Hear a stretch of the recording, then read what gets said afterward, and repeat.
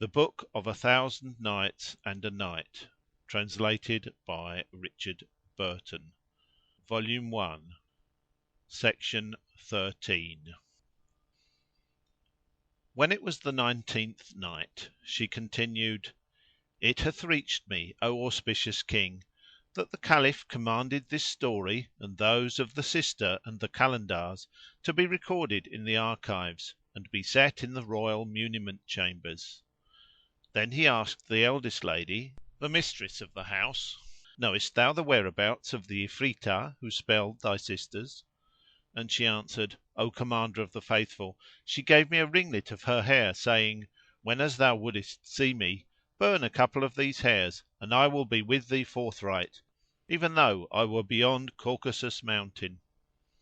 Quoth the Caliph, Bring me hither the hair. So she brought it and he threw the whole lock upon the fire. As soon as the odour of the burning hair dispread itself, the palace shook and trembled, and all present heard a rumbling and rolling of thunder and a noise as of wings, and lo! the Jinniyah, who had been a serpent, stood in the Caliph's presence. Now she was a Moslemah, so she saluted him and said, Peace be with thee, O Vicar of Allah! Whereto he replied, And with thee also be peace, and the mercy of Allah and His blessing. Then she continued, Know that this damsel sowed for me the seed of kindness, wherefore I cannot enough requite her, in that she delivered me from death and destroyed mine enemy. Now I had seen how her sisters dealt with her and felt myself bound to avenge her on them. At first I was minded to slay them, but I feared it would be grievous to her, so I transformed them to bitches. But if thou desire their release, O Commander of the Faithful, I will release them to pleasure thee and her, for I am of the Moslems. Quoth the Caliph, Release them, and after we will look into the affair of the beaten lady and consider her case carefully, and if the truth of her story be evidenced, I will exact retaliation from him who wronged her. Said the Ifritah, O Commander of the Faithful, I will forthwith release them, and will discover to thee the man who did that deed by this lady and wronged her and took her property, and he is the nearest of all men to thee. So saying, she took a cup of water and muttered a spell over it, and uttered words there was no understanding. Then she sprinkled some of the water over the faces of the two bitches, saying, Return to your former human shape. Whereupon they were restored to their natural forms and fell to praising their Creator. Then said the Ifritah, O Commander of the Faithful, of a truth he who scourged this lady with rods is thy son, Al Amin, brother of Al Ma'amun; for he had heard of her beauty and loveliness, and he played a lover's stratagem with her and married her according to the law and committed the crime, such as it is, of scourging her. Yet indeed he is not to be blamed for beating her, for he laid a condition on her and swore her by a solemn oath not to do a certain thing. However, she was false to her vow, and he was minded to put her to death, but he feared Almighty Allah and contented himself with scourging her, as thou hast seen, and with sending her back to her own place. Such is the story of the second lady, and the Lord knoweth all. When the Caliph heard these words of the Ifritah and knew who had beaten the damsel, he marvelled with mighty marvel and said, Praise be to Allah, the Most High, the Almighty, who hath shown His exceeding mercy towards me, enabling me to deliver these two damsels from sorcery and torture, and vouchsafing to let me know the secret of this lady's history. And now by Allah we will do a deed which shall be recorded of us after we are no more. Then he summoned his son Al Amin and questioned him of the story of the second lady, the portress, and he told it in the face of truth. Whereupon the Caliph bade call into presence the Kazis and their witnesses and the three Kalandars and the first lady with her sisters german who had been ensorcelled; and he married the three to the three Kalandars whom he knew to be princes and sons of kings, and he appointed them chamberlains about his person, assigning to them stipends and allowances and all that they required, and lodging them in his palace at Baghdad. He returned the beaten lady to his son Al Amin, renewing the marriage contract between them, and gave her great wealth and bade rebuild the house fairer than it was before. As for himself, he took to wife the procuratrix and lay with her that night; and next day he set apart for her an apartment in his serraglio, with handmaidens for her service and a fixed daily allowance. And the people marvelled at their Caliph's generosity and natural beneficence and princely wisdom. Nor did he forget to send all these histories to be recorded in his annals.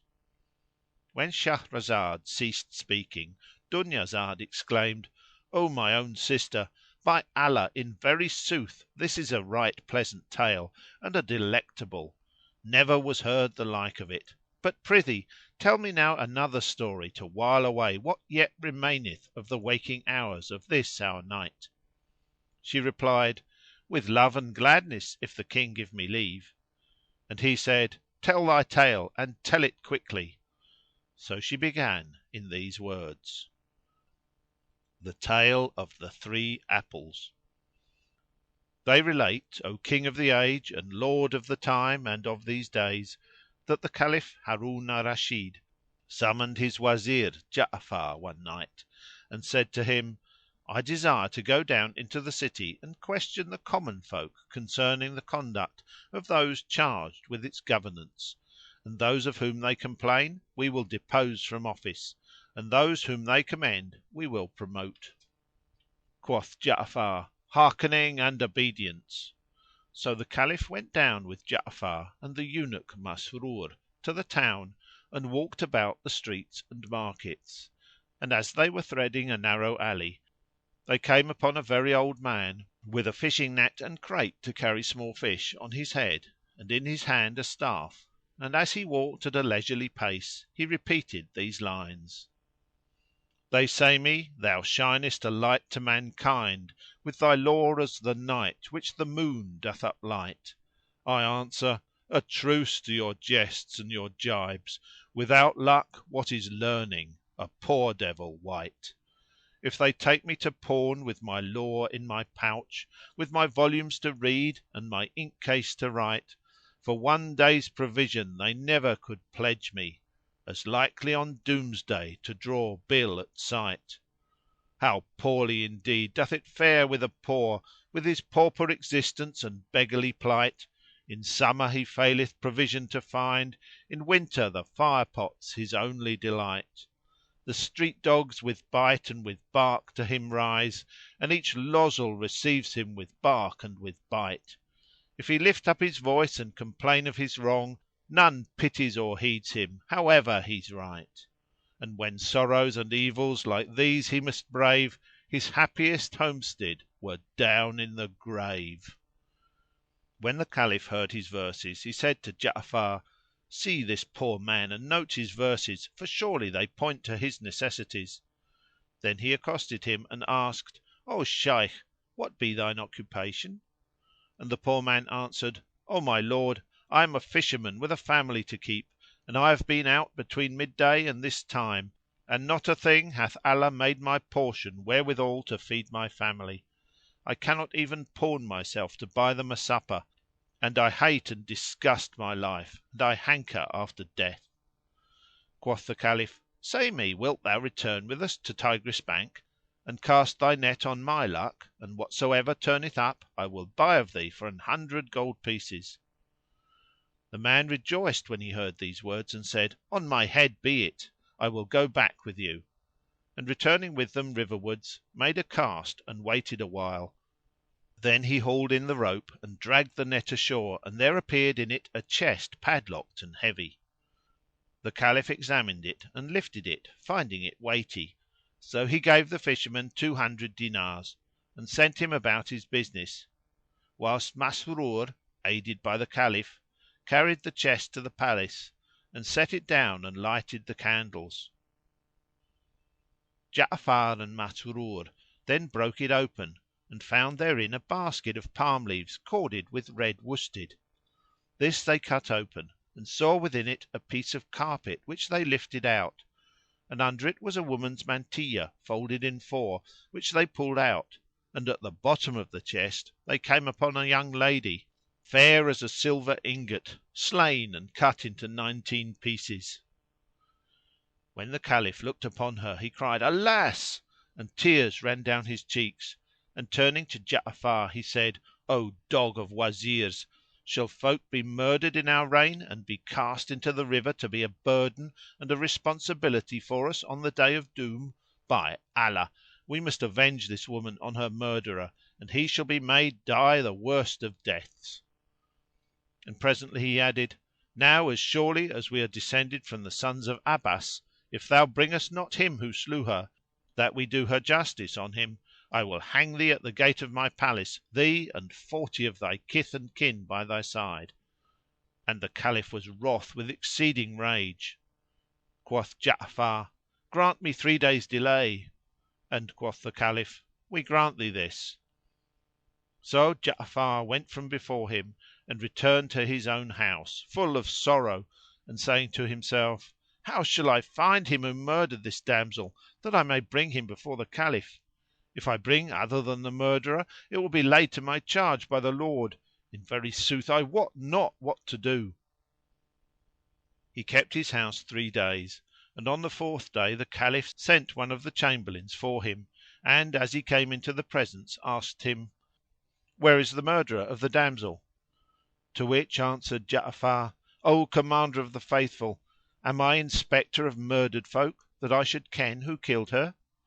The Caliph was furious at his answer and bade hang him before the palace gate, and commanded that a crier cry through the streets of Baghdad, "Whoso would see the hanging of Ja'afar the Barmaki, Wazir of the Caliph, with 40 of the Barmecides, his cousins and kinsmen, before the palace gate, let him come and let him look." The people flocked out from all the quarters of the city to witness the execution of Ja'afar and his kinsmen, not knowing the cause. Then they set up the gallows and made Ja'afar and the others stand underneath in readiness for execution. But whilst every eye was looking for the Caliph's signal, and the crowd wept for Ja'afar and his cousins of the Barmecides, lo and behold! a young man, fair of face and neat of dress and of favour like the moon raining light, with eyes black and bright and brow flower white, and cheeks red as rose and young down where the beard grows, and a mole like a grain of ambergris, pushed his way through the people till he stood immediately before the Wazir and said to him, "Safety to thee from this strait, O Prince of the Emirs and Asylum of the poor! I am the man who slew the woman ye found in the chest; so hang me for her and do her justice on me." When Ja'afar heard the youth's confession he rejoiced at his own deliverance, but grieved and sorrowed for the fair youth.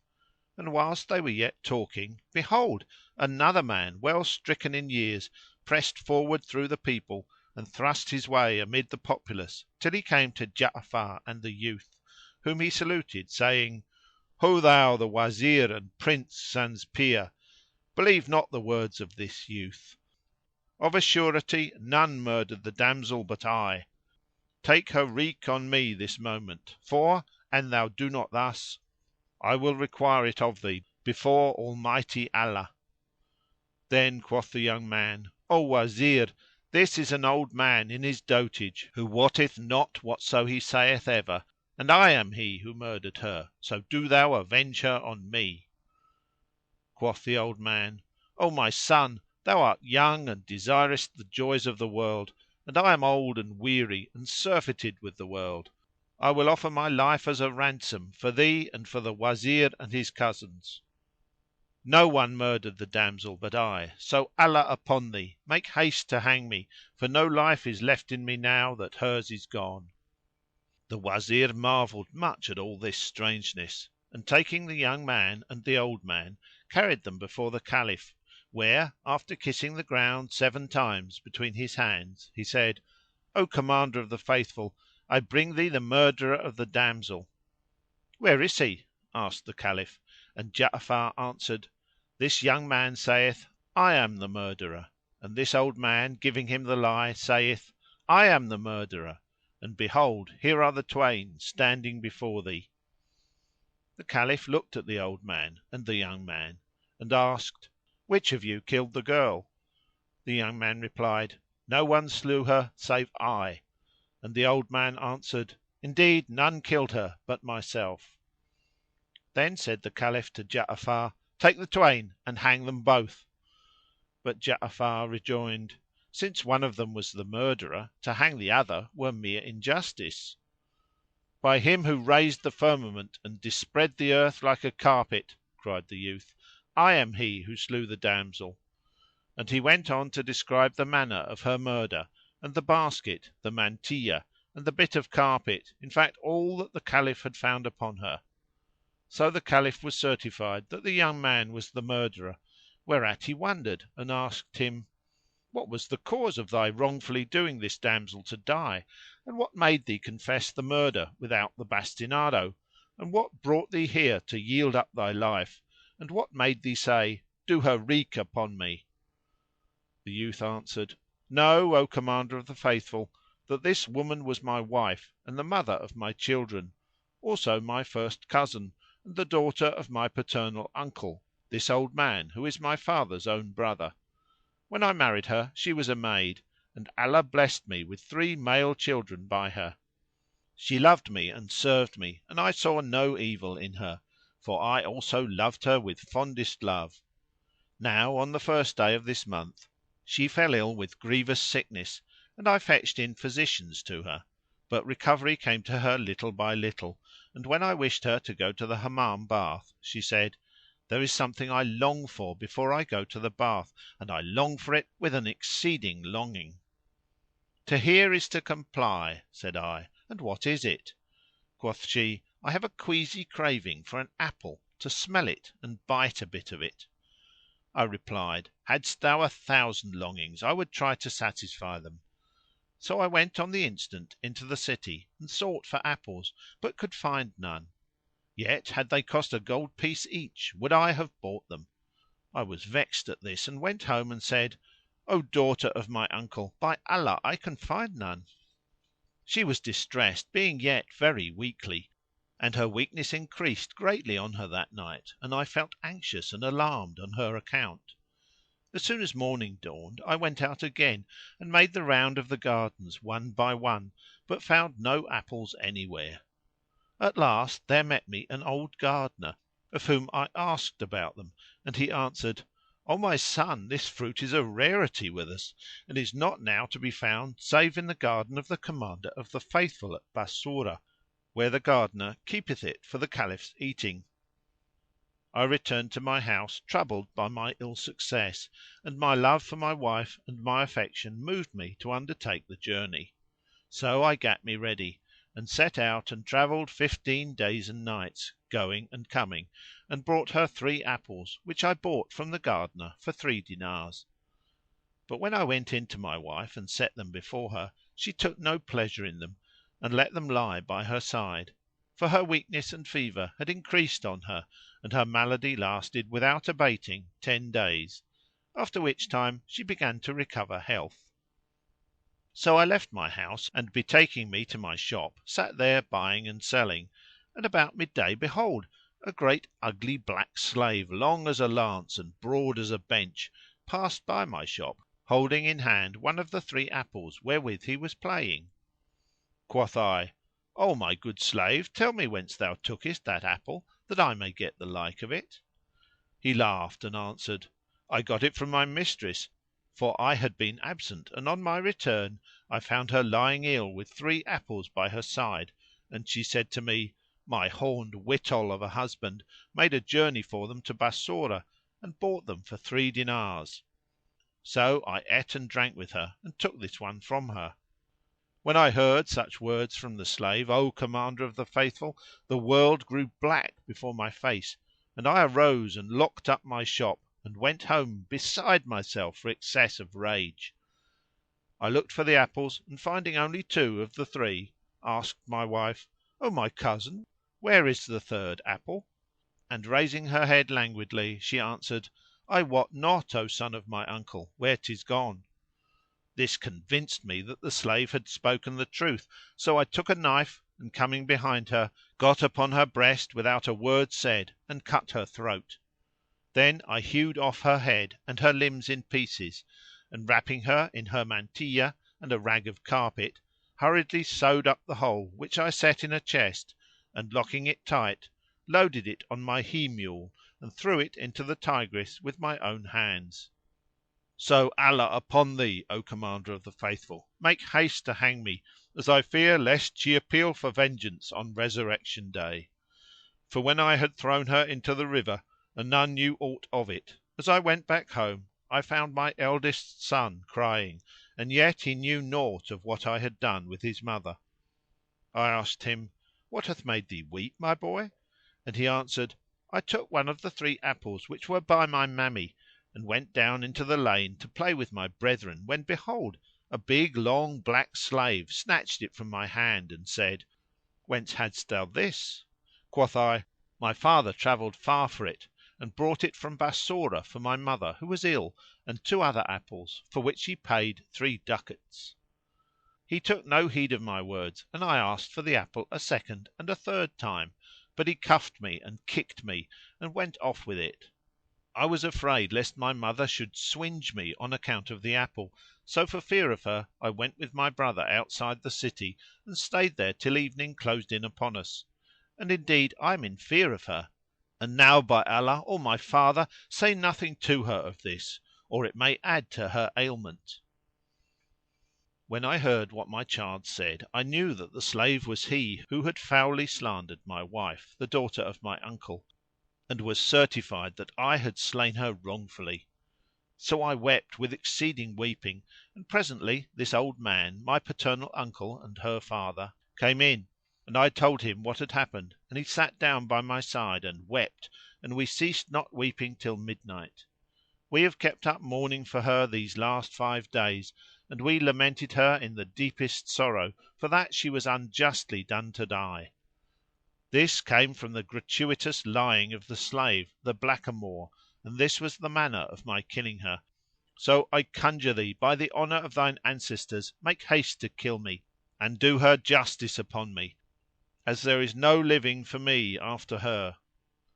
The Caliph marvelled at his words and said, "By Allah, the young man is excusable. I will hang none but the accursed slave, and I will do a deed which shall comfort the ill at ease and suffering, and which shall please the All glorious King."—And Shahrazad perceived the dawn of the day and ceased saying her permitted say.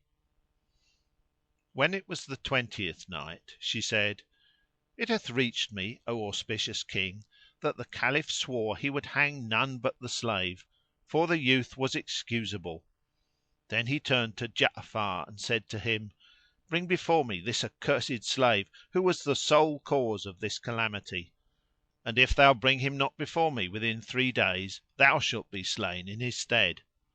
So Ja'afar fared forth weeping and saying, "2 deaths have already beset me, nor shall the crock come off safe from every shock. In this matter craft and cunning are of no avail, but he who preserved my life the first time can preserve it a second time. By Allah, I will not leave my house during the 3 days of life which remain to me, and let the Truth, whose perfection be praised, do e'en as he will." So he kept his house 3 days, and on the 4th day he summoned the Kazis and legal witnesses, and made his last will and testament, and took leave of his children weeping. Presently in came a messenger from the Caliph and said to him, "The Commander of the Faithful is in the most violent rage that can be, and he sendeth to seek thee, and he sweareth that the day shall certainly not pass without thy being hanged unless the slave be forthcoming." When Ja'afar heard this he wept, and his children and slaves and all who were in the house wept with him. After he had bidden adieu to everybody except his youngest daughter, he proceeded to farewell her, for he loved this wee one, who was a beautiful child, more than all his other children, and he pressed her to his breast and kissed her and wept bitterly at parting from her, when he felt something round inside the bosom of her dress and asked her, "O my little maid, what is in thy bosom pocket?" "O my father," she replied, "it is an apple with the name of our lord the Caliph written upon it. Rayhan our slave brought it me 4 days ago and would not let me have it till I gave him 2 dinars for it." When Ja'afar heard speak of the slave and the apple he was glad and put his hand into his child's pocket and drew out the apple and knew it and rejoiced, saying, "O ready dispeller of trouble!" Then he bade them bring the slave and said to him, "Fie upon thee, Rayhan! Whence haddest thou this apple?" "By Allah, O my master," he replied, "though a lie may get a man once off, yet may truth get him off, and well off, again and again. I did not steal this apple from thy palace nor from the gardens of the Commander of the Faithful. The fact is that 5 days ago, as I was walking along one of the alleys of this city, I saw some little ones at play and this apple in hand of one of them. So I snatched it from him and beat him, and he cried and said, 'O youth, this apple is my mother's and she is ill. She told my father how she longed for an apple; so he travelled to Bassorah and bought her 3 apples for 3 gold pieces, and I took one of them to play withal.' He wept again, but I paid no heed to what he said and carried it off and brought it here, and my little lady bought it of me for 2 dinars of gold. And this is the whole story." When Ja'afar heard his words he marvelled that the murder of the damsel and all this misery should have been caused by his slave. He grieved for the relation of the slave to himself while rejoicing over his own deliverance, and he repeated these lines: "If ill betide thee through thy slave, make him forthright thy sacrifice. A many serviles thou shalt find, but life comes once and never twice." Then he took the slave's hand and, leading him to the Caliph, related the story from first to last, and the Caliph marvelled with extreme astonishment and laughed till he fell on his back and ordered that the story be recorded and be made public amongst the people. But Ja'afar said, "Marvel not, O Commander of the Faithful, at this adventure, for it is not more wondrous than the history of the Wazir Nur al Din Ali of Egypt and his brother Shams al Din Mohammed." Quoth the Caliph, "Out with it! But what can be stranger than this story?" And Ja'afar answered, "O Commander of the Faithful, I will not tell it thee save on condition that thou pardon my slave."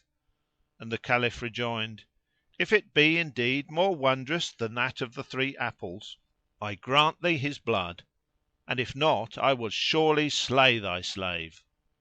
So Ja'afar began in these words the tale of Nur al Din and his son.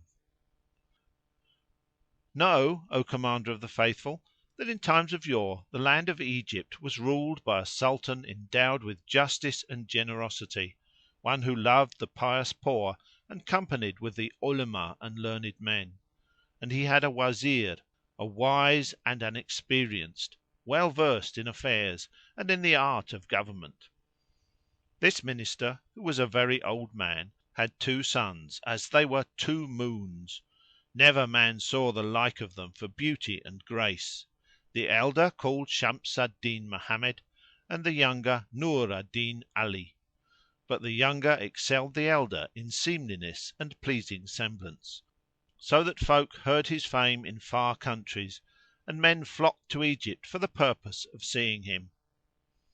In course of time their father, the Wazir, died and was deeply regretted and mourned by the Sultan, who sent for his 2 sons and, investing them with dresses of honour, said to them, "Let not your hearts be troubled, for ye shall stand in your father's stead and be joint ministers of Egypt." At this they rejoiced and kissed the ground before him and performed the ceremonial mourning for their father during a full month; after which time they entered upon the Wazirate, and the power passed into their hands as it had been in the hands of their father, each doing duty for a week at a time. They lived under the same roof and their word was one; and whenever the Sultan desired to travel they took it by turns to be in attendance on him. It fortuned one night that the Sultan purposed setting out on a journey next morning, and the elder, whose turn it was to accompany him, was sitting conversing with his brother and said to him, "O my brother, it is my wish that we both marry, I and thou, two sisters, and go in to our wives on one and the same night." "Do, O my brother, as thou desirest," the younger replied, "for right is thy recking, and surely I will comply with thee in whatso thou sayest." So they agreed upon this and quoth Shams al Din, "If Allah decree that we marry two damsels and go into them on the same night, and they shall conceive on their bride nights and bear children to us on the same day, and by Allah's will thy wife bear thee a son and my wife bear me a daughter, let us wed them either to other, for they will be cousins." Quoth Nur al Din, "O my brother Shams al Din, what dower wilt thou require from my son for thy daughter?" Quoth Shams al Din, "I will take 3000 dinars and 3 pleasure gardens and 3 farms; and it would not be seemly that the youth make contract for less than this." When Nur al Din heard such demand he said, "What manner of dower is this thou wouldst impose upon my son? Wottest thou not that we are brothers and both by Allah's grace Wazirs and equal in office? It behoveth thee to offer thy daughter to my son without marriage settlement; or, if one need be, it should represent a mere nominal value by way of show to the world, for thou knowest that the masculine is worthier than the feminine, and my son is a male, and our memory will be preserved by him, not by thy daughter." "But what," said Shams al Din, "is she to have?" And Nur al Din continued, "Through her we shall not be remembered among the Emirs of the earth. But I see thou wouldest do with me according to the saying, 'An thou wouldst bluff off a buyer, ask him a high price and higher;' or as did a man who, they say, went to a friend and asked something of him, being in necessity, and was answered, 'Bismillah, in the name of Allah, I will do all what thou requirest, but come to morrow;' whereupon the other replied in this verse, 'When he who is asked a favour saith to morrow, the wise man wots 'tis vain to beg or borrow.'" Quoth Shams al Din, "Basta! I see thee fail in respect to me by making thy son of more account than my daughter; and 'tis plain that thine understanding is of the meanest and that thou lackest manners. Thou remindest me of thy partnership in the Wazirate, when I admitted thee to share with me only in pity for thee and not wishing to mortify thee, and that thou mightest help me as a manner of assistant. But since thou talkest on this wise, by Allah, I will never marry my daughter to thy son; no, not for her weight in gold." When Nur al Din heard his brother's words he waxed wroth and said, "And I too, I will never, never marry my son to thy daughter; no, not to keep from my lips the cup of death." Shams al Din replied, "I would not accept him as a husband for her, and he is not worth a paring of her nail. Were I not about to travel I would make an example of thee; however, when I return thou shalt see, and I will show thee how I can assert my dignity and vindicate my honour. But Allah doeth whatso He willeth." When Nur al Din heard this speech from his brother he was filled with fury and lost his wits for rage; but he hid what he felt and held his peace; and each of the brothers passed the night in a place far apart, wild with wrath against the other. As soon as morning dawned the Sultan fared forth in state and crossed over from Cairo to Jizah and made for the Pyramids, accompanied by the Wazir Shams al Din, whose turn of duty it was; whilst his brother Nur al Din, who passed the night in sore rage, rose with the light and prayed the dawn prayer. Then he betook himself to his treasury and, taking a small pair of saddle bags, filled them with gold; and he called to mind his brother's threats and the contempt wherewith he had treated him, and he repeated these couplets: "Travel, and thou shalt find new friends for old ones left behind; Toil, for the sweets of human life by toil and moil are found. The stay at home no honour wins, nor aught attains but want; So leave thy place of birth and wander all the world around. I've seen, and very oft I've seen, how standing water stinks, And only flowing sweetens it, and trotting makes it sound. And were the moon for ever full, and ne'er to wax or wane, man would not strain his watchful eyes to see its gladsome round. Except the lion leave his lair, he ne'er would fell his game; except the arrow leave the bow, ne'er had it reached its bound. Gold dust is dust the while it lies untravelled in the mine, and aloes wood mere fuel is upon its native ground. And gold shall win his highest worth when from his goal ungold, and aloes sent to foreign parts grows costlier than gold. When he ended his verse, he bade one of his pages saddle him his Nubian mare mule with her padded selle. Now she was a dapple grey, with ears like reed pens, and legs like columns, and a back high and strong as a dome builded on pillars. Her saddle was of gold cloth, and her stirrups of Indian steel, and her housing of Ispahan velvet. She had trappings which would serve the Chosroes, and she was like a bride adorned for her wedding night. Moreover, he bade lay on her back a piece of silk for a seat, and a prayer carpet under which were his saddle bags. When this was done, he said to his pages and slaves, I purpose going forth a pleasuring outside the city, on the road to Kalyub town, and I shall lie 3 nights abroad. So let none of you follow me, for there is something straiteneth my breast. Then he mounted the mule in haste, and taking with him some provaunt for the way, set out from Cairo, and faced the open and uncultivated country lying round it. About noontide he entered Bilbays city, where he dismounted and stayed awhile to rest himself and his mule, and ate some of his victual. He bought at Bilbays all he wanted for himself, and forage for his mule, and then fared on the way of the waste.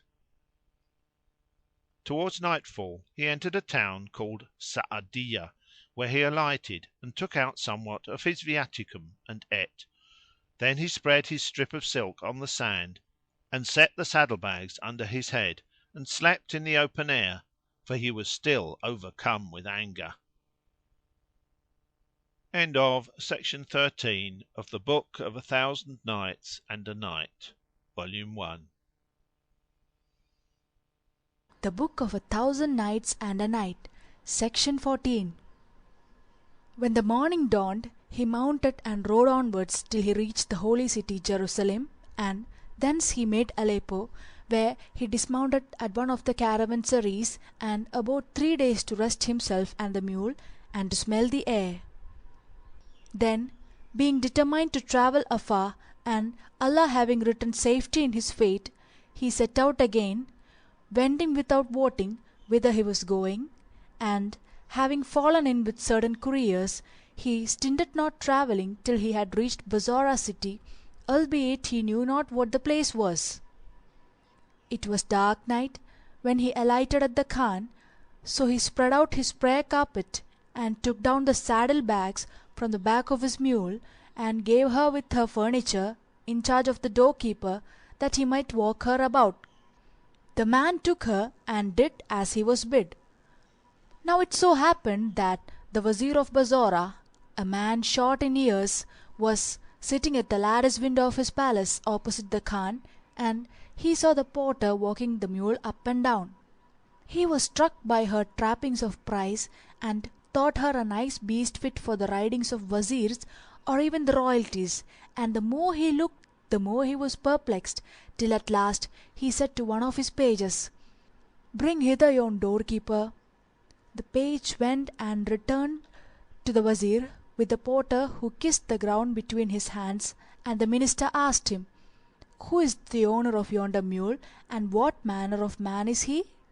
And he answered, O my lord, the owner of this mule is a comely young man of pleasant manners, withal grave and dignified, and doubtless one of the sons of the merchants. When the Wazir heard the doorkeeper's words, he arose forthright, and, mounting his horse, rode to the Khan, and went in to Nur al-Din, who, seeing the minister making toward him, rose to his feet, and advanced to meet him, and saluted him. The Wazir welcomed him to Bassorah, and, dismounting, embraced him, and made him sit down by his side, and said, O my son, whence comest thou, and what dost thou seek? "O my lord," Nur al-Din replied, "I have come from the Cairo city of which my father was whilom Wazir, but he hath been removed to the grace of Allah."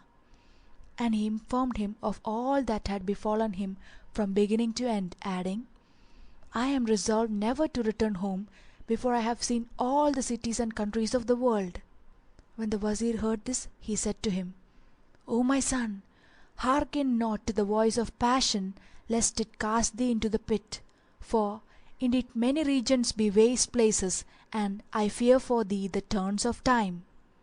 Then he let load the saddle bags and the silk and prayer carpets on the mule, and carried Nur al-Din to his own house, where he lodged him in a pleasant place, and entreated him honourably, and made much of him, for he inclined to love him with exceeding love. After a while he said to him, "O my son, here am I, left a man in years, and have no male children, but Allah hath blessed me with a daughter who eveneth thee in beauty, and I have rejected all her many suitors, men of rank and substance, but affection for thee hath entered into my heart. Say me, then, wilt thou be to her a husband? If thou accept this, I will go up with thee to the Sultan of Bassorah, and will tell him that thou art my nephew, the son of my brother, and bring thee to be appointed Wazir in my place, that I may keep the house, for, by Allah, O my son, I am stricken in years and aweary." When Nur al-Din heard the Wazir's words, he bowed his head in modesty and said, "To hear is to obey." At this the Wazir rejoiced, and bade his servants prepare a feast and decorate the great assembly hall wherein they were wont to celebrate the marriages of emirs and grandees. Then he assembled his friends and the notables of the reign and the merchants of Bassorah, and when all stood before him, he said to them, "I had a brother who was Wazir in the land of Egypt, and Allah Almighty blessed him with 2 sons, whilst to me, as well ye wot, he hath given a daughter.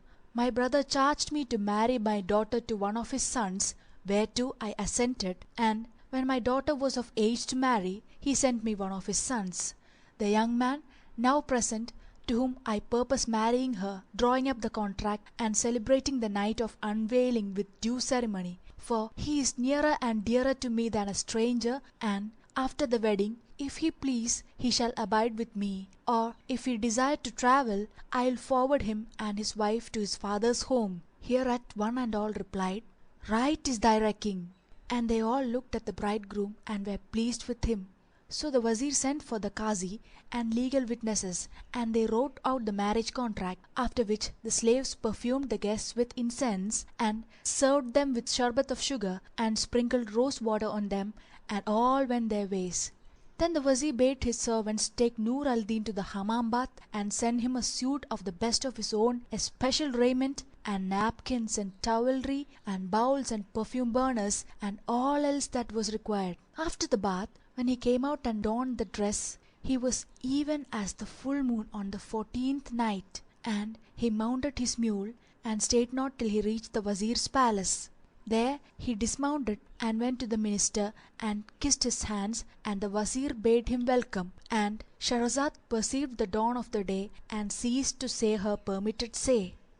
When it was the 21st night, she said, "It hath reached me, O auspicious king, that the Wazir stood up to him and, welcoming him, said, Arise and go into thy wife this night, and on the morrow I'll carry thee to the Sultan, and pray Allah bless thee with all manners of weal." So Nur al-Din left him and went into his wife, the Wazir's daughter. Thus far concerning him, but as regards his eldest brother Shams al-Din, he was absent with the Sultan a long time, and when he returned from his journey he found not his brother. And he asked of his servants and slaves, who answered, "On the day of thy departure with the Sultan, thy brother mounted his mule fully caparisoned as for state procession, saying, I am going towards Kalyub town, and I shall be absent 1 day or at most 2 days, for my breast is straitened, and let none of you follow me." Then he fared forth, and from that time to this we have heard no tidings of him. Shams al-Din was greatly troubled at the sudden disappearance of his brother, and grieved with exceeding grief at the loss, and said to himself, This is only because I chided and upbraided him the night before my departure with the Sultan. Haply his feelings were hurt, and he fared forth a-travelling, but I must send after him." Then he went in to the Sultan and acquainted him with what had happened, and wrote letters and dispatches, which he sent by running footmen to his deputies in every province. But during the 20 days of his brother's absence, Nur al-Din had travelled and had reached Bassorah, so after diligent search the messengers failed to come at any news of him and returned. Thereupon Shams al-Din despaired of finding his brother and said, "Indeed, I went beyond all bounds in what I said to him with reference to the marriage of our children. Would that I had not done so! This all cometh of my lack of wit and want of caution." Soon after this he sought in marriage the daughter of a Cairene merchant, and drew up the marriage contract and went in to her. And it so chanced that on the very same night when Shams al-Din went to his wife, Nur al-Din also went to his wife, the daughter of the Wazir of Bassorah, this being in accordance with the will of Almighty Allah, that He might deal the decrees of destiny to His creatures. Furthermore, it was as the two brothers had said, for their two wives became pregnant by them on the same night, and both were brought to bed on the same day. The wife of Shams al-Din, Wazir of Egypt, of a daughter, never in Cairo was seen a fairer, and the wife of Nur al-Din, of a son. None more beautiful was ever seen in his time, as one of the poets said concerning the like of him: "That jetty hair, that glossy brow, my slender-waisted youth of thine, can darkness round creation throw, or make it brightly shine? The dusky mole that faintly shows upon his cheek, ah, blame it not! The tulip flower never blows undarkened by its spot." And as another also said, "His scent was musk and his cheek was rose, his teeth are pearls and his lips drop wine. His form is a brand and his hips a hill, his hair is night and his face moonshine." They named the boy Badr al-Din Hasan, and his grandfather, the Wazir of Bassorah, rejoiced in him, and on the 7th day after his birth made entertainments and spread banquets which would befit the birth of the king's sons and heirs. Then he took Nur al-Din and went up with him to the Sultan, and his son-in-law, when he came before the presence of the king, kissed the ground between his hands and repeated these verses, for he was ready of speech, firm of sprite, and good in heart, as he was goodly in form. "The world's best joys long be thy lot, my lord, and last while darkness and the dawn overlap. O thou who makest, when we greet thy gifts, the world to dance and timed his palms to clap." Then the Sultan rose up to honour them, and thanking Nur al-Din for his fine compliment, asked the Wazir, "Who may be this young man?" And the minister answered, "This is my brother's son," and related his tale from first to last. Quoth the Sultan, "And how comes he to be thy nephew, and we have never heard speak of him?" Quoth the minister, "O our lord the Sultan, I had a brother who was the Wazir of the land of Egypt, and he died, leaving two sons, whereof the elder hath taken his father's place, and the younger, whom thou seest, came to me. I had sworn I would not marry my daughter to any one but to him. So when he came, I married him to her. Now he is young and I am old, my hearing is dulled and my judgment is easily fooled. Wherefore I would solicit our lord the Sultan to set him in my stead, for he is my brother's son and my daughter's husband, and he is fit for the Wazirate, being a man of good counsel and ready contrivance." The Sultan looked at Nur al-Din and liked him, so he established him in office as the Wazir had requested, and formally appointed him, presenting him with a splendid dress of honour and a she-mule from his private stud, and assigning to him solde, stipends and supplies. Nur al-Din kissed the Sultan's hand and went home, he and his father-in-law, joying with exceeding joy and saying, "All this followeth on the heels of the boy Hasan's birth." Next day he presented himself before the king, and, kissing the ground, began repeating, "Grow thy weal and thy welfare day by day, and thy luck prevail over the envier's spite, and never cease thy days to be white as day, and thy foeman's day to be black as night." The Sultan bade him to be seated on the Wazir's seat, so he sat down and applied himself to the business of his office, and went into the cases of leets and their suits, as is the wont of ministers, while the Sultan watched him and wondered at his wit and good sense, judgment and insight, wherefore he loved him and took him into intimacy. When the Divan was dismissed, Nur al-Din returned to his house and related what had passed to his father-in-law, who rejoiced. And thenceforward Nur al-Din ceased not so to administer the Wazirate that the Sultan would not be parted from him night or day, and increased his stipend and supplies until his means were ample, and he became the owner of ships that made trading voyages at its command, as well as of Mamluks and blackamoor slaves, and he laid out many estates and set up Persian wheels and planted gardens.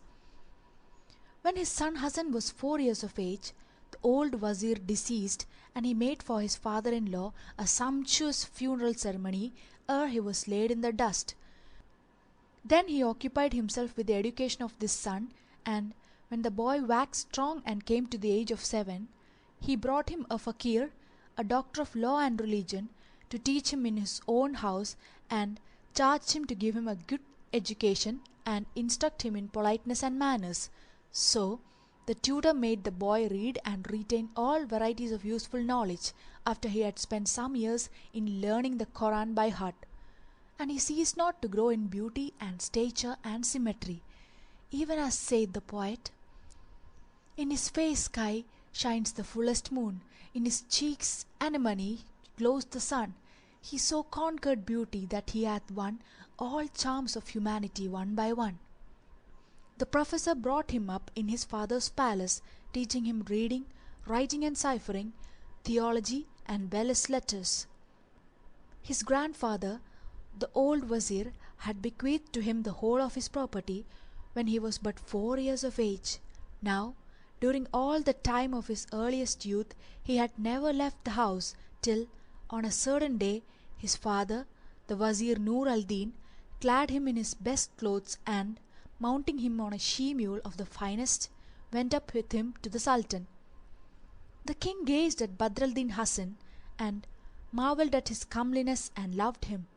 As for the city folk, when he first passed before them with his father, they marvelled at his exceeding beauty, and sat down on the road, expecting his return, that they might look for their fill on his beauty and loveliness and symmetry and perfect grace, even as the poet said in these verses, "As the sage watched the stars, the semblance clear of a fair youth on scroll he saw appear, those jetty locks canopus over him threw, and tinged his templed curls a musky hue.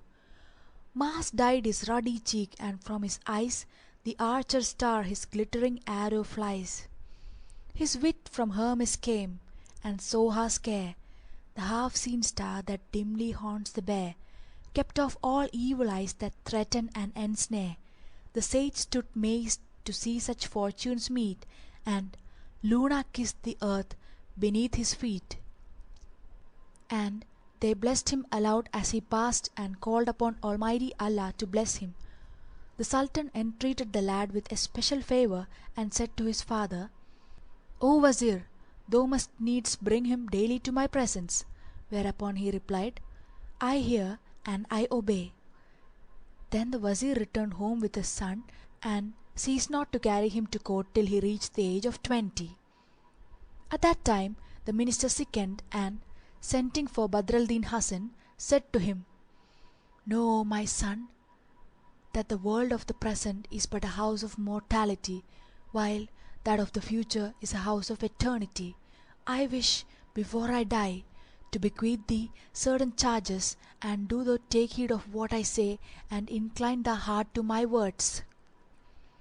Then he gave him last instructions as to the properest way of dealing with his neighbours, and the due management of his affairs, after which he called to mind his brother, and his home, and his native land, and wept over his separation from those he had first loved.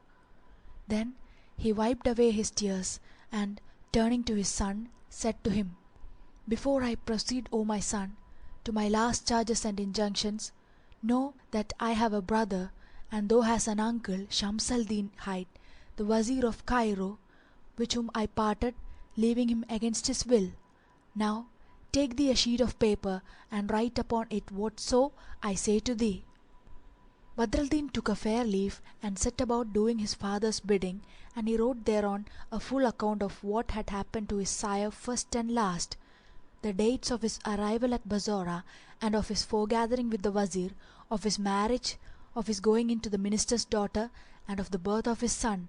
Brief, his life of 40 years, from the date of his dispute with his brother, adding the words, "And this is written at my dictation, and may Almighty Allah be with him when I am gone." Then he folded the paper and sealed it, and said, "O Hassan, O my son, keep this paper with all care, for it will enable thee to establish thine origin and rank and lineage, and if anything contrary befall thee, set out for Cairo, and ask for thine uncle, and show him this paper, and say to him that I died a stranger, far from mine own people, and full of yearning to see him and them." So Badr al-Din Hassan took the document and folded it, and wrapping it up in a piece of waxed cloth of his skull cap, and wound his light turban round it. And he fell to weeping over his father, and at parting with him, and he but a boy. Then Nur al-Din lapsed into a swoon, the forerunner of death, but presently recovering himself, he said, "O Hassan, O my son, I will now bequeath to thee 5 last behests. The first behest is, be over intimate with none, nor frequent any, nor be familiar with any, so shalt thou be safe from his mischief. For security lieth in seclusion of thought, and a certain retirement from the society of thy fellows, and I have heard it said by a poet, In this world there is none thou mayst count upon to befriend thy case in the nick of need, so live for thyself nursing hope of none. Such counsel I give thee, take heed. The second behest is, O my son, deal harshly with none, lest fortune with thee deal hardly. For the fortune of this world is one day with thee, and another day against thee, and all worldly goods are but a loan to be repaid. And I have heard a poet say, Take thought nor hast to win the thing thou wilt. Have wrath on man, for wrath thou mayst require. No hand is there but Allah's hand is higher. No tyrant but shall rue worse tyrant's ire. The third behest is, learn to be silent in society, and let thine own faults distract thine attention from the faults of other men. For it is said, In silence dwelleth safety, and thereon I have heard the lines that tell us, Reserve's a jewel, silence safety is, whenas thou speakest many a word withhold. For an of silence thou repent thee once, of speech thou shalt repent times manifold. The fourth behest, O my son, is, beware of wine bibbing, for wine is the head of all frowardness, and a fine solvent of human wits. So shun, and again I say, shun mixing strong liquor, for I have heard a poet say, From wine turn, and whoso wine cups swill, becoming one of those who deem it ill. Wine driveth man to miss salvation way, and opes the gateway wide to sins that kill. The fifth behest, O my son, is, keep thy wealth, and it will keep thee. Guard thy money, and it will guard thee. And waste not thy substance, lest haply thou come to want, and must fare a begging from the meanest of mankind. Save thy dirhams, and deem them the sovereignest salve for the wounds of the world. And here again I have heard that one of the poets say, When fails my wealth no friend will deign befriend. When wealth abounds all friends their friendship tender. How many friends lent aid my wealth to spend, but friends to lack of wealth no friendship render. On this, wise Nur al-Din ceased not to counsel his son Badr al-Din Hasan till his hour came, and, sighing one sobbing sigh, his life went forth. Then the voice of mourning and keening rose high in his house, and the Sultan and all the grandees grieved for him and buried him. But his son ceased not lamenting his loss for 2 months, during which he never mounted horse, nor attended the divan, nor presented himself before the Sultan. At last the king, being wroth with him, stablished his stead one of the chamberlains and made him wazir, giving orders to seize and set seals on all Nur al-Din's houses and goods and domains. So the new wazir went forth with a mighty posse of chamberlains and people of the divan and watchmen and a host of idlers to do this, and to seize Badr al-Din Hasan and to carry him before the king, who would deal with him as he deemed fit. Now there was among the crowd of followers a Mamluk of the deceased wazir, who, when he heard this order, urged his horse and rode at full speed to the house of Badr al-Din Hasan, for he could not endure to see the ruin of his old master's son. He found him sitting at the gate, with head hung down and sorrowing, as was his wont, for the loss of his father. So he dismounted and, kissing his hand, said to him, "O my lord and son of my lord, haste ere ruin come and lay waste." When Hasan heard this, he trembled and asked, "What may be the matter?" And the man answered, "The Sultan is angered with thee and hath issued a warrant against thee, and evil cometh hard upon my track, so flee with thy life." At these words Hasan's heart flamed with the fire of bale, and his rose-red cheek turned pale, and he said to the Mamluk, "O my brother, is there time for me to go in and get me some worldly gear, which may stand me in stead during my strangerhood?" But the slave replied, "O my lord, up at once and save thyself and leave this house while it is yet time." And he quoted these lines: "Escape with thy life if oppression betide thee, and let the house of its builders fate. Country for country thou'lt find if thou seek it, life for life, never early or late. It is strange men should dwell in the house of abjection, when the plain of God's earth is so wide and so great." At these words of the Mamluk, Badr al-Din covered his head with the skirt of his garment and went forth on foot till he stood outside of the city, where he heard folk saying, "The Sultan has sent his new wazir to the house of the old wazir, now no more, to seal his property and seize his son Badr al-Din Hasan and take him before the presence, that he may put him to death." And all cried, "Alas for his beauty and his loveliness!" When he heard this, he fled forth at hazard, knowing not whither he was going, and gave not over hurrying onwards till destiny drove him to his father's tomb. So he entered the cemetery, and, threading his way through the graves, at last he reached the sepulchre, where he sat down and let fall from his head the skirt of his long robe, which was made of brocade with a gold embroidered hem, whereon were worked these couplets: "O thou whose forehead, like the radiant east, tells of the stars of heaven and bounteous dews, endure thine honour to the latest day, and time thy growth of glory never refuse." While he was sitting by his father's tomb, behold, there came to him a Jew, as he were a shroff, a money changer, with a pair of saddle bags containing much gold, who accosted him and kissing his hand, saying, "Whither bound, O my lord? 'Tis late in the day, and thou art clad but lightly, and I read signs of trouble in thy face."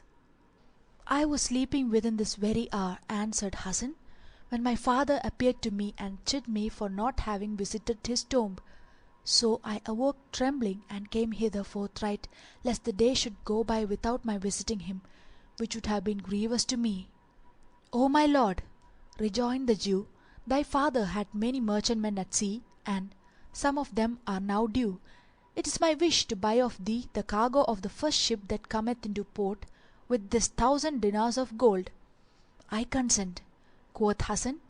Whereupon the Jew took out a bag of gold and counted out 1,000 sequins, which he gave to Hasan, the son of Wazir, saying, "Write me a letter of sale and seal it."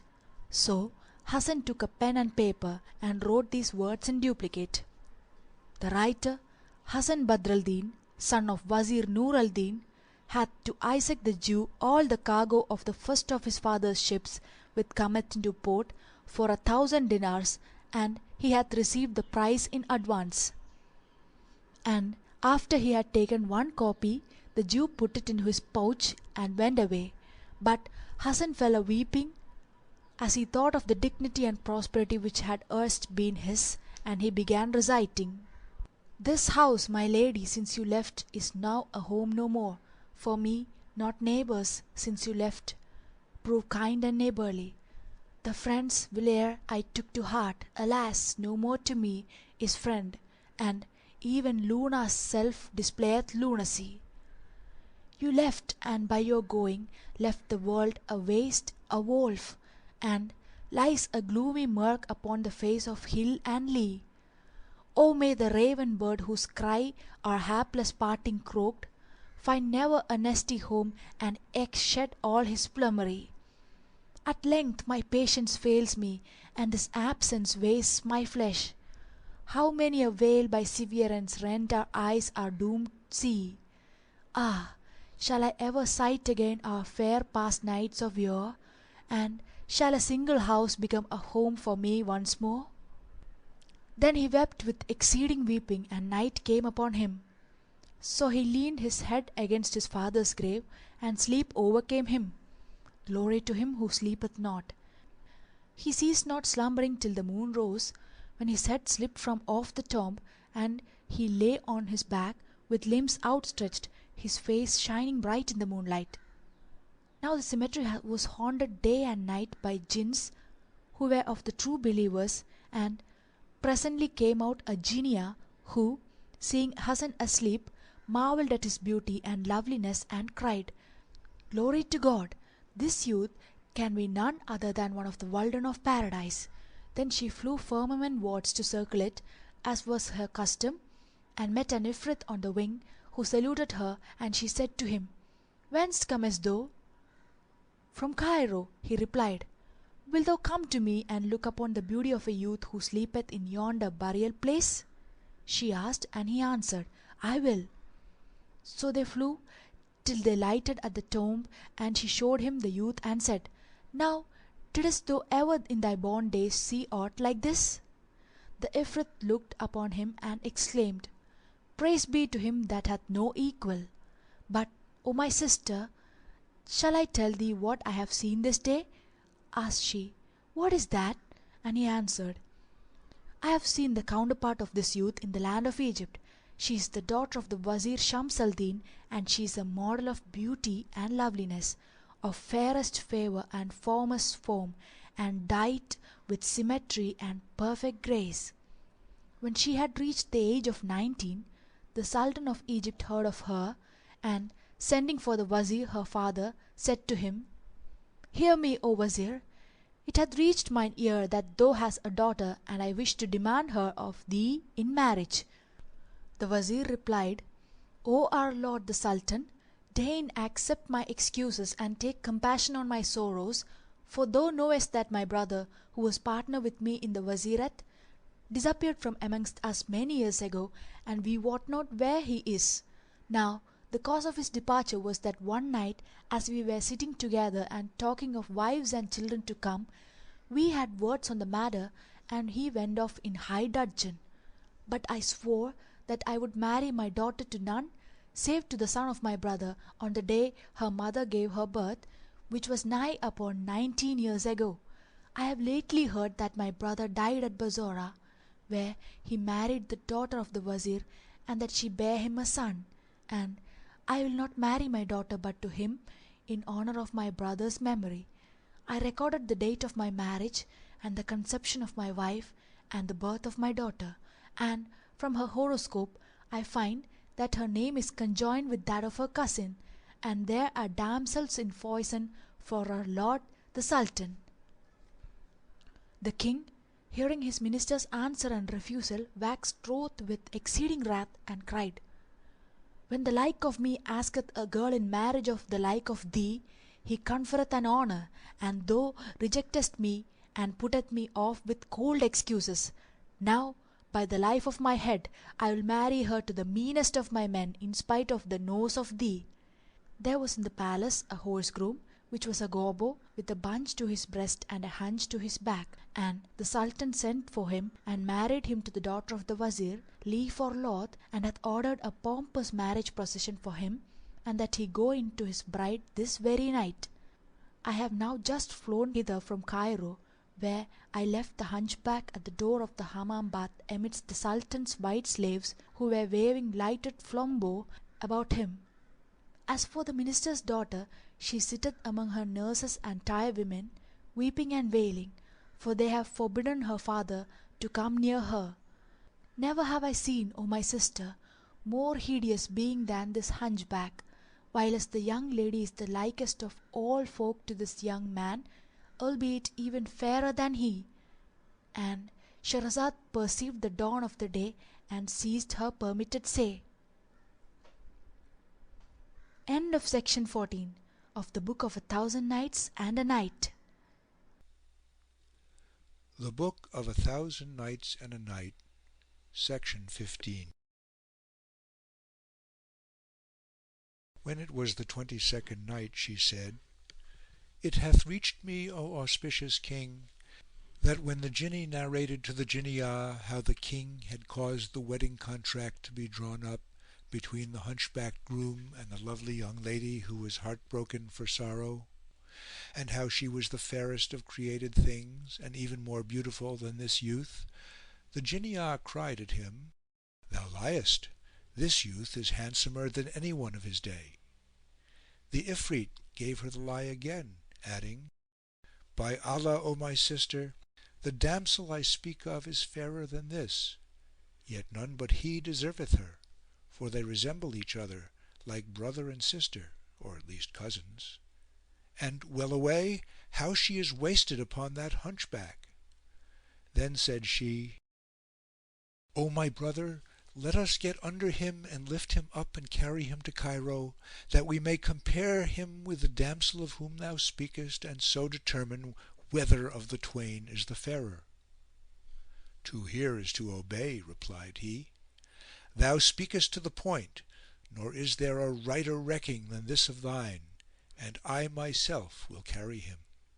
So he raised him from the ground and flew with him like a bird soaring in upper air, the Ifritah keeping close by his side at equal speed, till he alighted with him in the city of Cairo and set him down on a stone bench and woke him up. He roused himself, and finding that he was no longer at his father's tomb in Bassorah city, he looked right and left and saw that he was in a strange place, and he would have cried out, but the Ifrit gave him a cuff which persuaded him to keep silence. Then he brought him rich raiment and clothed him therein, and, giving him a lighted flambeau, said, Know that I have brought thee hither, meaning to do thee a good turn for the love of Allah. So take this torch and mingle with the people at the Hammam door, and walk on with them without stopping till thou reach the house of the wedding festival. Then go boldly forward and enter the great saloon, and fear none, but take thy stand at the right hand of the hunchbacked bridegroom. And as often as any of the nurses and tirewomen and singing girls come up to thee, put thy hand into thy pocket which thou wilt find filled with gold. Take it out and throw it to them, and spare not, for as often as thou thrustest fingers in pouch, thou shalt find it full of coin. Give largesse by handsful, and fear nothing, but set thy trust upon him who created thee, for this is not by thine own strength, but by that of Allah Almighty, that his decrees may take effect upon his creatures. When Badr al-Din Hasan heard these words from the Ifrit, he said to himself, Would heaven I knew what all this means, and what is the cause of such kindness. However, he mingled with the people and, lighting his flambeau, moved on with the bridal procession till he came to the bath, where he found the hunchback already on horseback.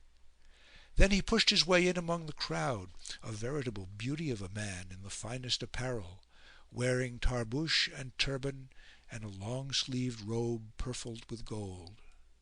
And as often as the singing women stopped for the people to give them largesse, he thrust his hand into his pocket and, finding it full of gold, took out a handful and threw it on the tambourine till he had filled it with gold pieces for the music girls and the tire women. The singers were amazed by his bounty, and the people marvelled at his beauty and loveliness and the splendour of his dress. He ceased not to do thus till he reached the mansion of the Wazir, who was his uncle, where the chamberlains drove back the people and forbade them to go forward. But the singing girls and the tire women said, "By Allah, we will not enter unless this young man enter with us, for he hath given us length of life with his largesse, and we will not display the bride unless he be present." Therewith they carried him into the bridal hall and made him sit down, defying the evil glances of the hunchbacked bridegroom. The wives of the Emirs and Wazirs and chamberlains and courtiers all stood in double line, each holding a massy cierge ready lighted. All wore thin face veils, and the two rows right and left extended from the bride's throne to the head of the hall adjoining the chamber whence she was to come forth.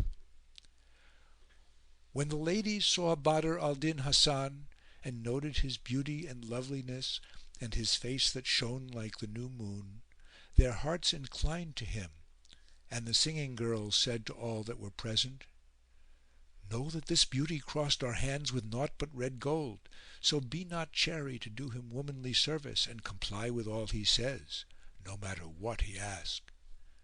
So all the women crowded around Hasan with their torches and gazed upon his loveliness and envied him his beauty, and one and all would gladly have lain on his bosom an hour, or rather a year.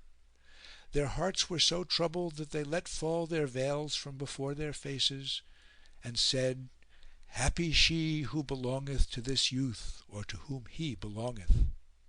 And they called down curses on the crooked groom and on him who was the cause of his marriage to the girl beauty. And as often as they blessed Badr al-Din Hasan, they damned the hunchback, saying, "Verily this youth and none else deserveth our bride. Ah, well away for such a lovely one with this hideous Quasimodo! Allah's curse light on his head and on the Sultan who commanded the marriage." Then the singing girls beat their tabrets and lullilooed with joy, announcing the appearing of the bride, and the Wazir's daughter came in, surrounded by her tire women who had made her goodly to look upon, for they had perfumed her and incensed her and adorned her hair, and they had robed her in raiment and ornaments befitting the mighty Chosroes kings. The most notable part of her dress was a loose robe worn over her other garments. It was diapered in red gold with figures of wild beasts and birds whose eyes and beaks were of gems, and claws of red rubies and green beryl. And her neck was graced with a necklace of Yamani work, worth thousands of gold pieces, whose bezels were great round jewels, of sorts the like of which was never owned by Kaiser or by Toba king. And the bride was as the full moon when at fullest on 14th night, and as she paced into the hall she was like one of the Houris of heaven, praise be to Him who created her in such splendour of beauty. The ladies encompassed her as the white contains the black of the eye, they clustering like stars, whilst she shone among them like the moon when it eats up the clouds. Now Badr al-Din Hasan of Bassorah was sitting in full gaze of the folk, when the bride came forward with her graceful swaying and swimming gait, and her hunchback groom stood up to meet and receive her.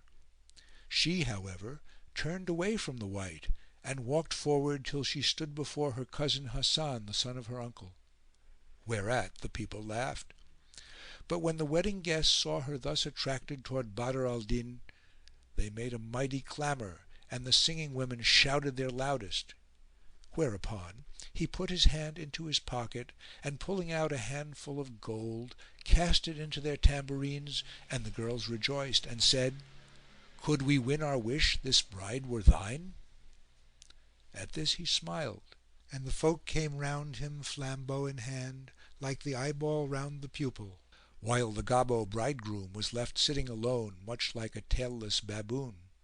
For every time they lighted a candle for him it went out willy nilly, so he was left in darkness and silence and looking at naught but himself. When Badr al-Din Hasan saw the bridegroom sitting lonesome in the dark, and all the wedding guests with their flambeaux and wax candles crowding around himself, he was bewildered and marvelled much; but when he looked at his cousin, the daughter of his uncle, he rejoiced and felt an inward delight. He longed to greet her, and gazed intently on her face, which was radiant with light and brilliancy. Then the tirewomen took off her veil and displayed her in the first bridal dress, which was of scarlet satin; and Hasan had a view of her which dazzled his sight and dazed his wits, as she moved to and fro, swaying with graceful gait.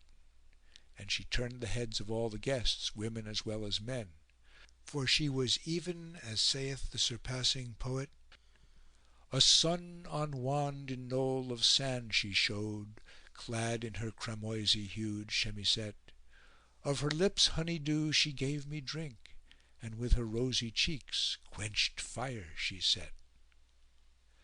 Then they changed that dress and displayed her in a robe of azure, and she reappeared like the full moon when it riseth over the horizon, with her coal black hair and cheeks delicately fair, and teeth shown in sweet smiling, and breasts firm rising, and crowning sides of the softest and waist of the roundest.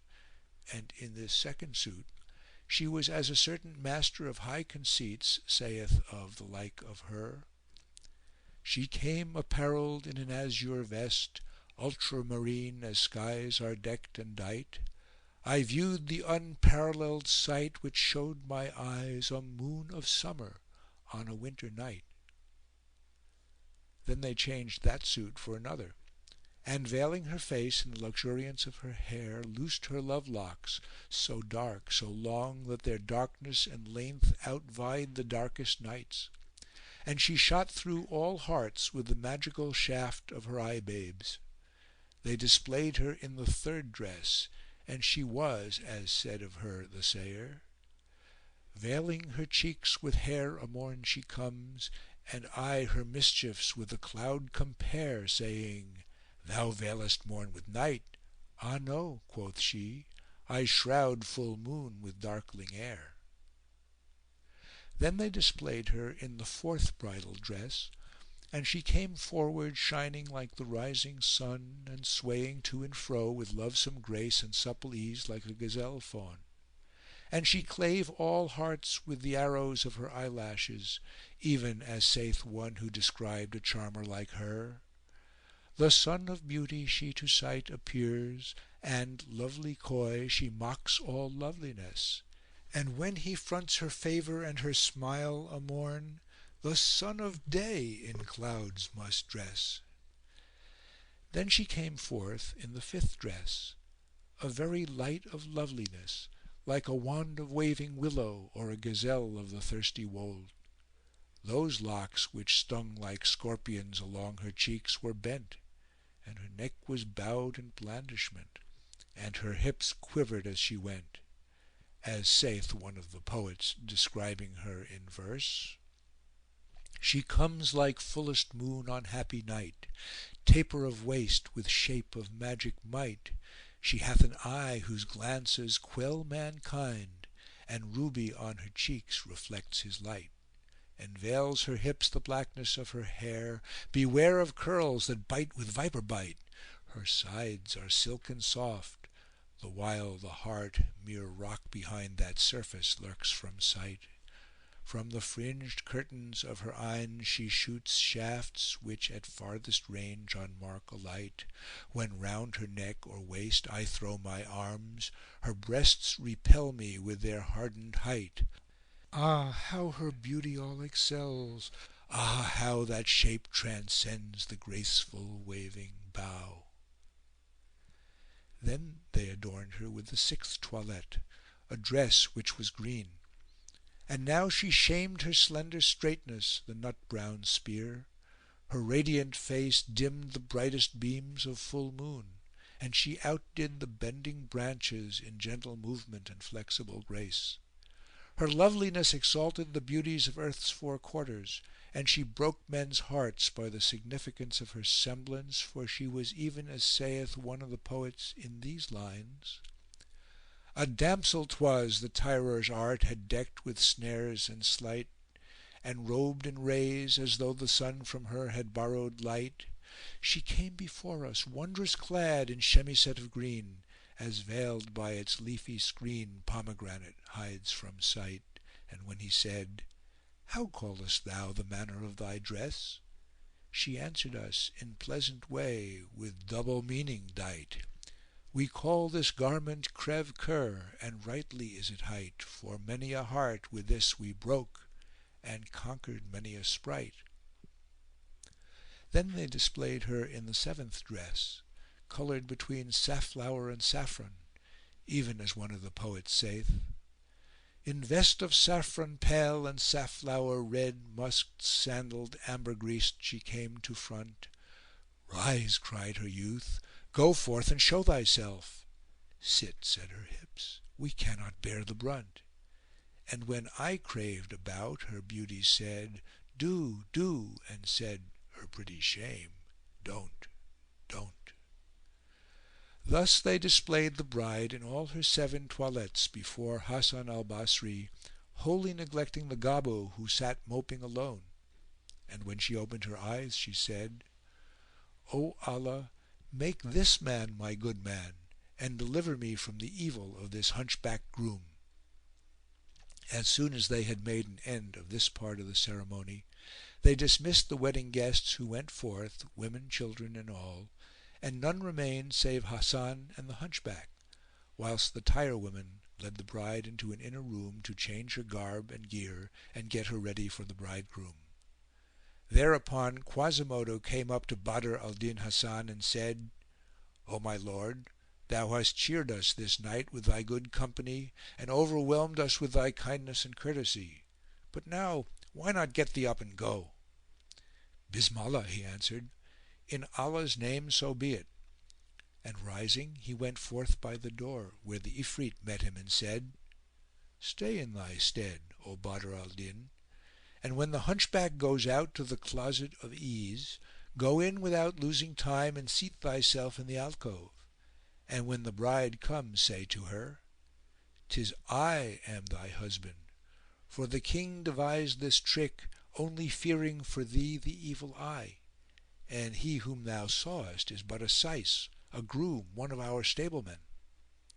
Then walk boldly up to her and unveil her face, for jealousy hath taken us of this matter.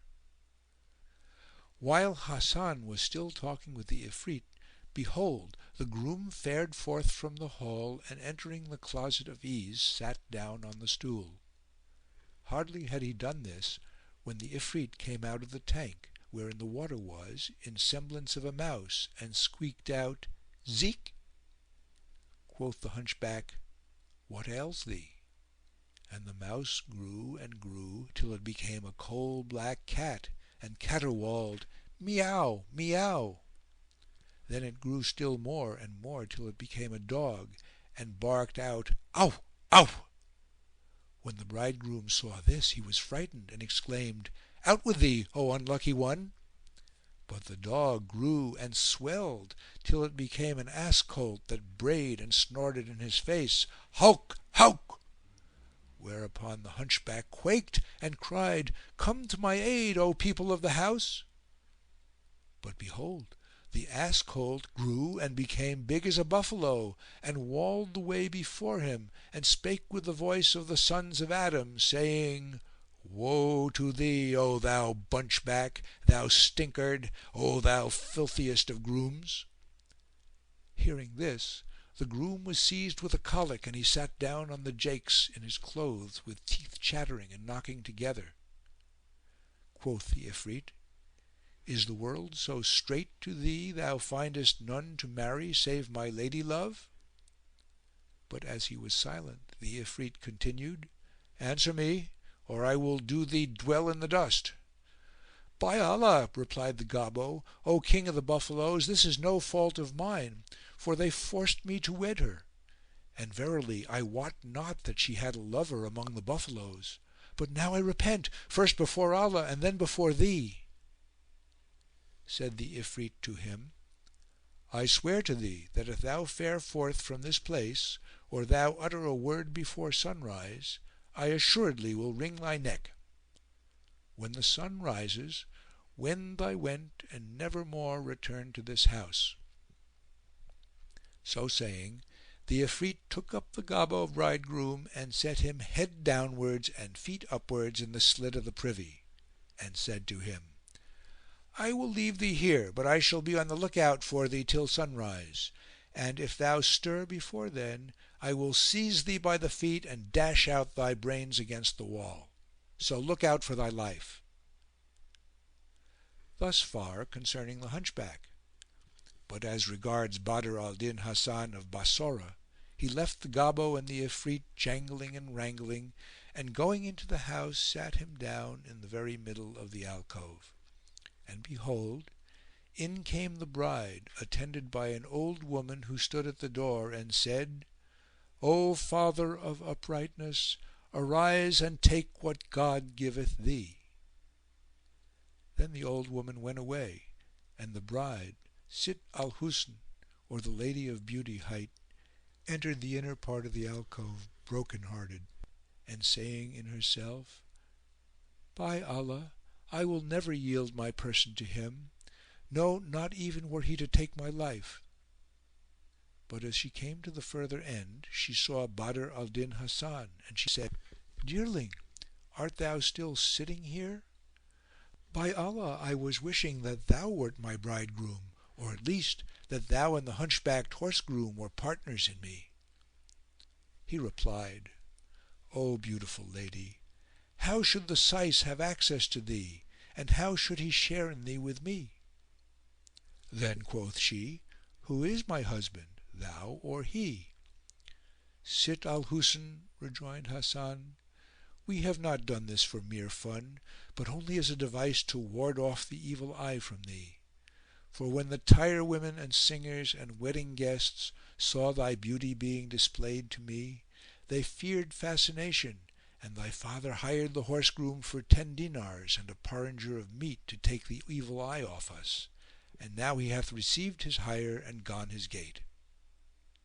When the Lady of Beauty heard these words she smiled and rejoiced, and laughed a pleasant laugh. Then she whispered him, "By the Lord, thou hast quenched a fire which tortured me, and now by Allah, O my little dark haired darling, take me to thee and press me to thy bosom." Then she began singing, "By Allah, set thy foot upon my soul, since long, long years for this alone I long, and whisper tale of love in ear of me. To me 'tis sweeter than the sweetest song. No other youth upon my heart shall lie, so do it often, dear, and do it long." Then she stripped off her outer gear, and she threw open her chemise from the neck downwards, and showed her parts genital and all the rondure of her hips. When Badr al-Din saw the glorious sight his desires were roused, and he arose and doffed her clothes; and wrapping up in his bag trousers the purse of gold which he had taken from the Jew, and which contained the 1,000 dinars, he laid it under the edge of the bedding. Then he took off his turban and set it upon the settle, atop of his other clothes, remaining in his skull cap and fine shirt of blue silk laced with gold. Whereupon the Lady of Beauty drew him to her, and he did likewise. Then he took her to his embrace and set her legs round his waist, and point blanked that cannon placed where it battereth down the bulwark of maidenhead and layeth it waste. And he found her a pearl unpierced and unthridden, and a filly by all men save himself unridden; and he abated her virginity and had joyance of her youth in his virility. And presently he withdrew sword from sheath, and then returned to the fray right eke; and when the battle and the siege had finished, some 15 assaults he had furnished, and she conceived by him that very night. Then he laid his hand under her head, and she did the same, and they embraced and fell asleep in each other's arms, as a certain poet said of such lovers in these couplets: Visit thy lover, spurn what envy told, no envious churl shall smile in love ensouled. Merciful Allah made no fairer sight than coupled lovers single couch doth hold. Breast pressing breast, and robed in joys their own, with pillowed forearms cast in finest mould. And when heart speaks to heart with tongue of love, folk who would part them hammer steel ice cold. If a fair friend thou find who cleaves to thee, live for that friend in heart enfold. O ye who blame for love us lover kind, say, can ye minister to diseased mind? This much concerning Badr al-Hasan and Sitt al-Husn his cousin. But as regards the Ifrit, as soon as he saw the twain asleep, he said to the Ifritah, Arise, slip thee under the youth, and let us carry him back to his place ere dawn overtake us, for the day is near hand. Thereupon she came forward and, getting under him as he lay asleep, took him up clad only in his fine blue shirt, leaving the rest of his garments, and ceased not flying and the Ifrit vying with her in flight, till the dawn advised them that it had come upon them midway, and the Muezzin began his call from the minaret, Haste ye to salvation! Haste ye to salvation! Then Allah suffered his angelic host to shoot down the Ifrit with a shooting star, so he was consumed, but the Ifritah escaped, and she descended with Badr al-Din at the place where the Ifrit was burnt, and did not carry him back to Bassorah, fearing lest he come to harm. Now by the order of Him who predestineth all things, they alighted at Damascus of Syria, and the Ifritah set down her burden at one of the city gates and flew away. When day arose and the doors were opened, the folks who came forth saw a handsome youth with no other raiment but his blue shirt of gold embroidered silk and skull cap, lying upon the ground, drowned in sleep, after the hard labour of the night, which had not suffered him to take his rest. So the folk looking at him said, O her luck with whom this one spent the night, but would he had waited to don his garments. Quoth another, A sorry lot are the sons of great families. Haply he but now came forth of the tavern on some occasion of his own, and his wine flew to his head, whereby he hath missed the place he was making for, and strayed till he came to the gate of the city, and finding it shut lay him down and to bye. As the people were bandying guesses about him, suddenly the morning breeze blew upon Badr al-Din, and raising his shirt to his middle, showed a stomach and navel with something below it, and legs and thighs clear as crystal and smooth as cream. Cried the people, By Allah, he is a pretty fellow! And at the cry Badr al-Din awoke and found himself lying at a city gate with a crowd gathered around him. At this he greatly marvelled and asked, Where am I, O good folk? And what causeth you thus to gather round me, and what have I had to do with you? And they answered, We found thee lying here asleep during the call to dawn prayer, and this is all we know of the matter. But where didst thou lie last night? By Allah, O good people, replied he, I lay last night in Cairo. Said somebody, Thou hast surely been eating hashish, and another, He is a fool, and a third, He is a citrouille, and a fourth asked him, Art thou out of thy mind? Thou sleepest in Cairo, and thou wakest in the morning at the gate of Damascus city. Cried he, By Allah, my good people, one and all, I lie not to you. Indeed, I lay yesternight in the land of Egypt, and yesternoon I was at Bassorah. Quoth one, Well, well! And quoth another, Ho, ho! And a third, So, so! And a fourth cried, This youth is mad, is possessed of the Jinni." So they clapped hands at him and said to one another, "Alas, the pity of it for his youth! By Allah, a madman, and madness is no respecter of persons." Then they said to him, "Collect thy wits and return to thy reason. How couldst thou be in Bassorah yesterday and Cairo yesternight and withal awake in Damascus this morning?" But he persisted, "Indeed, I was a bridegroom in Cairo last night." "Belike thou hast been dreaming," rejoined they, "and sawest all this in thy sleep." So Hasan took thought for a while and said to them, "By Allah, this is no dream, nor vision like doth it seem. I certainly was in Cairo, where they displayed the bride before me, in presence of a third person, the hunchbacked groom who was sitting hard by.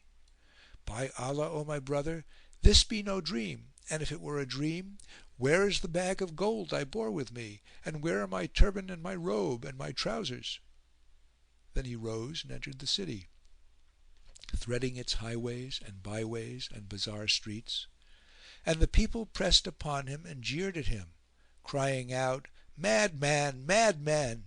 till he, beside himself with rage, took refuge in a cook's shop. Now that cook had been a trifle too clever, that is, a rogue and a thief; but Allah had made him repent and turn from his evil ways and opened a cook shop; and all the people of Damascus stood in fear of his boldness and his mischief. So when the crowd saw the youth enter his shop, they dispersed, being afraid of him, and went their ways. The cook looked at Badr al-Din and, noting his beauty and loveliness, fell in love with him forthright and said, "Whence comest thou, O youth? Tell me at once thy tale, for thou art become dearer to me than my soul." So Hasan recounted to him all that had befallen him from beginning to end (but in repetition there is no fruition), and the cook said, "O my lord Badr al-Din, doubtless thou knowest that this case is wondrous and this story marvellous. Therefore, O my son, hide what hath betided thee till Allah dispel what ills be thine, and tarry with me here the meanwhile, for I have no child and I will adopt thee." Badr al-Din replied, "Be it as thou wilt, O my uncle." Whereupon the cook went to the bazar and bought him a fine suit of clothes and made him don it; then fared with him to the Kazi and formally declared that he was his son.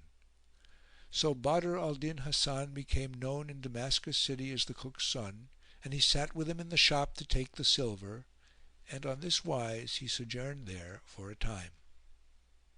Thus far concerning him. But as regards his cousin, the Lady of Beauty, when morning dawned she awoke and missed Badr al-Din Hasan from her side; but she thought that he had gone to the privy and she sat expecting him for an hour or so, when behold, entered her father Shams al-Din Mohammed, Wazir of Egypt. Now he was disconsolate by reason of what had befallen him through the Sultan, who had entreated him harshly and had married his daughter by force to the lowest of his menials, and he too a lump of a groom, bunch-backed withal, and he said to himself, "I will slay this daughter of mine, if of her own free will she have yielded her person to this accursed carle." So he came to the door of the bride's private chamber and said, "Ho, Sitt al-Husn!" She answered him, here am I, O my lord," and came out unsteady of gait after the pains and pleasures of the night. And she kissed his hand, her face showing redoubled brightness and beauty for having lain in the arms of that gazelle her cousin. When her father the Wazir saw her in such case, he asked her, "O thou accursed, art thou rejoicing because of this horse groom?" And Sitt al-Husn smiled sweetly and answered, "By Allah, don't ridicule me! Enough of what passed yesterday when folk laughed at me and evened me with that groom fellow who is not worthy to bring my husband's shoes or slippers; nay, who is not worth the paring of my husband's nails. By the Lord, never in my life have I nighted a night so sweet as yesternight; so don't mock me by reminding me of the Gobbo." When her parent heard her words he was filled with fury, and his eyes glared and stared, so that little of them showed save the whites, and he cried, "Fie upon thee! What words are these? 'Twas the hunchbacked horse groom who passed the night with thee." "Allah upon thee," replied the Lady of Beauty, "do not worry me about the Gobbo. Allah damn his father, and leave jesting with me; for this groom was only hired for 10 dinars and a porringer of meat, and he took his wage and went his way. As for me, I entered the bridal chamber, where I found my true bridegroom sitting, after the singer women had displayed him to me, the same who had crossed their hands with red gold till every pauper that was present waxed wealthy. And I passed the night on the breast of my bonny man, a most lively darling, with his black eyes and joined eyebrows." When her parent heard these words the light before his face became night, and he cried out at her, saying, "O thou whore, what is this thou tellest me? Where be thy wits?" "O my father," she rejoined, "thou breakest my heart. Enough for thee that thou hast been so hard upon me. Indeed my husband who took my virginity is but just now gone to the draught house, and I feel that I have conceived by him." The Wazir rose in much marvel and entered the privy, where he found the hunchbacked groom with his head in the hole and his heels in the air. At this sight he was confounded and said, "This is none other than he, the rascal hunchback." So he called to him, "Ho, hunchback!" The Gobbo grunted out, "Tagum! Tagum!" thinking it was the Ifrit spoke to him. So the Wazir shouted at him and said, "Speak out, or I'll strike off thy pate with this sword." Then quoth the hunchback, "By Allah, O Shaykh of the Ifrits, ever since thou settest me in this place I have not lifted my head; so Allah upon thee, take pity and entreat me kindly." When the Wazir heard this he asked, "What is this thou sayest? I'm bride's father and no Ifrit." "Enough for thee that thou hast well now done me die," answered Quasimodo. "Now go thy ways before he come upon thee who hath served me thus. Could ye not marry me to any save the lady love of buffaloes and the beloved of Ifrits? Allah curse her and curse him who married me to her and was the cause of this my case." And Shahrazad perceived the dawn of day and ceased to say her permitted say. End of Section 15 of the Book of 1000 Nights and a Night. Section 16 of Volume 1 of the Book of 1000 Nights and a Night, translated by Sir Richard Burton. When it was the 23rd night, said she, "It hath reached me, O auspicious King, that the hunchbacked groom spake to the bride's father, saying, Allah curse him who was the cause of this my case. Then said the Wazir to him, Up and out of this place. Am I mad, cried the groom, that I should go with thee without leave of the Ifrit whose last words to me were, When the sun rises, arise and go thy gait? So hath the sun risen or no? For I dare not budge from this place till then. Asked the Wazir, Who brought thee hither? And he answered, I came here yesternight for a call of nature, and to do what none can do for me, when lo! a mouse came out of the water and squeaked at me and swelled and waxed gross till it was big as a buffalo and spoke to me words that entered my ears. Then he left me here and went away, Allah curse the bride and him who married me to her.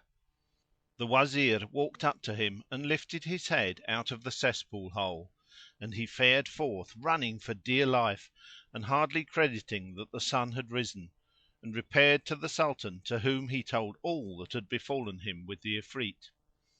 But the Wazir returned to the bride's private chamber, sore troubled in spirit about her, and said to her, O my daughter, explain this strange matter to me. Quoth she, "'Tis simply this. The bridegroom to whom they displayed me yester eve lay with me all night and took my virginity, and I am with child by him. He is my husband, and if thou believe me not, There are his turband, twisted as it was, lying on the settle, and his dagger, and his trousers beneath the bed, with a something, I wot not what, wrapped up in them." When her father heard this he entered the private chamber and found the turband which had been left there by Badr al Din Hasan, his brother's son, and he took it in hand and turned it over, saying, "This is the turband worn by Wazirs, save that it is of Mosul stuff." So he opened it and, finding what seemed to be an amulet sewn up in the fez, he unsewed the lining and took it out. Then he lifted up the trousers, wherein was the purse of the 1,000 gold pieces, and opening that also, found in it a written paper. This he read, and it was the sale receipt of the Jew in the name of Badr al Din Hasan, son of Nur al Din Ali, the Egyptian, and the 1,000 dinars were also there. No sooner had Shams al Din read this than he cried out with a loud cry and fell to the ground fainting; and as soon as he revived and understood the gist of the matter he marvelled and said, "There is no god but the God, who almighty is over all things! Knowest thou, O my daughter, who it was that became the husband of thy virginity?" "No," answered she, and he said, "Verily he is the son of my brother thy cousin, and this 1,000 dinars is thy dowry. Praise be to Allah! and would I wot how this matter came about." Then opened he the amulet which was sewn up and found therein a paper in the handwriting of his deceased brother, Nur al Din the Egyptian, father of Badr al Din Hasan; and when he saw the handwriting he kissed it again and again, and he wept and wailed over his dead brother and improvised these lines: "I see their traces and with pain I melt, and on their whilom homes I weep and yearn; and Him I pray who dealt this parting blow, some day He deign vouchsafe a safe return." When he ceased versifying he read the scroll and found in it recorded the dates of his brother's marriage with the daughter of the Wazir of Bassorah, and of his going in to her and her conception, and the birth of Badr al Din Hasan, and all his brother's history and doings up to his dying day. So he marvelled much and shook with joy, and comparing the dates with his own marriage and going in to his wife and the birth of their daughter Sitt al Husn, he found that they perfectly agreed. So he took the document and, repairing with it to the Sultan, acquainted him with what had passed, from first to last; whereat the King marvelled and commanded the case to be at once recorded. The Wazir abode that day expecting to see his brother's son, but he came not, and he waited a second day, a third day, and so on to the 7th day, without any tidings of him. So he said, "By Allah, I will do a deed such as none hath ever done before me." And he took reed pen and ink and drew upon a sheet of paper the plan of the whole house, showing whereabouts was the private chamber, with the curtain in such a place and the furniture in such another, and so on with all that was in the room. Then he folded up the sketch and, causing all the furniture to be collected, he took Badr al Din's garments and the turban and fez and robe and purse and carried the whole to his house and locked them up, against the coming of his nephew Badr al Din Hasan, the son of his lost brother, with an iron padlock on which he set his seal. As for the Wazir's daughter, when her tale of months was fulfilled she bare a son like the full moon, the image of his father in beauty and loveliness and fair proportions and perfect grace. They cut his navel string and kohled his eyelids to strengthen his eyes, and gave him over to the nurses and nursery governesses, naming him Ajib, the Wonderful. His day was as a month and his month was as a year, and when 7 years had passed over him, his grandfather sent him to school, enjoining the master to teach him Koran reading and to educate him well. He remained at the school 4 years, till he began to bully his schoolfellows and abuse them and bash them and thrash them and say, "Who among you is like me? I am the son of the Wazir of Egypt." At last the boys came in a body to the monitor of what hard usage they were wont to have from Ajib, and he said to them, "I will tell you somewhat you may do to him, so that he shall leave off coming to the school, and it is this. When he enters to morrow sit ye down about him, and say some one of you to some other, By Allah, none shall play with us at this game except he tell us the names of his mamma and his papa; for he who knows not the names of his mother and his father is a bastard, a son of adultery, and he shall not play with us." When the morning dawned the boys came to school, Ajib being one of them, and all flocked around him saying, "We will play a game wherein none can join, save he can tell the name of his mamma and his papa." And they all cried, "By Allah, good!" Then quoth one of them, "My name is Majid and my mammy's name is Alawiyah and my daddy's Izz al Din." Another spoke in like guise and yet a third, till Ajib's turn came and he said, "My name is Ajib and my mother's is Sitt al Husn and my father's Shams al Din, the Wazir of Cairo." "By Allah," cried they, "the Wazir is not thy true father." Ajib answered, "The Wazir is my father in very deed." Then the boys all laughed and clapped their hands at him, saying, "He does not know who is his papa. Get out from among us, for none shall play with us except he know his father's name." Thereupon they dispersed from around him and laughed him to scorn, so his breast was straitened and he well nigh choked with tears and hurt feelings. Then said the Monitor to him, "We know that the Wazir is thy grandfather, the father of thy mother, Sitt al Husn, and not thy father. As for thy father, neither dost thou know him nor yet do we; for the Sultan married thy mother to the hunchbacked horse groom, but the Jinni came and slept with her and thou hast no known father. Leave then comparing thyself too advantageously with the little ones of the school, till thou know that thou hast a lawful father, for until then thou wilt pass for a child of adultery amongst them. Seest thou that not even a huckster's son knoweth his own sire? Thy grandfather is the Wazir of Egypt, but as for thy father we wot him not, and we say indeed that thou hast none; so return to thy sound senses." When Ajib heard these insulting words from the Monitor and the schoolboys and understood the reproach they put upon him, he went out and ran at once to his mother Sitt al Husn to complain; but he was crying so bitterly that his tears prevented his speech for a while. When she heard his sobs and saw his tears, her heart burned as though with fire for him and she said, "O my son, why dost thou weep? Allah keep the tears from thine eyes! Tell me what hath betided thee." So he told her all that he heard from the boys and from the Monitor, and ended with asking, "And who, O my mother, is my father?" She answered, "Thy father is the Wazir of Egypt." But he said, "Do not lie to me; the Wazir is thy father, not mine. Who then is my father? Except thou tell me the very truth I will kill myself with this hanger." When his mother heard him speak of his father she wept, remembering her cousin and her bridal night with him and all that occurred thereon and then, and she repeated these couplets:— Love in my heart they lit and went their ways, and all I loved to furthest lands withdrew. And when they left me sufferance also left, and when we parted patience bade adieu.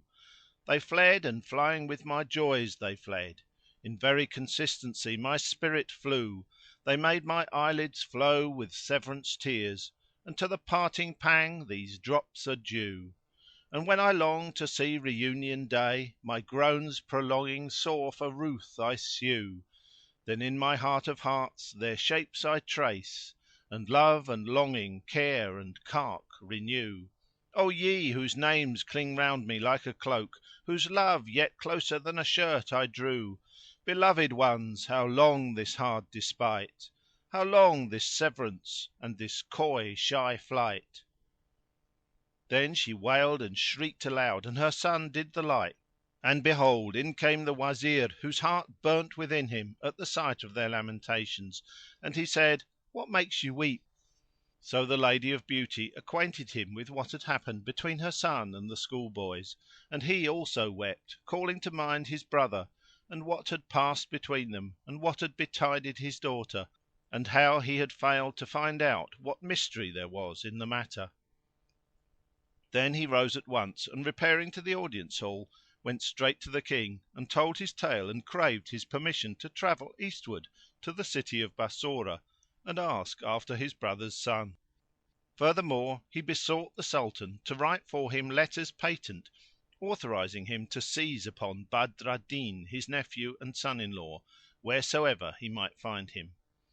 And he wept before the King, who had pity on him, and wrote royal autographs to his deputies in all climes and countries and cities, whereat the Wazir rejoiced and prayed for blessings on him. Then, taking leave of his sovereign, he returned to his house, where he equipped himself and his daughter and his adopted child Ajib with all things meet for a long march, and set out and travelled the first day and the second and the third and so forth, till he arrived at Damascus city. He found it a fair place, abounding in trees and streams, even as the poets said of it: When I nighted and dayed in Damascus town, time sware such another he ne'er should view; and careless we slept under wing of night, till dappled morn 'gan her smiles renew, and dewdrops on branch in their beauty hung, like pearls to be dropped when the zephyr blew, and the lake was the page where birds read and note, and the clouds set points to what breezes wrote. The Wazir encamped on the open space called Al-Hasa, and after pitching tents said to his servants, "A halt here for 2 days." So they went into the city upon their several occasions, this to sell and this to buy, this to go to the Hammam and that to visit the cathedral mosque of the Banu Umayyah, the Umayyadists, whose like is not in this world. Ajib also went, with his attendant eunuch, for solace and diversion, to the city, and the servant followed with a quarterstaff of almond wood, so heavy that if he struck a camel therewith the beast would never rise again. When the people of Damascus saw Ajib's beauty and brilliancy and perfect grace and symmetry, for he was a marvel of comeliness and winning loveliness, softer than the cool breeze of the north, sweeter than limpid waters to a man in drouth, and pleasanter than the health for which sick man sueth, a mighty many followed him, whilst others ran on before and sat down on the road until he should come up, that they might gaze on him; till, as destiny had decreed, the eunuch stopped opposite the shop of Ajib's father, Badr al-Din Hasan. Now his beard had grown long and thick, and his wits had ripened during the 12 years which had passed over him; and the cook and ex-rogue having died, the so called Hasan of Bassorah had succeeded to his goods and shop, for that he had been formally adopted before the Kazi and witnesses. When his son and the eunuch stepped before him he gazed on Ajib and, seeing how very beautiful he was, his heart fluttered and throbbed, and blood drew to blood and natural affections spake out and his bowels yearned over him.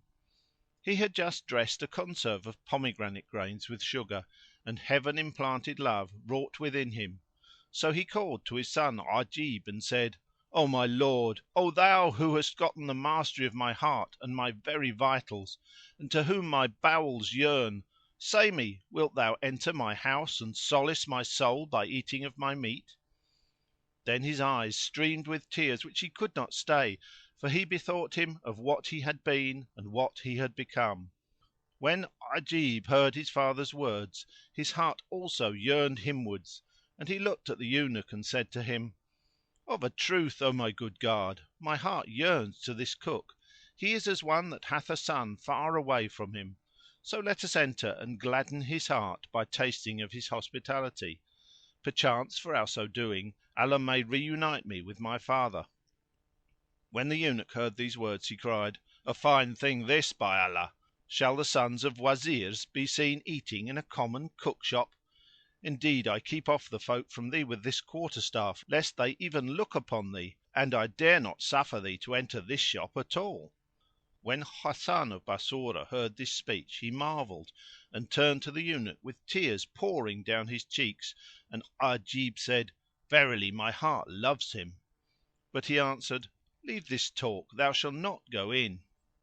Thereupon the father turned to the eunuch and said, "O worthy sir, why wilt thou not gladden my soul by entering my shop? O thou who art like a chestnut, dark without but white of heart within! O thou of the like of whom a certain poet said—" The eunuch burst out a laughing and asked, "Said what? Speak out, by Allah, and be quick about it." So Hasan the Bassorite began reciting these couplets. If not master of manners or aught but discreet, in the household of kings no trust could he take. And then for the Harim, what eunuch is he whom angels would serve for his service sake? The eunuch marvelled and was pleased at these words; so he took Ajib by the hand and went into the cook's shop, whereupon Hasan the Bassorite ladled into a saucer some conserve of pomegranate grains wonderfully good, dressed with almonds and sugar, saying, "You have honoured me with your company; eat then and health and happiness to you." Thereupon Ajib said to his father, "Sit thee down and eat with us, so perchance Allah may unite us with him we long for." Quoth Hasan, "O my son, hast thou then been afflicted in thy tender years with parting from those thou lovest?" Quoth Ajib, "Even so, O nuncle mine, my heart burns for the loss of a beloved one who is none other than my father; and indeed I come forth, I and my grandfather, to circle and search the world for him. Oh the pity of it, and how I long to meet him!" Then he wept with exceeding sorrow for his own bereavement, which recalled to him his long separation from dear friends and from his mother, and the eunuch was moved to pity for him. Then they ate together till they were satisfied, and Ajib and the slave rose and left the shop. Hereat Hasan the Bassorite felt as though his soul had departed his body and had gone with them, for he could not lose sight of the boy during the twinkling of an eye, albeit he knew not that Ajib was his son. So he locked up his shop and hastened after them, and he walked so fast that he came up with them before they had gone out of the western gate. The eunuch turned and asked him, "What ails thee?" And Badr al Din answered, "When ye went from me, meseemed my soul had gone with you, and as I had business without the city gate, I purposed to bear you company till my matter was ordered and so return." The eunuch was angered and said to Ajib, "This is just what I feared. We ate that unlucky mouthful which we are bound to respect, and here is the fellow following us from place to place, for the vulgar are ever the vulgar." Ajib turning and seeing the cook just behind him was wroth and his face reddened with rage, and he said to the servant, "Let him walk the highway of the Moslems, but when we turn off to our tents and find that he still follows us, we will send him about his business with a flea in his ear." Then he bowed his head and walked on, the eunuch walking behind him. But Hasan of Bassorah followed them to the plain Al Hasa, and as they drew near the tents they turned round and saw him close on their heels. So Ajib was very angry, fearing that the eunuch might tell his grandfather what had happened.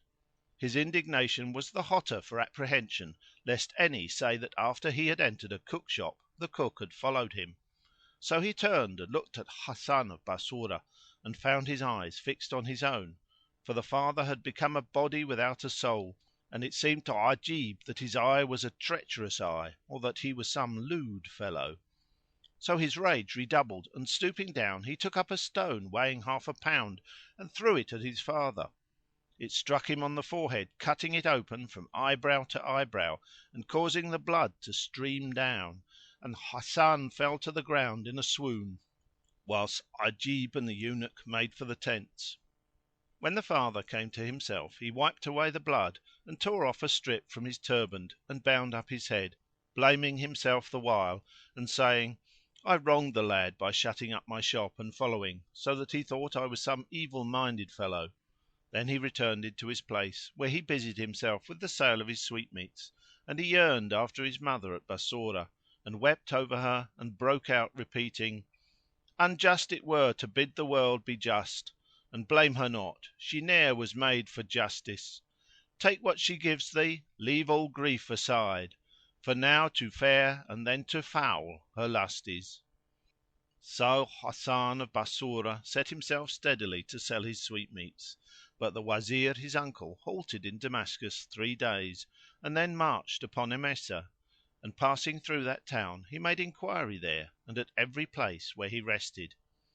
Thence he fared on by way of Hama and Aleppo, and thence to Diyar Bakr and Maridin and Mosul, still enquiring till he arrived at Bassorah city. Here, as soon as he had secured a lodging, he presented himself before the Sultan, who entreated him with high honour and the respect due to his rank, and asked the cause of his coming. The Wazir acquainted him with his history and told him that the Minister Nur al Din was his brother, whereupon the Sultan exclaimed, "Allah have mercy upon him!" and added, "My good Sahib, he was my Wazir for 15 years and I loved him exceedingly." Then he died, leaving a son who abode only a single month after his father's death, since which time he has disappeared and we could gain no tidings of him. But his mother, who is the daughter of my former Minister, is still among us. When the Wazir Shams al Din heard that his nephew's mother was alive and well, he rejoiced and said, "O King, I much desire to meet her." The King on the instant gave him leave to visit her, so he betook himself to the mansion of his brother Nur al Din and cast sorrowful glances on all things in and around it and kissed the threshold.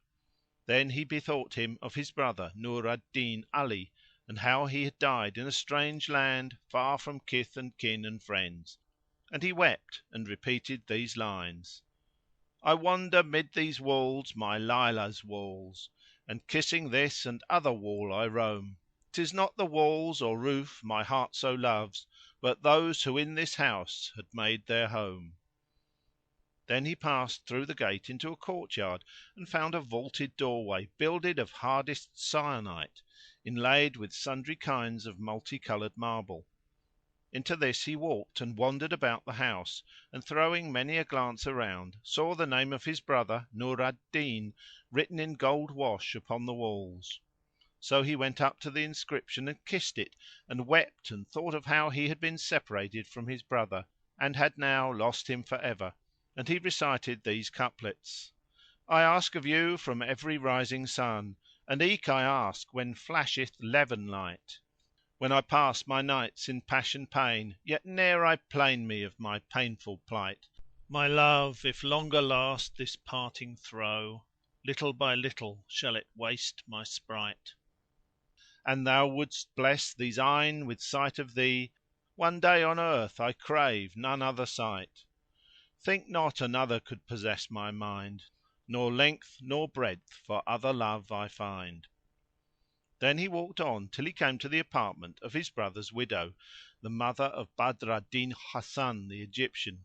Now from the time of her son's disappearance she had never ceased weeping and wailing through the light hours and the dark, and when the years grew longsome with her she built for him a tomb of marble in the midst of the saloon and there used to weep for him day and night, never sleeping save thereby. When the Wazir drew near her apartment he heard her voice and stood behind the door while she addressed the sepulchre in verse and said, Answer by Allah, sepulchre, are all his beauties gone? Hath change the power to blight his charms, that beauty's paragon? Thou art not earth, O sepulchre, thou art not sky to me. How comes it then in thee I see conjoint the branch and moon? While she was bemoaning herself after this fashion, behold, the Wazir went in to her and saluted her and informed her that he was her husband's brother, and telling her all that had passed between them, laid open before her the whole story, how her son Badr al Din Hasan had spent a whole night with his daughter full 10 years ago, but had disappeared in the morning. And he ended with saying, My daughter conceived by thy son and bare a male child who is now with me, and he is thy son and thy son's son by my daughter. When she heard the tidings that her boy Badr al Din was still alive and saw her brother in law, she rose up to him and threw herself at his feet and kissed them, reciting these lines: Allah be good to him that gives glad tidings of thy steps. In very sooth for better news mine ears would never sue. Were he content with worn out robe, upon his back I'd throw a heart to pieces rent and torn when heard the word adieu. Then the Wazir sent for Ajib and his grandmother stood up and fell on his neck and wept, but Shams al Din said to her, This is no time for weeping. This is the time to get thee ready for travelling with us to the land of Egypt. Haply Allah will reunite me and thee with thy son and my nephew. Replied she, Hearkening and obedience, and rising at once collected her baggage and treasures and her jewels, and equipped herself and her slave girls for the march, whilst the Wazir went to take his leave of the Sultan of Bassorah, who sent by him presents and rarities for the Soldan of Egypt. Then he set out at once upon his homeward march and journeyed till he came to Damascus city, where he alighted in the usual place and pitched tents, and said to his suite, "We will halt a se'nnight here to buy presents and rare things for the Soldan." Now Ajib bethought him of the past, so he said to the eunuch, "O like, I want a little diversion. Come, let us go down to the great bazar of Damascus and see what hath become of the cook whose sweetmeats we ate and whose head we broke, for indeed he was kind to us, and we entreated him scurvily." The eunuch answered, "Hearing is obeying." So they went forth from the tents and the tie of blood drew Ajib towards his father, and forthwith they passed through the gateway, Bab al Faradis hight, and entered the city and ceased not walking through the streets till they reached the cook shop, where they found Hasan of Bassorah standing at the door. It was near the time of mid afternoon prayer, and it so fortuned that he had just dressed a confection of pomegranate grains. When the twain drew near to him and Ajib saw him, his heart yearned towards him and noticing the scar of the blow which time had darkened on his brow, he said to him, "Peace be on thee, O man! Know that my heart is with thee." But when Badr al Din looked upon his son his vitals yearned and his heart fluttered, and he hung his head earthwards and sought to make his tongue give utterance to his words, but he could not. Then he raised his head humbly and suppliant wise towards his boy and repeated these couplets: I longed for my beloved, but when I saw his face, abashed I held my tongue and stood with downcast eye, and hung my head in dread and would have hid my love, but do whatso I would, hidden it would not lie. Volumes of plaints I had prepared, reproach and blame, but when we met no single word remembered I. And then said he to them, Heal my broken heart and eat of my sweetmeats, for by Allah I cannot look at thee but my heart flutters. Indeed I should not have followed thee the other day, but that I was beside myself. By Allah, answered Ajib, thou dost indeed love us. We ate in thy house a mouthful when we were here before, and thou madest us repent of it, for that thou followedst us and wouldst have disgraced us. So now we will not eat aught with thee save on condition that thou make oath not to go out after us nor dog us. Otherwise we will not visit thee again during our present stay, for we shall halt a week here, whilst my grandfather buys certain presents for the King. Quoth Hasan of Bassorah, I promise you this. So Ajib and the eunuch entered the shop, and his father set before them a saucer full of conserve of pomegranate grains. Said Ajib, Sit thee down and eat with us, so haply shall Allah dispel our sorrows. Hasan the Bassorite was joyful and sat down and ate with them, but his eyes kept gazing fixedly on Ajib's face, for his very heart and vitals clove to him, and at last the boy said to him, Did I not tell thee thou art a most noyous dotard? So do stint thy staring in my face. But when Hasan of Bassorah heard his son's words, he repeated these lines: Thou hast some art the hearts of men to clip, close veiled, far hidden mystery, dark and deep. O thou whose beauties sham the lustrous moon, wherewith the saffron morn fears rivalship! Thy beauty is a shrine shall ne'er decay, whose signs shall grow until they all outstrip. Must I be thirst burnt by that Eden brow, and die of pine to taste that Kawsar lip? Hasan kept putting morsels into Ajib's mouth at one time, and at another time did the same by the eunuch, and they ate till they were satisfied and could no more. Then all rose up and the cook poured water on their hands and, loosing a silken waist shawl, dried them and sprinkled them with rose water from a casting bottle he had by him. Then he went out and presently returned with a gugglet of sherbet flavoured with rose water, scented with musk and cooled with snow, and he set this before them, saying, Complete your kindness to me. So Ajib took the gugglet and drank and passed it to the eunuch, and it went round till their stomachs were full, and they were surfeited with a meal larger than their wont. Then they went away and made haste in walking till they reached the tents, and Ajib went in to his grandmother, who kissed him and, thinking of her son Badr al Din Hasan, groaned aloud and wept and recited these lines: I still had hoped to see thee and enjoy thy sight, for in thine absence life has lost its kindly light. I swear my vitals wot none other love but thine. By Allah, who can read the secrets of the sprite? Then she asked Ajib, "O my son, where hast thou been?" And he answered, "In Damascus city." Whereupon she rose and set before him a bit of scone and a saucer of conserve of pomegranate grains, which was too little sweetened; and she said to the eunuch, "Sit down with thy master."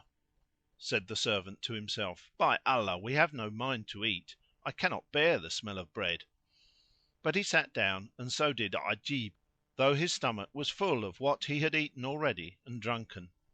Nevertheless he took a bit of the bread and dipped it in the pomegranate conserve and made shift to eat it; but he found it too little sweetened, for he was cloyed and surfeited. So he said, "Ugh! what be this wild beast stuff?" "O my son," cried his grandmother, "dost thou find fault with my cookery?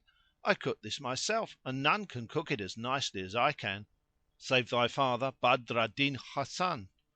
"By Allah, O my lady," Ajib answered, "this dish is nasty stuff; for we saw but now in the city of Bassorah a cook who so dresseth pomegranate grains that the very smell openeth a way to the heart, and the taste would make a full man long to eat.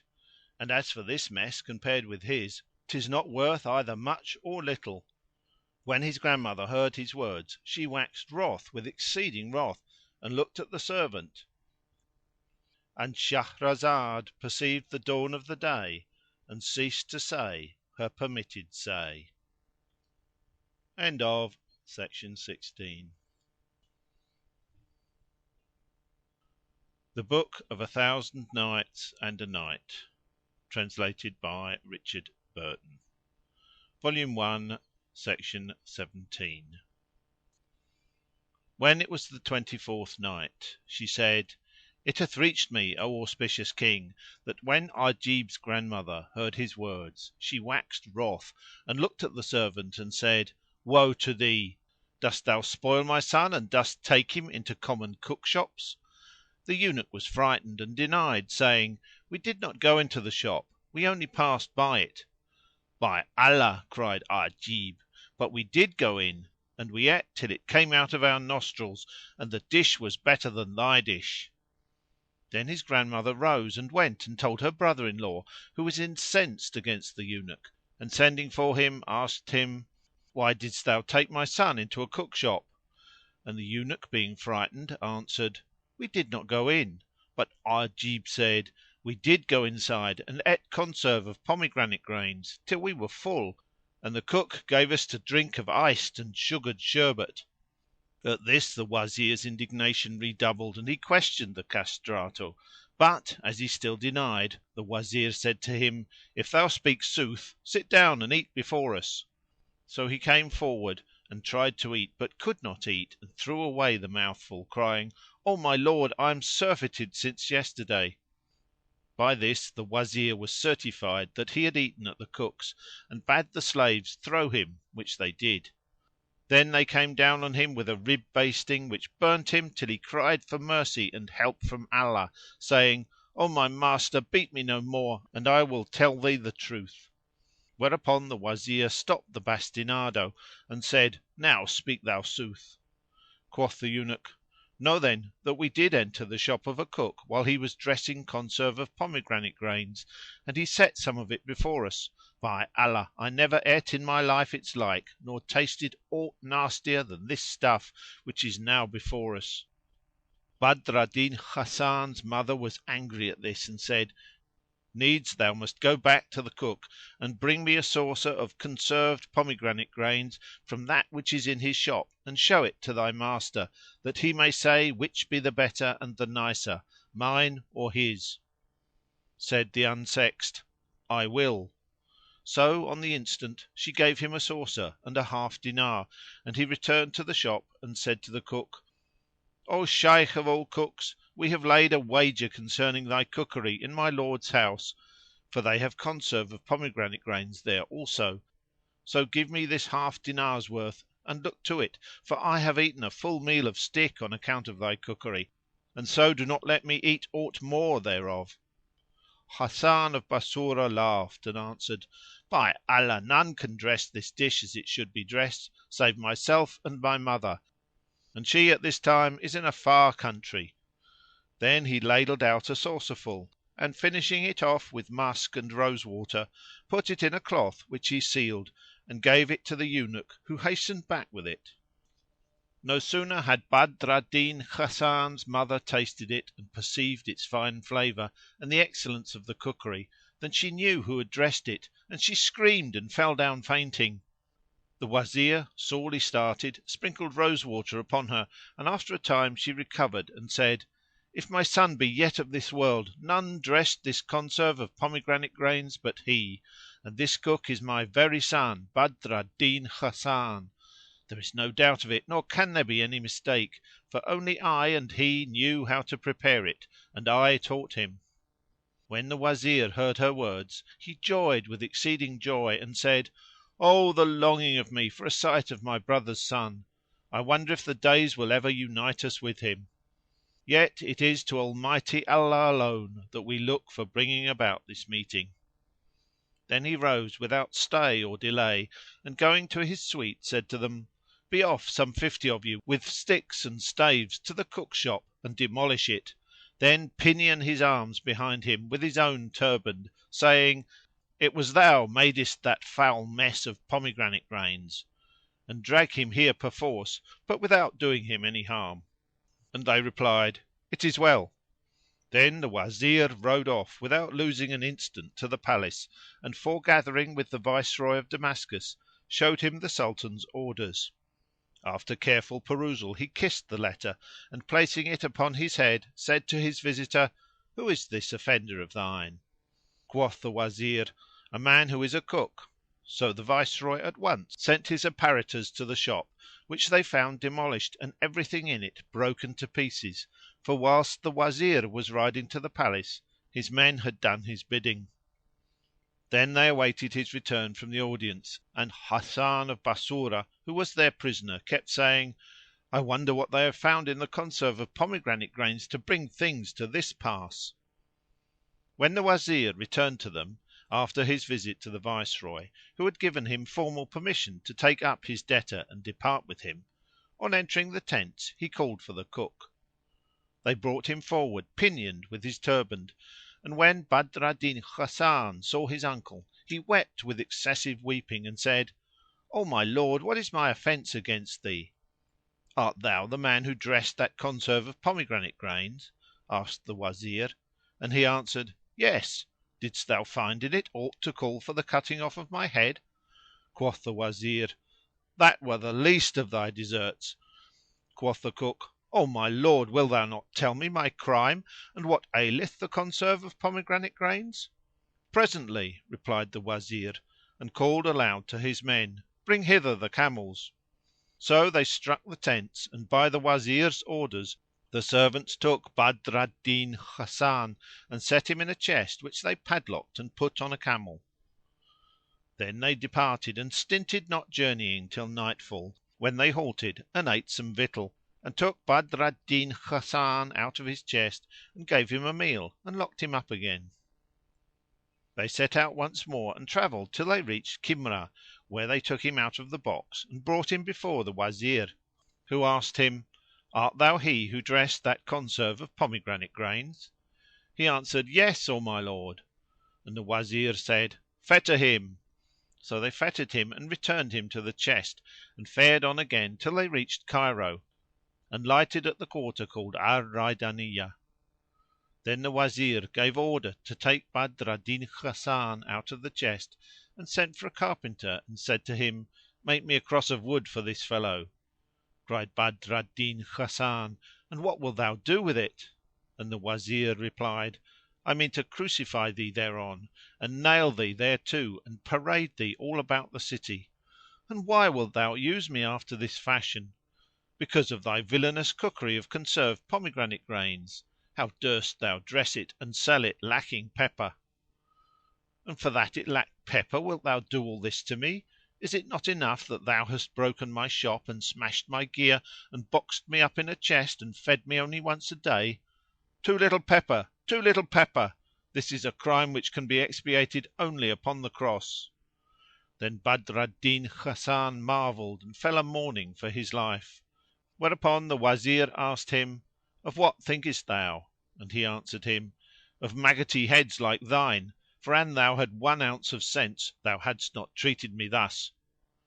Quoth the Wazir, "It is our duty to punish thee lest thou do the like again." Quoth Badr al Din Hasan, "Of a truth my offence were over punished by the least of what thou hast already done to me; and Allah damn all conserve of pomegranate grains and curse the hour when I cooked it, and would I had died ere this!" But the Wazir rejoined, "There is no help for it; I must crucify a man who sells conserve of pomegranate grains lacking pepper." All this time the carpenter was shaping the wood and Badr al Din looked on; and thus they did till night, when his uncle took him and clapped him into the chest, saying, "The thing shall be done to morrow." Then he waited until he knew Badr al Din Hasan to be asleep, when he mounted and, taking the chest up before him, entered the city and rode on to his own house, where he alighted and said to his daughter Sitt al Husn, "Praised be Allah who hath reunited thee with thy husband, the son of thine uncle! Up now and order the house as it was on thy bridal night." So the servants arose and lit the candles, and the Wazir took out his plan of the nuptial chamber and directed them what to do till they had set everything in its stead, so that whoever saw it would have no doubt but that it was the very night of the marriage. Then he bade them put down Badr al Din Hasan's turband on the settle as he had deposited it with his own hand, and in like manner his bag trousers and the purse which were under the mattress, and told his daughter to undress herself and go to bed in the private chamber as on her wedding night, adding, "When the son of thine uncle comes in to thee, say to him, 'Thou hast loitered while going to the privy,' and call him to lie by thy side and keep him in converse till daybreak, when we will explain the whole matter to him." Then he bade take Badr al Din Hasan out of the chest, after loosing the fetters from his feet and stripping off all that was on him save the fine shirt of blue silk in which he had slept on his wedding night, so that he was well nigh naked and trouserless. All this was done whilst he was sleeping on utterly unconscious.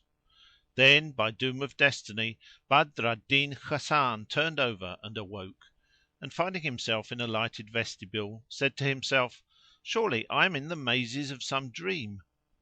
So he rose and went on a little to an inner door and looked in and lo!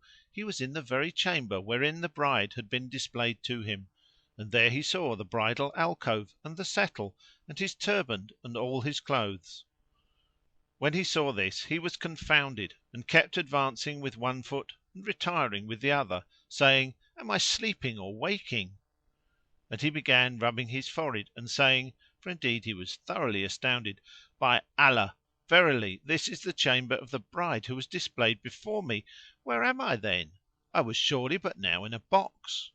Whilst he was talking with himself, Sitt al Husn suddenly lifted the corner of the chamber curtain and said, "O my lord, wilt thou not come in? Indeed thou hast loitered long in the water closet." When he heard her words and saw her face he burst out laughing and said, "Of a truth this is a very nightmare among dreams."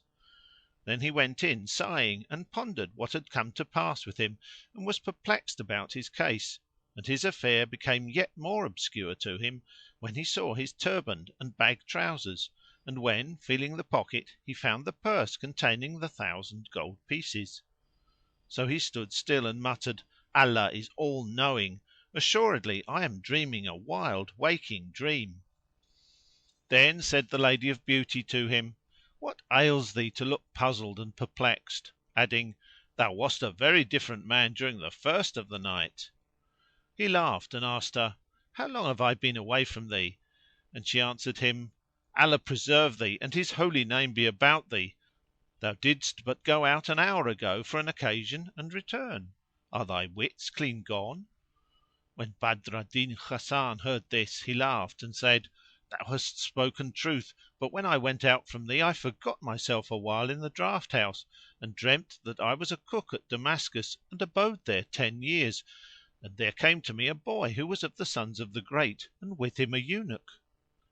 Here he passed his hand over his forehead and feeling the scar cried, "By Allah, O my lady, it must have been true, for he struck my forehead with a stone and cut it open from eyebrow to eyebrow, and here is the mark; so it must have been on wake." Then he added, "But perhaps I dreamt it when we fell asleep, I and thou, in each other's arms; for meseems it was as though I travelled to Damascus without tarboosh and trousers and set up as a cook there." Then he was perplexed and considered for a while and said, "By Allah, I also fancied that I dressed a conserve of pomegranate grains and put too little pepper in it. By Allah, I must have slept in the numerocent and have seen the whole thing in a dream." "But how long was that dream?" "Allah upon thee," said Sitt al Husn, "and what more sawest thou?" So he related all to her and presently said, "By Allah, had I not woke up they would have nailed me to a cross of wood." "Wherefore?" asked she, and he answered, "For putting too little pepper in the conserve of pomegranate grains; and meseemed they demolished my shop and dashed to pieces my pots and pans, destroyed all my stuff and put me in a box. They then sent for the carpenter to fashion a cross for me and would have crucified me thereon. Now Alhamdolillah, thanks be to Allah, for that all this happened to me in sleep and not on wake." Sitt al Husn laughed and clasped him to her bosom and he her to his. Then he thought again and said, "By Allah, it could not be save while I was awake; truly I know not what to think of it." Then he lay him down and all the night he was bewildered about his case, now saying, "I was dreaming," and then saying, "I was awake," till morning, when his uncle Shams al Din the Wazir came to him and saluted him. When Badr al Din Hasan saw him he said, "By Allah, art thou not he who bade bind my hands behind me and smash my shop and nail me to a cross on a matter of conserved pomegranate grains, because the dish lacked a sufficiency of pepper?" Whereupon the Wazir said to him, "Know, O my son, that truth hath shown its soothfast and the concealed hath been revealed. Thou art the son of my brother and I did all this with thee to certify myself that thou wast indeed he who went in unto my daughter that night. I could not be sure of this till I saw that thou knewest the chamber and thy turband and thy trousers and thy gold and the papers in thy writing and in that of thy father my brother, for I had never seen thee afore that and knew thee not. And as to thy mother I have prevailed upon her to come with me from Bassorah." So saying he threw himself on his nephew's breast and wept for joy; and Badr al Din Hasan, hearing these words from his uncle, marvelled with exceeding marvel and fell on his neck and also shed tears for excess of delight. Then said the Wazir to him, "O my son, the sole cause of all this is what passed between me and thy sire, and all that had occurred to part them." Lastly the Wazir sent for Ajib and when his father saw him he cried, "And this is he who struck me with the stone!" Quoth the Wazir, "This is thy son." And Badr al Din Hasan threw himself upon his boy and began repeating, "Long have I wept o'er severance ban and bane; * Long from mine eyelids tear rills rail and rain: And vowed I, if Time reunion bring, * My tongue from name of severance I'll restrain. Joy hath o'ercome me to this stress that I * From joy's revulsion to shed tears am fain: Ye are so trained to tears, O eyne of me, * You weep with pleasure as you weep with pain." When he had ended his verse his mother came in and threw herself upon him and began reciting, "When we met we complained, our hearts were sore wrung; * But plaint is not pleasant from messenger's tongue." Then she wept and related to him what had befallen her since his departure, and he told her what he had suffered, and they thanked Allah Almighty for their reunion. 2 days after his arrival the Wazir Shams al Din went in to the Sultan and, kissing the ground between his hands, greeted him with the greeting due to Kings. The Sultan rejoiced at his return and his face brightened and, placing him hard by his side, asked him to relate all he had seen in his wayfaring and whatso had betided him in his going and coming. So the Wazir told him all that had passed from first to last, and the Sultan said, "Thanks be to Allah for thy victory and the winning of thy wish and thy safe return to thy children and thy people. And now I needs must see the son of thy brother Hasan of Bassorah, so bring him to the audience hall to morrow." Shams al Din replied, "Thy slave shall stand in thy presence to morrow, Inshallah, if it be God's will." Then he saluted him and, returning to his own house, informed his nephew of the Sultan's desire to see him, whereto replied Hasan whilome the Bassorite, "The slave is obedient to the orders of his lord." And the result was that next day he accompanied his uncle Shams al Din to the Divan and, after saluting the Sultan and doing him reverence in most ceremonious obeisance and with most courtly obsequiousness, he began improvising these verses: "The first in rank to kiss the ground shall deign before you and all ends and aims attain. You are honour's fount and all that hope of you shall gain more honour than hope to gain." The Sultan smiled and signed to him to sit down. So he took a seat close to his uncle Shams al Din, and the King asked him his name.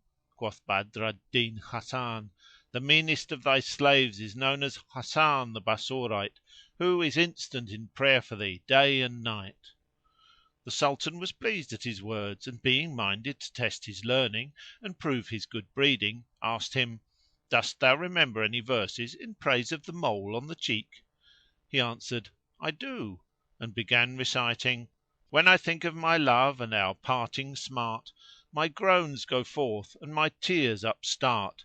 He's a mole that reminds me in colour and charms o' the black o' the eye and the grain of the heart." The King admired and praised the two couplets and said to him, "Quote something else. Allah bless thy sire, and may thy tongue never tire." So he began: "That cheek mole's spot they evened with a grain of musk, nor did they hear the simile strain, nay marvel at the face comprising all beauty nor falling short by single grain." The King shook with pleasure and said to him, "Say more, Allah bless thy days!" So he began: "O you whose mole on cheek enthroned recalls a dot of musk upon a stone of ruby, grant me your favours, be not stone at heart, core of my heart, whose only sustenance you be." Quoth the King, "Fair comparison, O Hasan, thou hast spoken excellently well and hast proved thyself accomplished in every accomplishment. Now explain to me how many meanings be there in the Arabic language for the word Khal or mole." He replied, "Allah keep the King! 57, and some by tradition say 50." Said the Sultan, "Thou sayest sooth," presently adding, "Hast thou knowledge as to the points of excellence in beauty?" "Yes," answered Badr al Din Hasan, "beauty consisteth in brightness of face, clearness of complexion, shapeliness of nose, gentleness of eyes, sweetness of mouth, cleverness of speech, slenderness of shape and seemliness of all attributes. But the acme of beauty is in the hair, and indeed Ash-Shirab the Hijazi hath brought together all these items in his doggerel verse of the metre Rajaz, and it is this: Say thou to skin, be soft; to face, be fair; and gaze, nor shall they blame howso thou stare. Fine nose in beauty's list is high esteemed, nor less an eye full, bright and debonair. Eke did they well to laud the lovely lips, which e'en the sleep of me will never spare, a winning tongue, a stature tall and straight, a seemly union of gifts rarest rare. But beauty's acme in the hair one views it; so hear my strain, and with some few excuse it." The Sultan was captivated by his converse and, regarding him as a friend, asked, "What meaning is there in the saw, 'Shurayh is foxier than the fox'?" And he answered, Know, O King, whom Almighty Allah keep, that the legist Shurayh was wont during the days of the plague to make a visitation to Al Najaf, and whenever he stood up to pray there came a fox which would plant himself facing him, and which, by mimicking his movements, distracted him from his devotions. Now when this became longsome to him, one day he doffed his shirt and set it upon a cane and shook out the sleeves; then, placing his turband on the top and girding its middle with a shawl, he stuck it up in the place where he used to pray. Presently up trotted the fox according to his custom and stood over against the figure, whereupon Shurayh came up behind him and took him. Hence the sayer saith, Shurayh, foxier than the fox.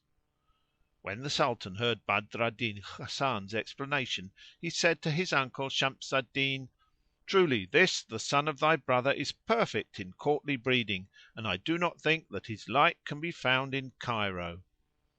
At this Hasan arose and kissed the ground before him and sat down again as a Mameluke should sit before his master. When the Sultan had thus assured himself of his courtly breeding and bearing and his knowledge of the liberal arts and belles lettres, he joyed with exceeding joy and invested him with a splendid robe of honour and promoted him to an office whereby he might better his condition. Then Badr al Din Hasan arose and, kissing the ground before the King, wished him continuance of glory and asked leave to retire with his uncle the Wazir Shams al Din. The Sultan gave him leave and he issued forth and the two returned home, where food was set before them and they ate what Allah had given them. After finishing his meal Hasan repaired to the sitting chamber of his wife the Lady of Beauty and told her what had passed between him and the Sultan, whereupon quoth she, "He cannot fail to make thee a cup companion and give thee largesse in excess and load thee with favours and bounties. So shalt thou, by Allah's blessing, dispread like the greater light the rays of thy perfection wherever thou be, on shore or on sea." Said he to her, "I purpose to recite a Kasidah, an ode in his praise, that he may redouble in affection for me." "Thou art right in thine intent," she answered, "so gather thy wits together and weigh thy words, and I shall surely see my husband favoured with his highest favour." Thereupon Hasan shut himself up and composed these couplets on a solid base and abounding in inner grace, and copied them out in a handwriting of the nicest taste. They are as follows: Mine is a chief who reached most haught estate, treading the pathways of the good and great. His justice makes all regions safe and sure, and against froward foes bars every gate. Bold lion, hero, saint, e'en if you call seraph or sovereign, he with all may rate. The poorest supplicant rich from him returns; all words to praise him were inadequate. He to the day of peace is saffron morn, and murky night in furious warfare's bait. Bow 'neath his gifts our necks, and by his deeds, as king of freeborn souls, he joys his state. Allah increase for us his term of years, and from his lot avert all risks and fears. When he had finished transcribing the lines he dispatched them, in charge of one of his uncle's slaves, to the Sultan, who perused them and his fancy was pleased, so that he read them to those present and all praised them with the highest praise. Thereupon he sent for the writer to his sitting chamber and said to him, "Thou art from this day forth my boon companion, and I appoint to thee a monthly solde of 1,000 dirhams, over and above that I bestowed on thee aforetime." So Hasan rose and, kissing the ground before the King several times, prayed for the continuance of his greatness and glory and length of life and strength.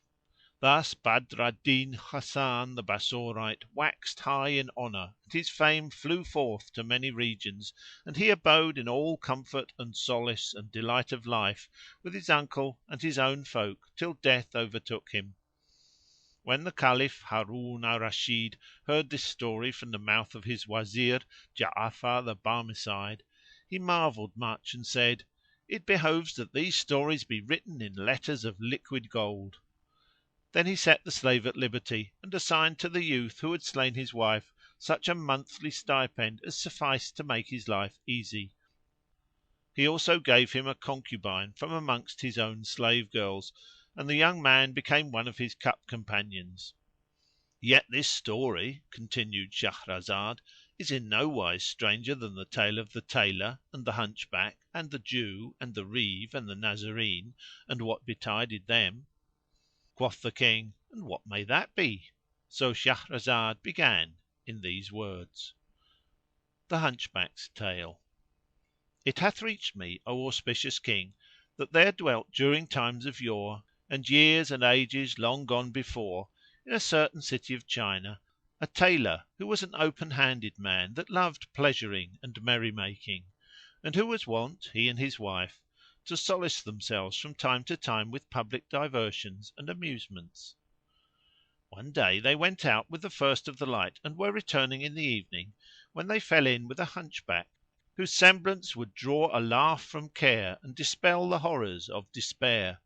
So they went up to enjoy looking at him and invited him to go home with them and converse and carouse with them that night. He consented and accompanied them afoot to their home, whereupon the Tailor fared forth to the bazar, night having just set in, and bought a fried fish and bread and lemons and dry sweetmeats for dessert, and set the victuals before the Hunchback and they ate.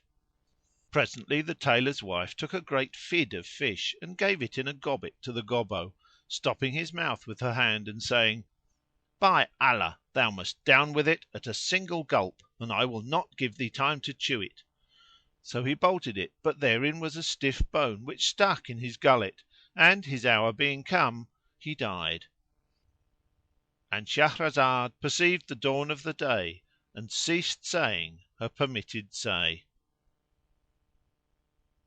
End of Section 17 of The Book of 1000 Nights and a Night, Volume 1. The Book of 1000 Nights and a Night, Volume 1, translated by Richard Burton. Section 18. When it was the 25th Night, she said, It hath reached me, O auspicious King, that when the Tailor's wife gave the Hunchback that mouthful of fish which ended his term of days, he died on the instant. Seeing this, the Tailor cried aloud, There is no majesty and there is no might save in Allah! Alas, that this poor wretch should have died in so foolish fashion at our hands! And the woman rejoined, Why this idle talk? Hast thou not heard his saying who said, Why then waste I my time in grief, until I find no friend to bear my weight of woe? How sleep upon a fire that flames unquenched? Upon the flames to rest were hard enow. Asked her husband, And what shall I do with him? And she answered, Rise and take him in thine arms and spread a silken kerchief over him. Then I will fare forth, with thee following me, this very night, and if thou meet any one, say, This is my son, and his mother and I are carrying him to the doctor, that he may look at him.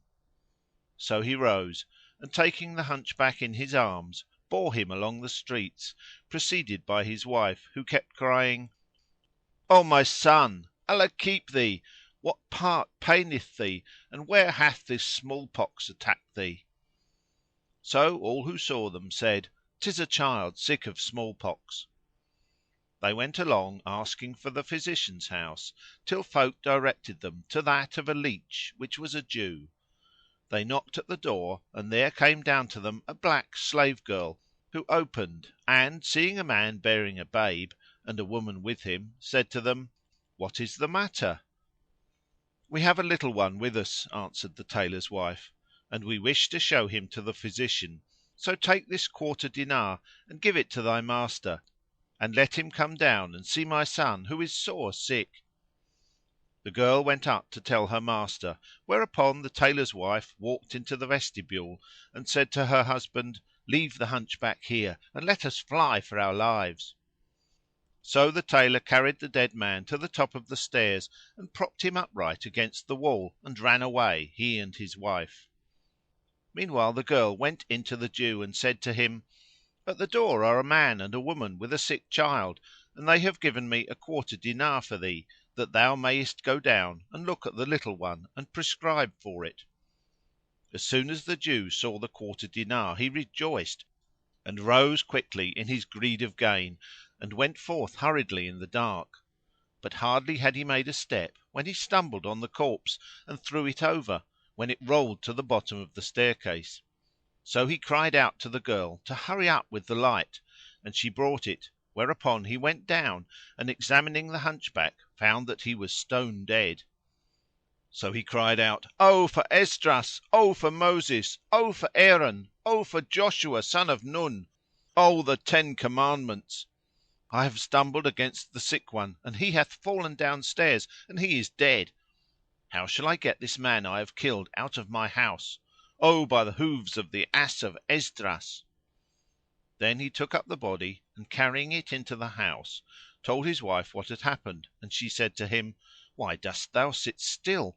If thou keep him here till day break we shall both lose our lives. Let us carry him to the terrace roof and throw him over into the house of our neighbour, the Moslem; for if he abide there a night, the dogs will come down on him from the adjoining terraces and eat him up." Now his neighbour was a Reeve, the controller of the Sultan's kitchen, and was wont to bring back great store of oil and fat and broken meats; but the cats and rats used to eat it, or if the dogs scented a fat sheep's tail they would come down from the nearest roofs and tear at it. And on this wise the beasts had already damaged much of what he brought home.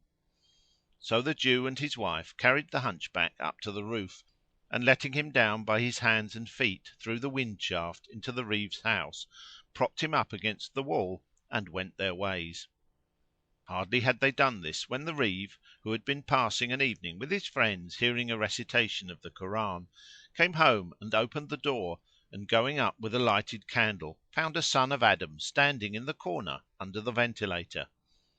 When he saw this he said, "Wah! by Allah, very good forsooth! He who robbeth my stuff is none other than a man." Then he turned to the Hunchback and said, "So 'tis thou that stealest the meat and the fat?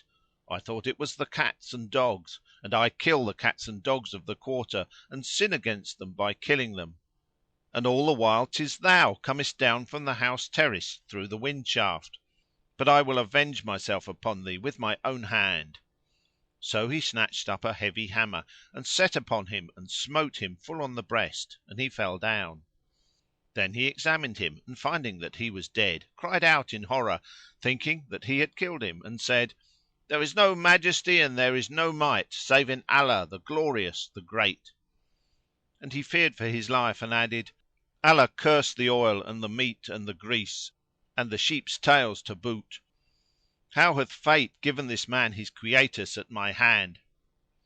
Then he looked at the body and, seeing it was that of a Gobbo, said, "Was it not enough for thee to be a Hunchback, but thou must likewise be a thief and prig flesh and fat? O thou Veiler, deign to veil me with thy curtain of concealment."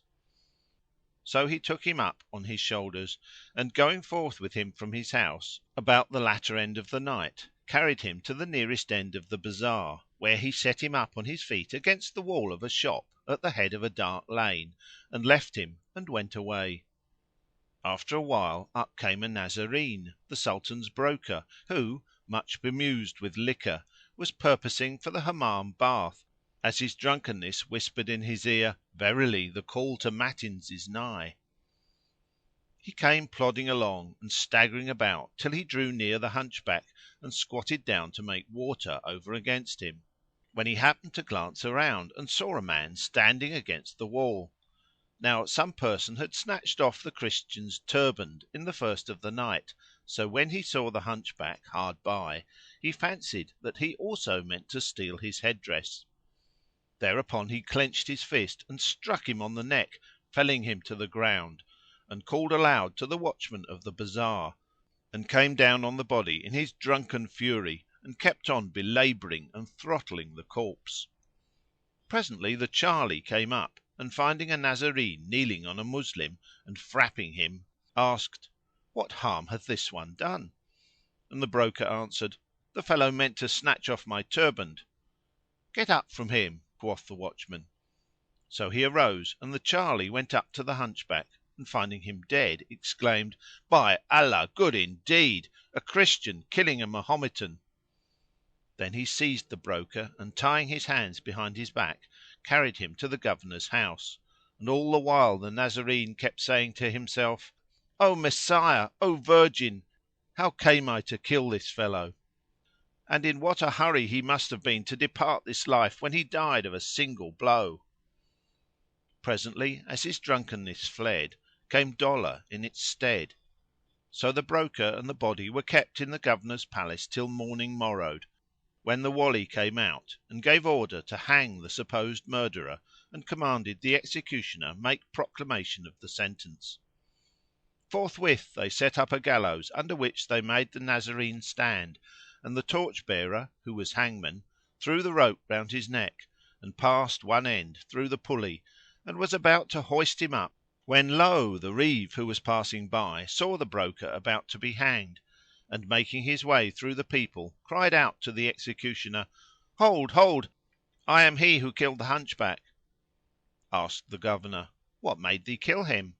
And he answered, "I went home last night and there found this man who had come down the ventilator to steal my property; so I smote him with a hammer on the breast and he died forthright.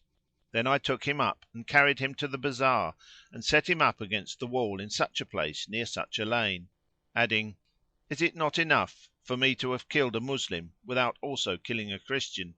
So hang none other but me." When the Governor heard these words he released the broker and said to the torch bearer, "Hang up this man on his own confession."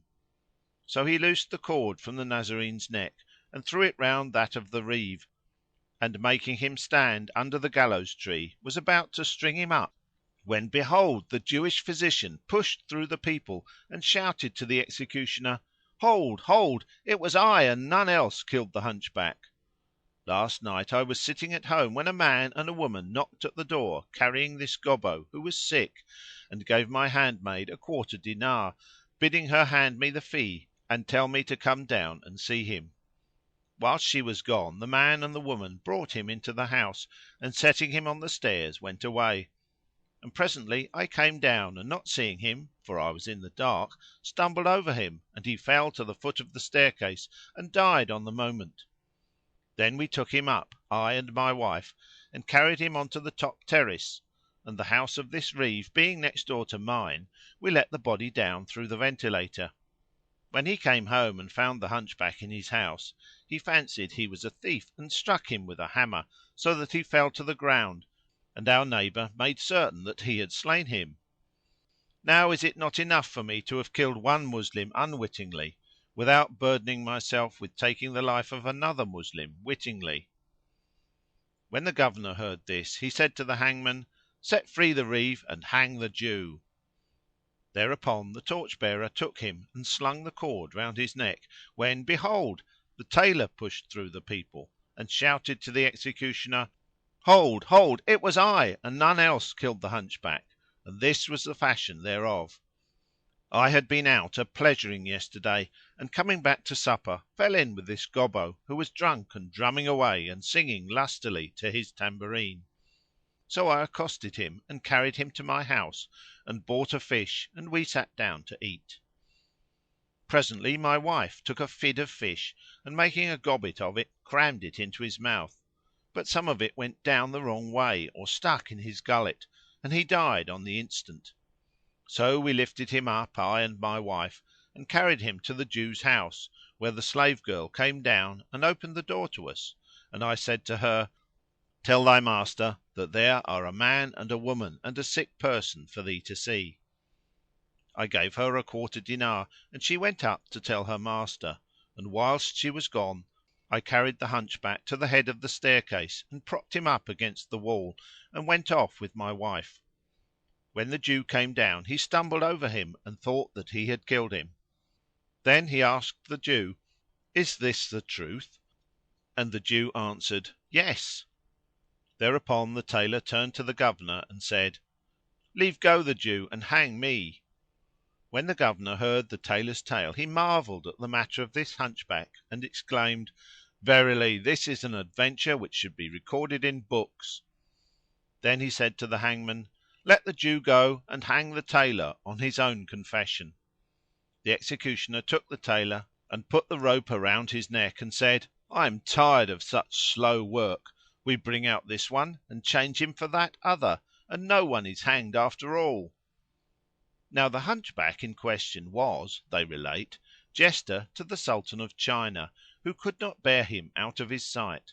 So when the fellow got drunk and did not make his appearance that night or the next day till noon, the Sultan asked some of his courtiers about him, and they answered, "O our lord, the Governor hath come upon him dead and hath ordered his murderer to be hanged; but as the hangman was about to hoist him up, there came a second and a third and a fourth, and each one said, 'It is I, and none else, killed the Hunchback;' and each gave a full and circumstantial account of the manner of the jester being killed. When the King heard this he cried aloud to the Chamberlain in waiting, "Go down to the Governor and bring me all four of them." So the Chamberlain went down at once to the place of execution, where he found the torch bearer on the point of hanging the Tailor, and shouted to him, "Hold! hold!" Then he gave the King's command to the Governor, who took the Tailor, the Jew, the Nazarene and the Reeve, the Hunchback's body being borne on men's shoulders, and went up with one and all of them to the King. When he came into the presence he kissed the ground and acquainted the ruler with the whole story, which it is needless to relate, for, as they say, there is no avail in a thrice told tale. The Sultan, hearing it, marvelled and was moved to mirth and commanded the story to be written in letters of liquid gold, saying to those present, "Did ye ever hear a more wondrous tale than that of my Hunchback?" Thereupon the Nazarene broker came forward and said, "O King of the age, with thy leave I will tell thee a thing which happened to myself and which is still more wondrous and marvellous and pleasurable and delectable than the tale of the Hunchback." Quoth the King, "Tell us what thou hast to say." So he began in these words: The Nazarene Broker's Story. O King of the age, I came to this thy country with merchandise, and destiny stayed me here with you; but my place of birth was Cairo in Egypt, where I also was brought up, for I am one of the Copts, and my father was a broker before me. When I came to man's estate he departed this life and I succeeded to his business. One day as I was sitting in my shop, behold, there came up to me a youth as handsome as could be, wearing sumptuous raiment and riding a fine ass.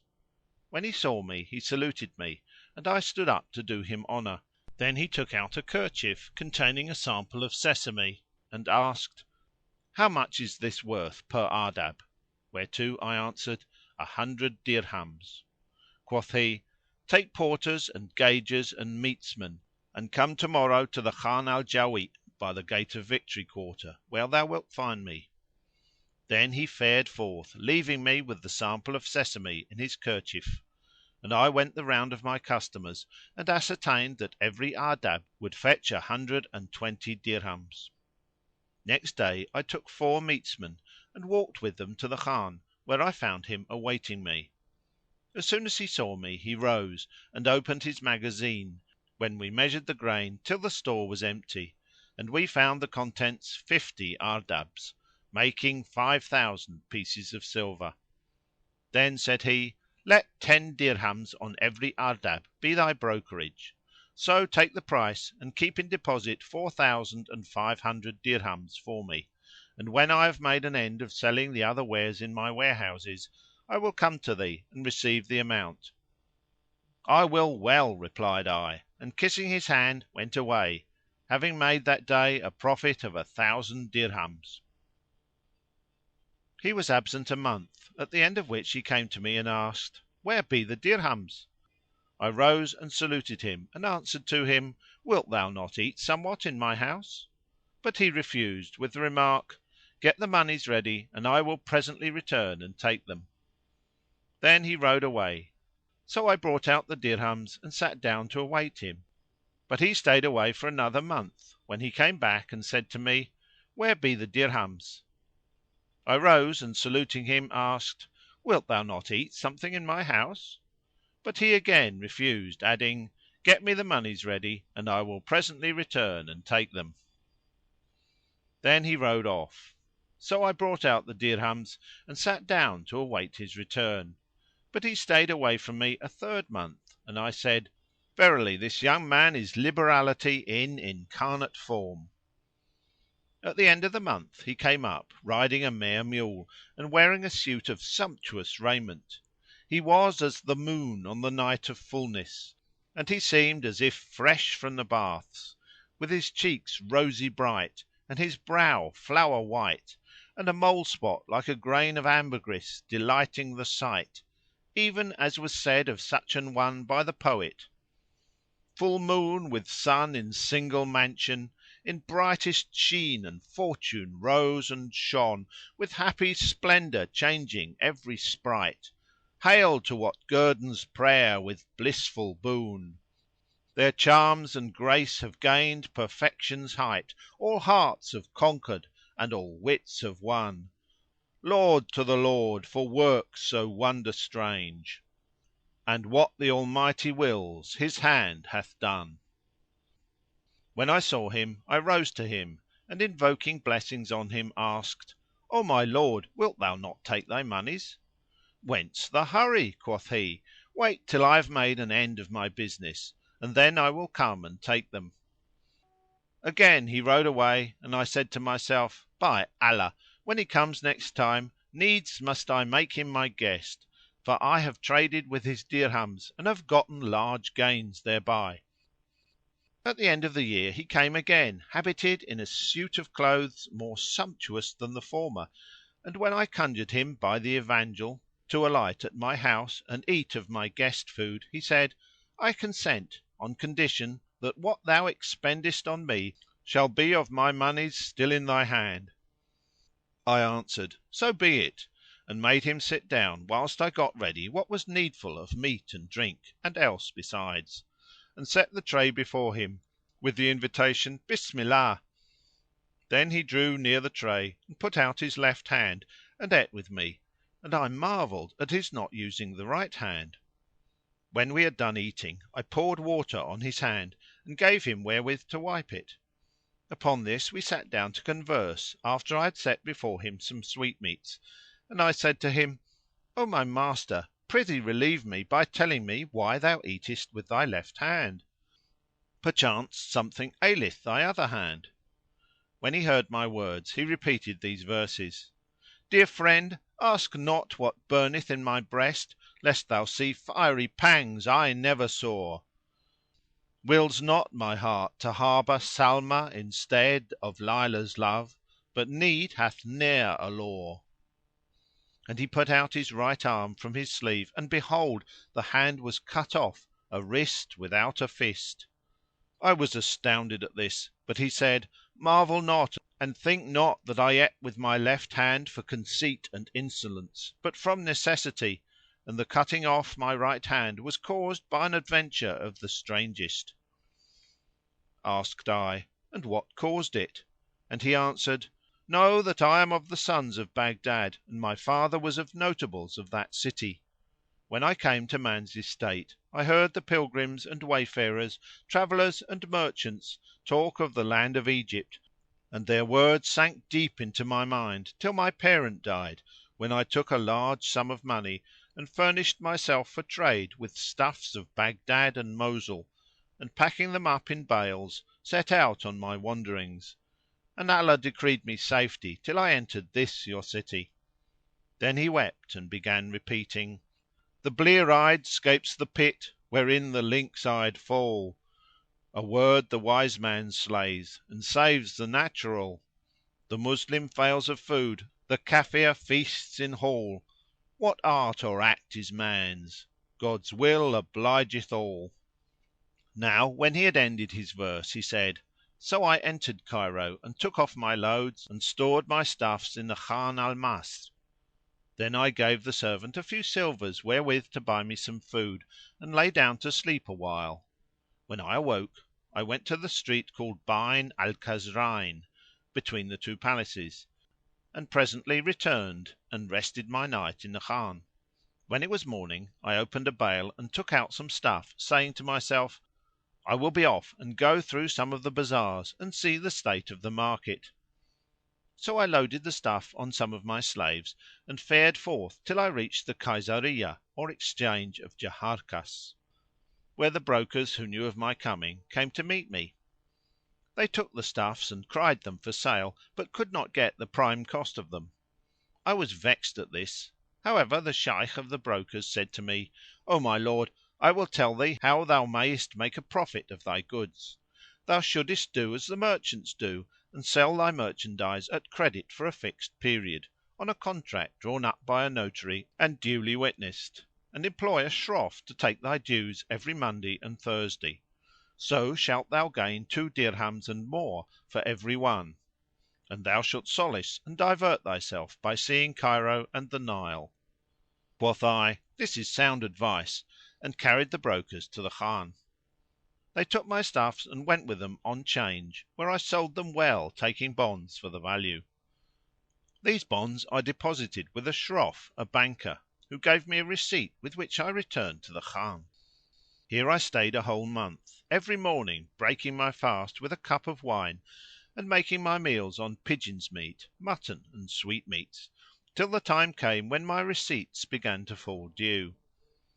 So every Monday and Thursday I used to go on 'change and sit in the shop of one or other of the merchants, whilst the notary and money changer went round to recover the monies from the traders, till after the time of mid-afternoon prayer, when they brought me the amount and I counted it and, sealing the bags, returned with them to the Khan. On a certain day, which happened to be a Monday, I went to the Hammam and thence back to my Khan, and sitting in my own room broke my fast with a cup of wine, after which I slept a little. When I awoke I ate a chicken and, perfuming my person, repaired to the shop of a merchant hight Badr al-Din al-Bost, or the gardener, who welcomed me, and we sat talking awhile till the bazar should open. Presently, behold, up came a lady of stately figure, wearing a head dress of the most magnificent, perfumed with the sweetest of scents, and walking with graceful swaying gait. And seeing me she raised her mantilla, allowing me a glimpse of her beautiful black eyes. She saluted Badr al-Din, who returned her salutation, and stood up and talked with her.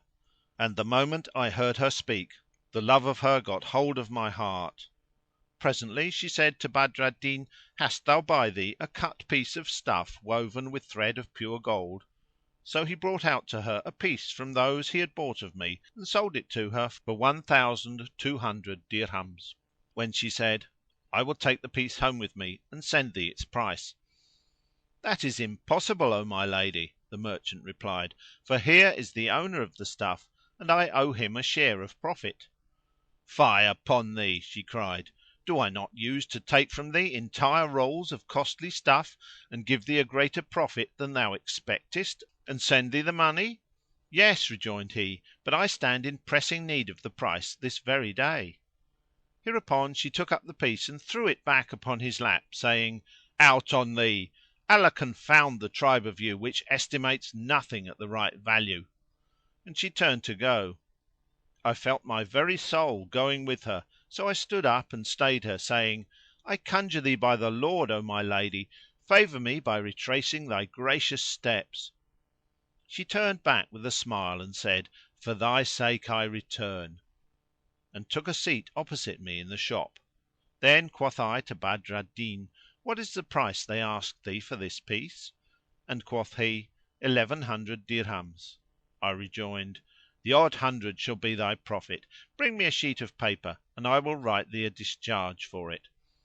Then I wrote him a receipt in my own handwriting and gave the piece to the lady, saying, Take it away with thee, and if thou wilt, bring me its price next bazar day, or, better still, accept it as my guest gift to thee.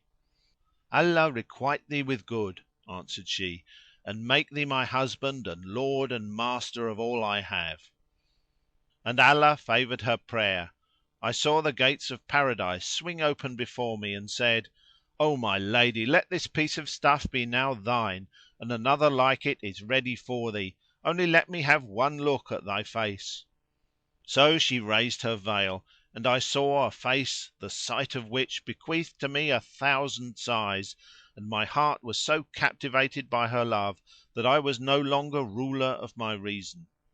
Then she let fall her face veil and, taking up the piece of stuff, said, "O my lord, make me not desolate by thine absence," and turned away and disappeared from my sight. I remained sitting on 'Change till past the hour of afternoon prayer, lost to the world by the love which had mastered me, and the violence of my passion compelled me to make inquiries concerning her of the merchant, who answered me, "This is a lady and a rich. She is the daughter of a certain Emir who lately died and left her a large fortune." Then I took leave of him and returned home to the Khan, where they set supper before me. But I could not eat for thinking of her, and when I lay down to sleep, sleep came not near me. So I watched till morning, when I arose and donned a change of raiment and drank a cup of wine, and after breaking my fast on some slight matter, I went to the merchant's shop where I saluted him and sat down by him. Presently up came the lady as usual, followed by a slave girl and wearing a dress more sumptuous than before, and she saluted me without noticing Badr al Din and said in fluent graceful speech, "Never heard I voice softer or sweeter. Send one with me to take the 1,200 dirhams, the price of the piece." "Why this hurry?" asked I, and she answered, "May we never lose thee!" and handed me the money. Then I sat talking with her and presently I signed to her in dumb show, whereby she understood that I longed to enjoy her person, and she rose up in haste with a show of displeasure. My heart clung to her and I went forth from the bazar and followed on her track. As I was walking, suddenly a black slave girl stopped me and said, "O my master, come speak with my mistress." At this I was surprised and replied, "There is none who knows me here." But she rejoined, "O my lord, how soon hast thou forgotten her? My lady is the same who was this day at the shop of such a merchant." Then I went with her to the Shroff's, where I found the lady, who drew me to her side and said, "O my beloved, thine image is firmly stamped upon my fancy, and love of thee hath gotten hold of my heart. From the hour I first saw thee, nor sleep nor food nor drink hath given me aught of pleasure." I replied, "The double of that suffering is mine, and my state dispenseth me from complaint." Then said she, "O my beloved, at thy house or at mine? I am a stranger here and have no place of reception save the Khan; so, by thy favour, it shall be at thy house." "So be it; but this is Friday night and nothing can be done till to morrow after public prayers. Go to the mosque and pray; then mount thine ass and ask for the Habbiya quarter, and when there, look out for the mansion of Al Nakib Barak, popularly known as Abu Shih the Syndic, for I live there; so do not delay, as I shall be expecting thee." I rejoiced with still greater joy at this and took leave of her and returned to my Khan, where I passed a sleepless night. Hardly was I assured that morning had dawned when I rose, changed my dress, perfumed myself with essences and sweet scents, and taking 50 dinars in a kerchief, went from the Khan Mas to the Zuwaylah Gate, where I mounted an ass and said to its owner, "Take me to the Habbaniyah." So he set off with me and brought up in the twinkling of an eye at a street known as Darb al Munkari, where I said to him, "Go in and ask for the Syndic's mansion." He was absent awhile and then returned and said, "Alight." "Go thou before me to the house," quoth I, adding, "Come back with the earliest light and bring me home." And he answered, "In Allah's name!" Whereupon I gave him a quarter dinar of gold and he took it and went his ways. Then I knocked at the door and out came two white slave girls, both young, high bosomed virgins as they were moons, and said to me, "Enter, for our mistress is expecting thee and she hath not slept the night long for her delight in thee." I passed through the vestibule into a saloon with 7 doors, floored with parti coloured marbles and furnished with curtains and hangings of coloured silks.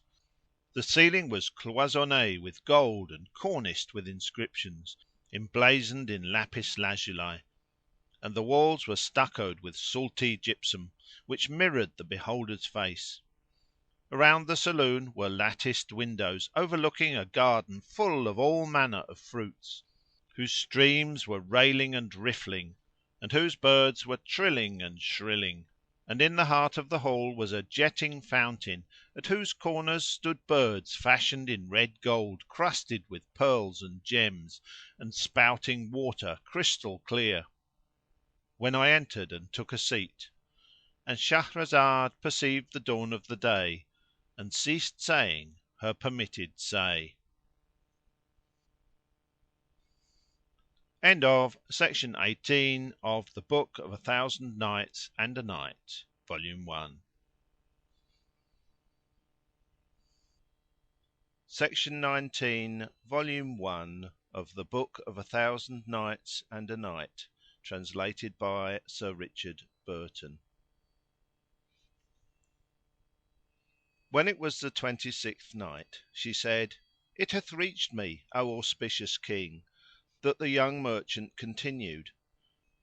When I entered and took a seat, the lady at once came in crowned with a diadem of pearls and jewels, her face dotted with artificial moles in indigo, her eyebrows pencilled with kohl, and her hands and feet reddened with henna.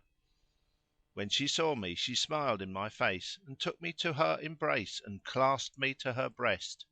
Then she put her mouth to my mouth and sucked my tongue, and I did likewise, and said, Can it be true, O my little darkling, thou art come to me? Adding, Welcome and good cheer to thee! By Allah, from the day I saw thee, sleep hath not been sweet to me, nor hath food been pleasant. Quoth I, Such hath also been my case, and I am thy slave, thy negro slave. Then we sat down to converse, and I hung my head earthwards in bashfulness. But she delayed not long ere she set before me a tray of the most exquisite viands, marinated meats, fritters soaked in bees' honeys, and chickens stuffed with sugar and pistachio nuts, whereof we ate till we were satisfied. Then they brought basin and ewer, and I washed my hands, and we scented ourselves with rose water musked, and sat down again to converse. Then she began repeating these couplets: Had we wist of thy coming, thy way had been strewn with the blood of our heart and the balls of our sight, our cheek as a footcloth to greet thee been thrown, that thy step on our eyelids should softly alight. And she kept plaining of what had befallen her, and I of what had betided me, and love of her got so firm hold of my heart that all my wealth seemed a thing of naught in comparison with her. Then we fell to toying and groping and kissing till nightfall, when the handmaidens set before us meats and a complete wine service, and we sat carousing till the noon of night, when we lay down and I lay with her. Never in my life saw I a night like that night. When morning morrowed I arose and took leave of her, throwing under the carpet bed the kerchief wherein were the dinars, and as I went out she wept and said, O my lord, when shall I look upon that lovely face again? I will be with thee at sunset, answered I, and going out found the donkey boy who had brought me the day before awaiting at the door. So I mounted ass and rode to the Khan of Masrur, where I alighted and gave the man a half dinar, saying, Return at sunset, and he said, I will. Then I breakfasted and went out to seek the price of my stuffs, after which I returned and, taking a roast lamb and some sweetmeats, called a porter and put the provision in his crate, and sent it to the lady, paying the man his hire. I went back to my business till sunset, when the ass driver came to me, and I took 50 dinars in a kerchief and rode to her house, where I found the marble floor swept, the brasses burnished, the branch lights burning, the wax candles ready lighted, the meat served up and the wine strained. When my lady saw me she threw her arms about my neck and cried, thou hast desolated me by thine absence." Then she set the tables before me and we ate till we were satisfied, when the slave girls carried off the trays and served up wine. We gave not over drinking till half the night was past, and being well warmed with drink we went to the sleeping chamber and lay there till morning. I then arose and fared forth from her, leaving the 50 dinars with her as before, and finding the donkey boy at the door, rode to the Khan and slept awhile.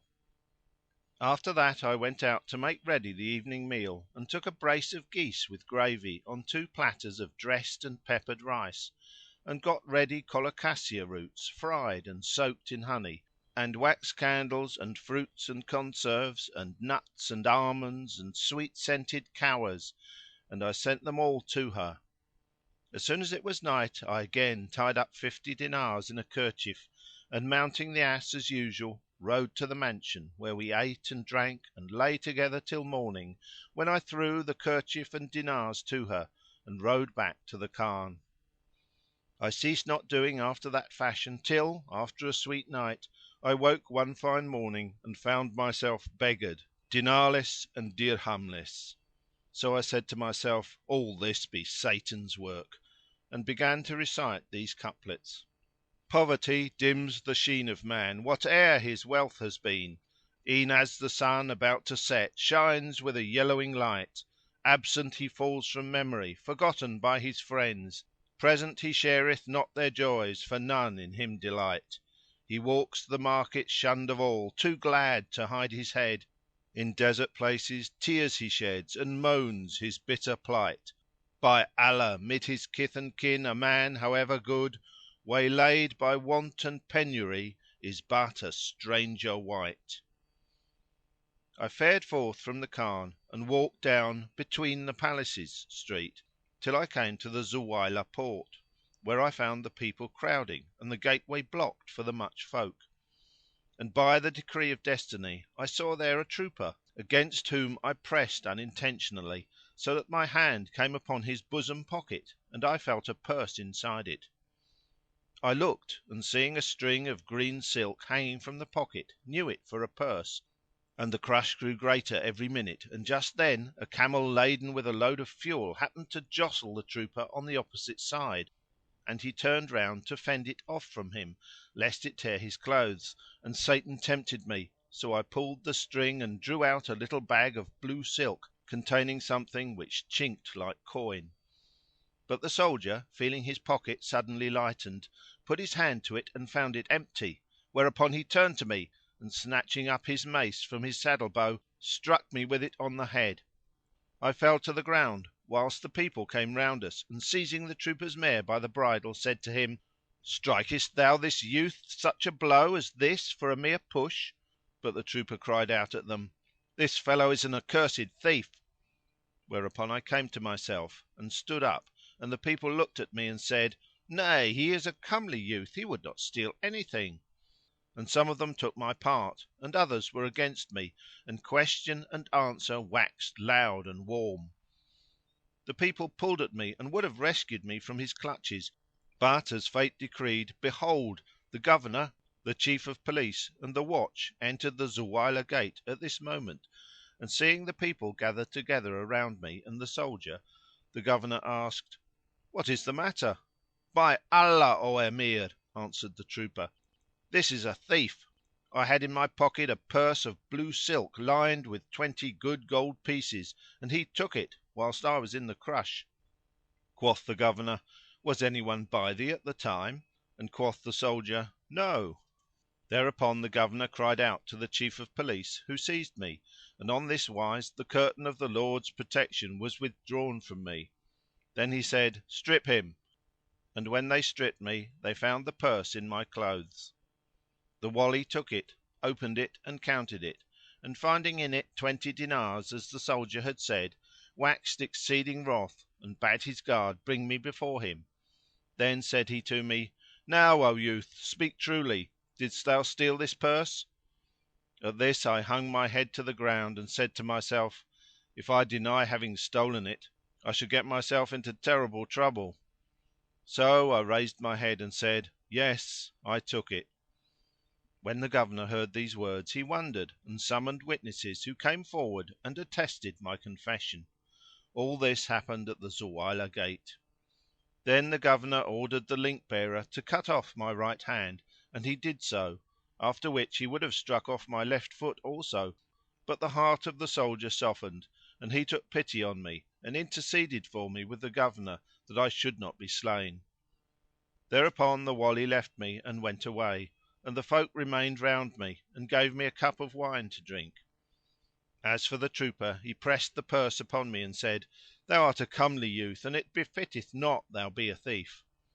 So I repeated these verses: I swear by Allah's name, fair sir, no thief was I, nor, O thou best of men, was I a bandit bred; but Fortune's change and chance o'erthrew me suddenly, and cark and care and penury my course misled.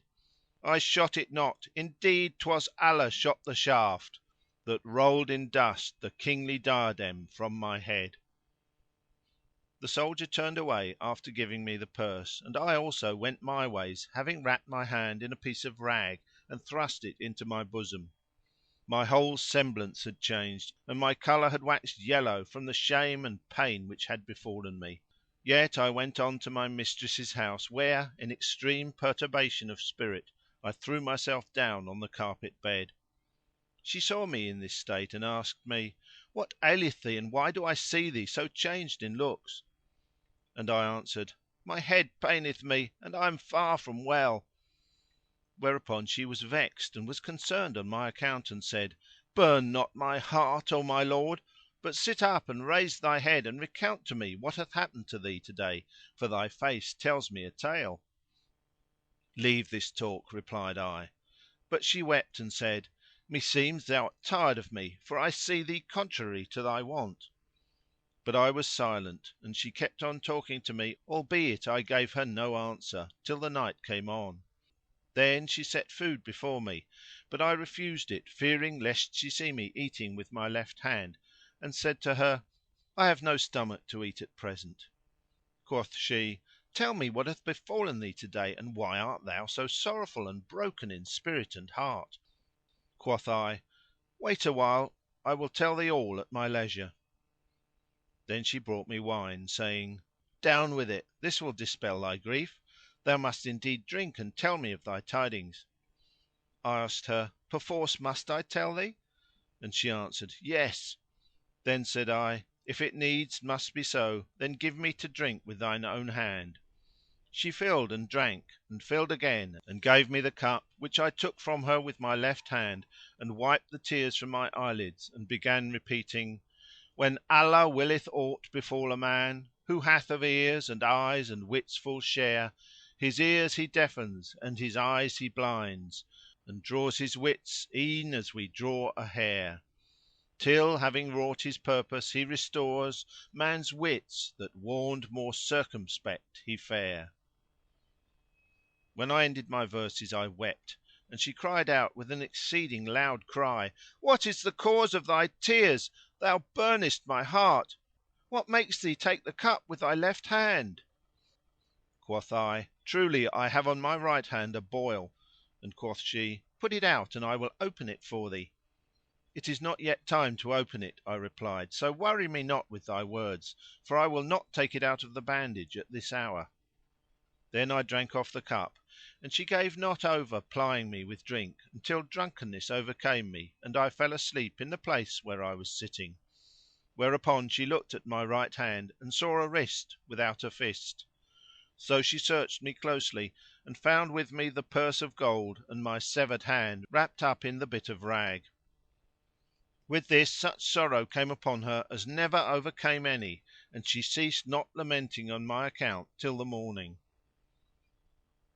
When I awoke I found that she had dressed me a dish of broth of 4 boiled chickens, which she brought to me together with a cup of wine. I ate and drank and laying down the purse would have gone out, but she said to me, "Whither away?" and I answered, "Where my business calleth me;" and said she, "Thou shalt not go; sit thee down." So I sat down and she resumed, "Hath thy love for me so overpowered thee that thou hast wasted all thy wealth and hast lost thy hand on my account? I take thee to witness against me, and also Allah be my witness, that I will never part with thee, but will die under thy feet; and soon thou shalt see that my words are true." Then she sent for the Kazi and witnesses and said to them, "Write my contract of marriage with this young man and bear ye witness that I have received the marriage settlement."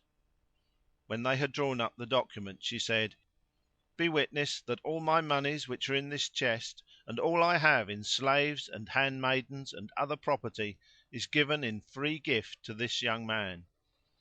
So they took act of this statement, enabling me to assume possession in right of marriage, and then withdrew, after receiving their fees. Thereupon she took me by the hand and, leading me to a closet, opened a large chest and said to me, "See what is herein." And I looked and behold, it was full of kerchiefs. Quoth she, "This is the money I had from thee, and every kerchief thou gavest me, containing 50 dinars, I wrapped up and cast into this chest. So now take thine own, for it returns to thee, and this day thou art become of high estate. Fortune and fate afflicted thee so that thou didst lose thy right hand for my sake, and I can never requite thee; nay, although I gave my life 'twere but little and I should still remain thy debtor." Then she added, "Take charge of thy property." So I transferred the contents of her chest to my chest, and added my wealth to her wealth which I had given her, and my heart was eased and my sorrow ceased. I stood up and kissed her and thanked her, and she said, "Thou hast given thy hand for the love of me, and how am I able to give thee an equivalent? By Allah, if I offered my life for thy love it were indeed but little and would not do justice to thy claim upon me." Then she made over to me by deed all that she possessed in clothes and ornaments of gold and pearls and goods and farms and chattels, and lay not down to sleep that night, being sorely grieved for my grief, till I told her the whole of what had befallen me. I passed the night with her, but before we had lived together a month's time she fell sorely sick and illness increased upon her by reason of her grief for the loss of my hand, and she endured but 50 days before she was numbered among the folk of futurity and the heirs of immortality. So I laid her out and buried her body in Mother Earth, and let make a pious perfection of the Koran for the health of her soul, and gave much money in alms for her. After which I turned me from the grave and returned to the house. There I found that she had left much substance in ready money and slaves, mansions, lands and domains, and among her storehouse was a granary of sesame seed, whereof I sold part to thee, and I had neither time nor inclination to take count with thee till I had sold the rest of the stock in store; nor indeed even now have I made an end of receiving the price. So I desire thou baulk me not in what I am about to say to thee. Twice have I eaten of thy food, and I wish to give thee as a present the monies for the sesame which are by thee. Such is the cause of the cutting off of my right hand and my eating with my left." "Indeed," said I, "thou hast shown me the utmost kindness and liberality." Then he asked me, "Why shouldst thou not travel with me to my native country, whither I am about to return with Cairene and Alexandrian stuffs?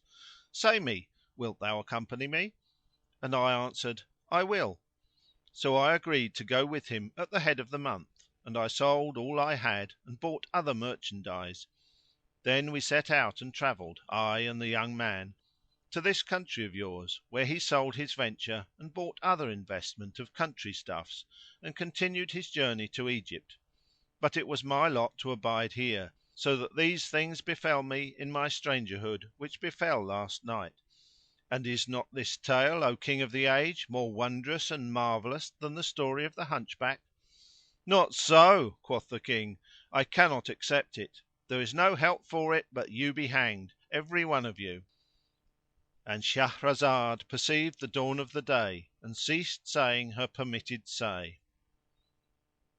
When it was the 27th Night, She said, It hath reached me, O auspicious King, that when the King of China declared, "There is no help for it but you be hanged," the Reeve of the Sultan's kitchen came forward and said, "If thou permit me, I will tell thee a tale of what befell me just before I found this Gobbo."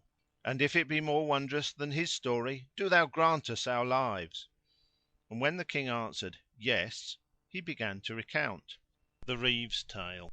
"Know, O King, that last night I was at a party where they made a perfection of the Koran and got together doctors of law and religion, skilled in recitation and intoning; and when the readers ended, the table was spread, and amongst other things they set before us was a marinated ragout flavoured with cumin seed.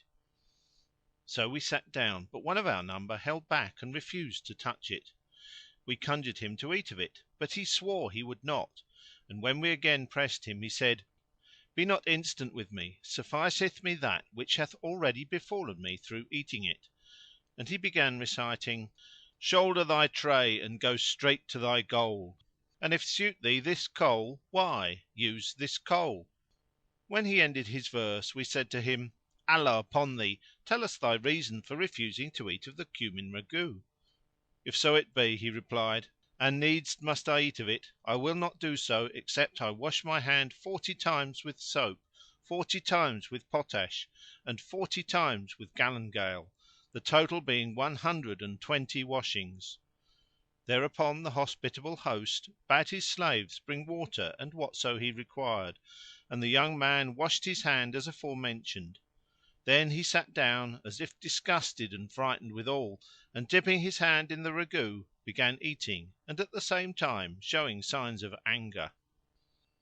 And we wondered at him with extreme wonderment, for his hand trembled and the morsel in it shook, and we saw that his thumb had been cut off and he ate with his 4 fingers only. So we said to him, "Allah upon thee, what happened to thy thumb? Is thy hand thus by the creation of God, or hath some accident befallen it?" "O my brothers," he answered, "it is not only thus with this thumb, but also with my other thumb and with both my great toes, as you shall see." So saying he uncovered his left hand and his feet, and we saw that the left hand was even as the right, and in like manner that each of his feet lacked its great toe. When we saw him after this fashion our amazement waxed still greater and we said to him, "We have hardly patience enough to await thy history and to hear the manner of the cutting off of thy thumbs and the reason of thy washing both hands 120 times." "Know then," said he, "that my father was chief of the merchants and the wealthiest of them all in Baghdad city during the reign of the Caliph Harun al Rashid, and he was much given to wine drinking and listening to the lute and other instruments of pleasaunce, so that when he died he left nothing. I buried him and had perfections of the Koran made for him and mourned him days and nights. Then I opened his shop and found that he had left in it few goods while his debts were many.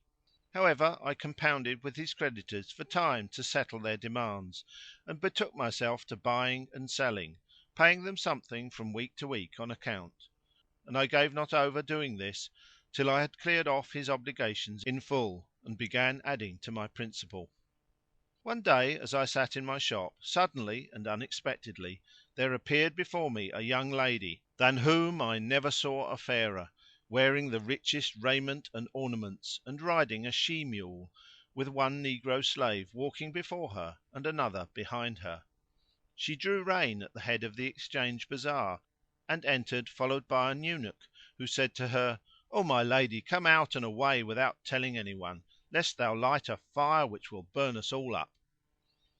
Moreover, he stood before her guarding her from view whilst she looked at the merchants' shops.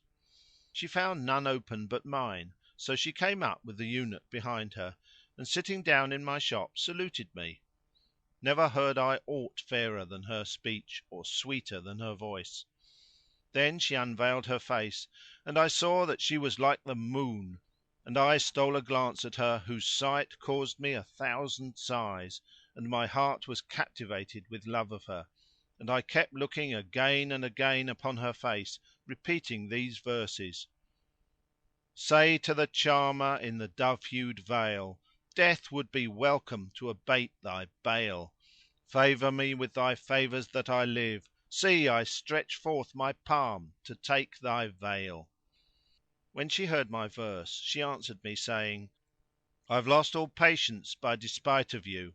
My heart knows nothing save love plight to you. If aught I sight save charms so bright of you, my parting end not in the sight of you. I swear I'll ne'er forget the right of you, and fain this breast would soar to height of you. You made me drain the love cup, and I lief a love cup tender for delight of you. Take this my form where'er you go, and when you die, entomb me in the sight of you. Call on me in my grave, and hear my bones sigh their responses to the shright of you. And were I asked, of God what wouldst thou see? I answer, first His will, then thy decree. When she ended her verse she asked me, O youth, hast thou any fair stuffs by thee? And I answered, O my lady, thy slave is poor, but have patience till the merchants open their shops, and I will suit thee with what thou wilt. Then we sat talking, I and she, and I was drowned in the sea of her love, dazed in the desert of my passion for her, till the merchants opened their shops, when I rose and fetched her all she sought to the tune of 5,000 dirhams. She gave the stuff to the eunuch and, going forth by the door of the exchange, she mounted mule and went away, without telling me whence she came, and I was ashamed to speak of such trifle. When the merchants dunned me for the price, I made myself answerable for 5,000 dirhams and went home drunken with the love of her. They set supper before me and I ate a mouthful, thinking only of her beauty and loveliness, and sought to sleep, but sleep came not to me. And such was my condition for a whole week, when the merchants required their monies of me, but I persuaded them to have patience for another week, at the end of which time she again appeared mounted on a she mule and attended by her eunuch and her 2 slaves. She saluted me and said, O my master, we have been long in bringing thee the price of the stuffs, but now fetch the shroff and take thy monies. So I sent for the money changer, and the eunuch counted out the coin before him and made it over to me. Then we sat talking, I and she, till the market opened, when she said to me, Get me this and that. So I got her from the merchants whatso she wanted, and she took it and went away without saying a word to me about the price. As soon as she was out of sight I repented me of what I had done, for the worth of the stuffs bought for her amounted to 1,000 dinars, and I said in my soul, What manner of love is this? She hath brought me 5,000 dirhams and hath taken goods for 1,000 dinars. I feared lest I should be beggared through having to pay the merchants their money, and I said, They know none other but me. This lovely lady is naught but a cheat and a swindler, who hath diddled me with her beauty and grace, for she saw that I was a mere youth and laughed at me for not asking her address. I ceased not to be troubled by these doubts and fears, as she was absent more than a month, till the merchants pestered me for their money and were so hard upon me that I put up my property for sale and stood on the very brink of ruin. However, as I was sitting in my shop one day, drowned in melancholy musings, she suddenly rode up and, dismounting at the bazar gate, came straight towards me. When I saw her all my cares fell from me and I forgot every trouble. She came close up to me and greeted me with her sweet voice and pleasant speech, and presently said, Fetch me the shroff and weigh thy money.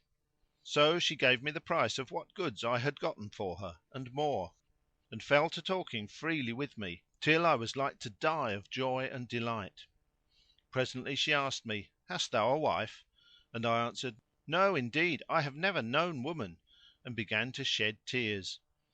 Quoth she, Why weepest thou? Quoth I, It is nothing. Then, giving the eunuch some of the gold pieces, I begged him to be go between in the matter, but he laughed and said, She is more in love with thee than thou with her. She hath no occasion for the stuffs she hath bought of thee, and did all this only for love of thee. So ask of her what thou wilt, and she will deny thee nothing. When she saw me giving the dinars to the eunuch, she returned and sat down again, and I said to her, Be charitable to thy slave and pardon him what he is about to say. Then I told her what was in my mind, and she assented and said to the eunuch, Thou shalt carry my message to him, adding to me, And do thou whatso the eunuch biddeth thee. Then she got up and went away, and I paid the merchants their monies and they all profited; but as for me, regret at the breaking off of our intercourse was all my gain, and I slept not the whole of that night. However, before many days passed her eunuch came to me and I entreated him honourably and asked him after his mistress. "Truly she is sick with love of thee," he replied, and I rejoined, "Tell me who and what she is." Quoth he, "The Lady Zubaydah, Queen Consort of Harun al Rashid, brought her up as a rearling and hath advanced her to be stewardess of the Harim and gave her the right of going in and out of her own sweet will. She spoke to her lady of thee and begged her to marry her to thee; but she said, 'I will not do this till I see the young man, and if he be worthy of thee I will marry thee to him.' So now we look for the moment to smuggle thee into the palace, and if thou succeed in entering privily thou wilt win thy wish to wed her; but if the affair get wind, the Lady Zubaydah will strike off thy head. What sayest thou to this?" I answered, "I will go with thee and abide the risk whereof thou speakest." Then said he, "As soon as it is night, go to the mosque built by the Lady Zubaydah on the Tigris and pray the night prayers and sleep there." "With love and gladness," cried I. So at nightfall I repaired to the mosque where I prayed and passed the night. With the earliest dawn, behold, came sundry eunuchs in a skiff with a number of empty chests, which they deposited in the mosque. Then all of them went their ways but one, and looking curiously at him I saw he was our go between. Presently in came the handmaiden, my mistress, walking straight up to us, and I rose to her and embraced her while she kissed me and shed tears. We talked awhile, after which she made me get into one of the chests which she locked upon me. Presently the other eunuchs came back with a quantity of packages, and she fell to stowing them in the chests, which she locked down one by one, till all were shut. When all was done the eunuchs embarked the chests in the boat and made for the Lady Zubaydah's palace. With this thought began to beset me and I said to myself, "Verily thy lust and wantonness will be the death of thee, and the question is, after all, shalt thou win to thy wish or not?" And I began to weep, boxed up as I was in the box and suffering from cramp; and I prayed Allah that He deliver me from the dangerous strait I was in, whilst the boat gave not over going on till it reached the palace gate, where they lifted out the chests, and amongst them that in which I was. Then they carried them in, passing through a troop of eunuchs, guardians of the Harim and of the ladies behind the curtain, till they came to the post of the eunuch in chief, who started up from his slumbers and shouted to the damsel, "What is in those chests?" "They are full of wares for the Lady Zubaydah." "Open them one by one that I may see what is in them." "And wherefore wouldst thou open them? Give me no words and exceed not in talk. These chests must and shall be opened." So saying he sprang to his feet, and the first which they brought to him to open was that wherein I was; and when I felt his hands upon it my senses failed me and I bepissed myself in my funk, the water running out of the box. Then said she to the eunuch in chief, "O steward, thou wilt cause me to be killed and thyself too, for thou hast damaged goods worth 10,000 dinars. This chest contains coloured dresses and 4 gallon flasks of Zemzem water, and now one of them hath got unstoppered and the water is running out over the clothes and it will spoil their colours." The eunuch answered, "Take up thy boxes and get thee gone, to the curse of God."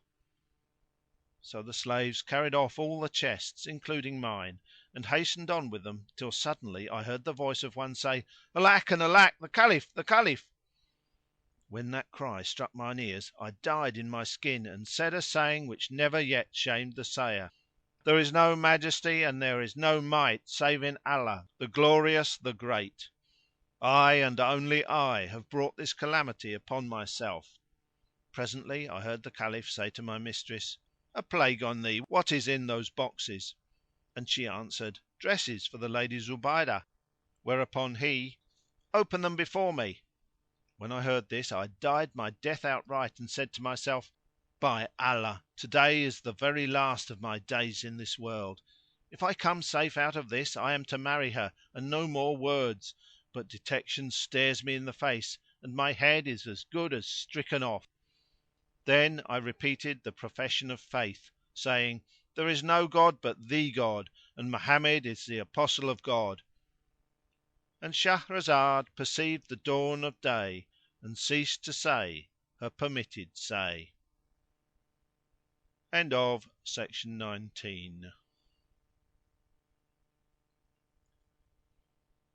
Section 20, Volume 1 of the Book of 1000 Nights and a Night, translated by Sir Richard Burton. When it was the 28th Night, she said, It hath reached me, O auspicious King, that the young merchant continued as follows.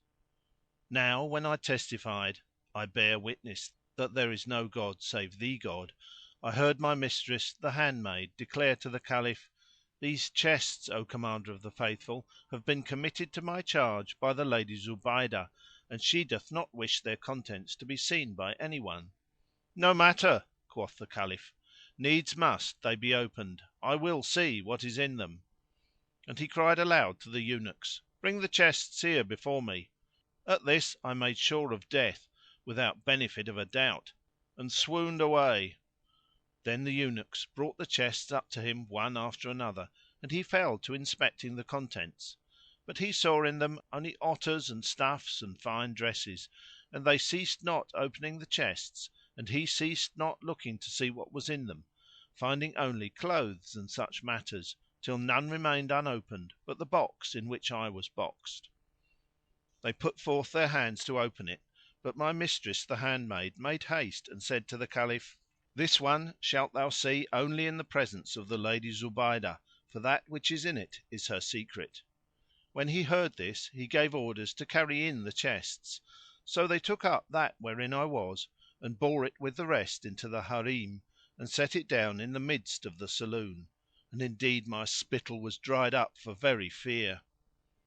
Then my mistress opened the box and took me out, saying, "Fear not; no harm shall betide thee now nor dread; but broaden thy breast and strengthen thy heart and sit thee down till the Lady Zubaydah come, and surely thou shalt win thy wish of me." So I sat down and after a while in came 10 handmaidens, virgins like moons, and ranged themselves in 2 rows, 5 facing 5; and after them 20 other damsels, high bosomed virginity, surrounding the Lady Zubaydah, who could hardly walk for the weight of her raiment and ornaments. As she drew near, the slave girls dispersed from around her, and I advanced and kissed the ground between her hands. She signed to me to sit, and, when I sat down before her chair, she began questioning me of my forbears and family and condition, to which I made such answers that pleased her, and she said to my mistress, "Our nurturing of thee, O damsel, hath not disappointed us."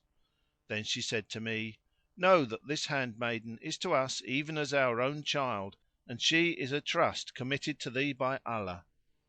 I again kissed the ground before her, well pleased that I should marry my mistress, and she bade me abide 10 days in the palace. So I abode there 10 days, during which time I saw not my mistress nor anybody save one of the concubines, who brought me the morning and evening meals. After this the Lady Zubaydah took counsel with the Caliph on the marriage of her favourite handmaid, and he gave her leave and assigned to her a wedding portion of 10,000 gold pieces. So the Lady Zubaydah sent for the Kazi and witnesses, who wrote our marriage contract; after which the women made ready sweetmeats and rich viands and distributed them among all the Odahs of the Harim. Thus they did other 10 days, at the end of which time my mistress went to the baths. Meanwhile they set before me a tray of food whereon were various meats, and among those dishes, which were enough to daze the wits, was a bowl of cumin ragout containing chickens' breasts, fricandoed and flavoured with sugar, pistachios, musk and rose water. Then, by Allah, fair sirs, I did not long hesitate, but took my seat before the ragout and fell to and ate of it till I could no more. After this I wiped my hands but forgot to wash them, and sat till it grew dark, when the wax candles were lighted and the singing women came in with their tambourines and proceeded to display the bride in various dresses and to carry her in procession from room to room all round the palace, getting their palms crossed with gold. Then they brought her to me and disrobed her. When I found myself alone with her on the bed, I embraced her, hardly believing in our union. But she smelt the strong odours of the ragout upon my hands and forthwith cried out with an exceedingly loud cry, at which the slave girls came running to her from all sides. I trembled with alarm, unknowing what was the matter, and the girls asked her, "What aileth thee, O our sister?" She answered them, "Take this madman away from me. I had thought he was a man of sense." Quoth I to her, "What makes thee think me mad?" Quoth she, "Thou madman! What made thee eat of cumin ragout and forget to wash thy hand? By Allah, I will requite thee for thy misconduct. Shall the like of thee come to bed with the like of me with unclean hands?" Then she took from her side a plaited scourge and came down with it on my back and the place where I sit, till her forearms were benumbed and I fainted away from the much beating. When she said to the handmaids, "Take him and carry him to the Chief of Police, that he may strike off the hand wherewith he ate of the cumin ragout and which he did not wash." When I heard this I said, "There is no Majesty and there is no Might save in Allah! Wilt thou cut off my hand because I ate of a cumin ragout and did not wash?" The handmaidens also interceded with her and kissed her hand, saying, "O our sister, this man is a simpleton; punish him not for what he hath done this nonce." But she answered, "By Allah, there is no help but that I dock him of somewhat, especially the offending member." Then she went away and I saw no more of her for 10 days, during which time she sent me meat and drink by a slave girl, who told me that she had fallen sick of the smell of the cumin ragout. After that time she came to me and said, "O black of face, I will teach thee how to eat cumin ragout without washing thy hands." Then she cried out to the handmaids, who pinioned me, and she took a sharp razor and cut off my thumbs and great toes, even as you see, O fair assembly. Thereupon I swooned away and she sprinkled some powder of healing herbs upon the stumps, and when the blood was stanched I said, "Never again will I eat of cumin ragout without washing my hands 40 times with potash and 40 times with galangale and 40 times with soap." And she took of me an oath and bound me by a covenant to that effect. When therefore you brought me the cumin ragout, my colour changed and I said to myself, "It was this very dish that caused the cutting off of my thumbs and great toes;" and when you forced me I said, "Needs must I fulfil the oath I have sworn." "And what befell thee after this?" asked those present; and he answered, "When I swore to her, her anger was appeased and I slept with her that night. We abode thus awhile till she said to me one day, 'Verily the palace of the Caliph is not a pleasant place for us to live in, and none ever entered it save thyself, and thou only by grace of the Lady Zubaydah. Now she hath given me 50,000 dinars," adding, "Take this money and go out and buy us a fair dwelling house." So I fared forth and bought a fine and spacious mansion, whither she removed all the wealth she owned and what riches I had gained in stuffs and costly rarities. Such is the cause of the cutting off of my thumbs and great toes. We ate, continued the Reeve, and were returning to our homes, when there befell me with the Hunchback that thou wottest of. This then is my story and peace be with thee. Quoth the King, "This story is on no wise more delectable than the story of the Hunchback; nay, it is even less so, and there is no help for the hanging of the whole of you." Then came forward the Jewish physician and kissing the ground said, "O King of the Age, I will tell thee an history more wonderful than that of the Hunchback." "Tell on," said the King of China. So he began the Tale of the Jewish Doctor. Right marvellous was a matter which came to pass to me in my youth. I lived in Damascus of Syria studying my art, and one day, as I was sitting at home, behold, there came to me a Mameluke from the household of the Sahib and said to me, "Speak with my lord." So I followed him to the Viceroy's house and, entering the great hall, saw at its head a couch of cedar plated with gold, whereon lay a sickly youth beautiful withal, fairer than he one could not see. I sat down by his head and prayed to Heaven for a cure, and he made me a sign with his eyes. So I said to him, "O my lord, favour me with thy hand and safety be with thee!" Then he put forth his left hand and I marvelled thereat and said, "By Allah, strange that this handsome youth, the son of a great house, should so lack good manners! This can be nothing but pride and conceit." However, I felt his pulse and wrote him a prescription and continued to visit him for 10 days, at the end of which time he recovered and went to the Hammam; whereupon the Viceroy gave me a handsome dress of honour and appointed me superintendent of the hospital which is in Damascus. I accompanied him to the baths, the whole of which they had kept private for his accommodation, and the servants came in with him and took off his clothes within the bath, and when he was stripped I saw that his right hand had been newly cut off, and this was the cause of his weakliness. At this I was amazed and grieved for him; then, looking at his body, I saw on it the scars of scourge stripes, whereto he had applied unguents. I was troubled at the sight and my concern appeared in my face. The young man looked at me and, comprehending the matter, said, "O physician of the age, marvel not at my case. I will tell thee my story as soon as we quit the baths." Then we washed and, returning to his house, ate somewhat of food and took rest awhile; after which he asked me, "What sayest thou to solacing thee by inspecting the supper hall?" And I answered, "So let it be." Thereupon he ordered the slaves to carry out the carpets and cushions required and roast a lamb and bring us some fruit. They did his bidding and we ate together, he using the left hand for the purpose. After a while I said to him, "Now tell me thy tale." "O physician of the age," replied he, "hear what befell me. Know that I am of the sons of Mosul, where my grandfather died leaving 9 children, of whom my father was the eldest. All grew up and took to them wives, but none of them was blessed with offspring except my father, to whom Providence vouchsafed me. So I grew up amongst my uncles who rejoiced in me with exceeding joy till I came to man's estate.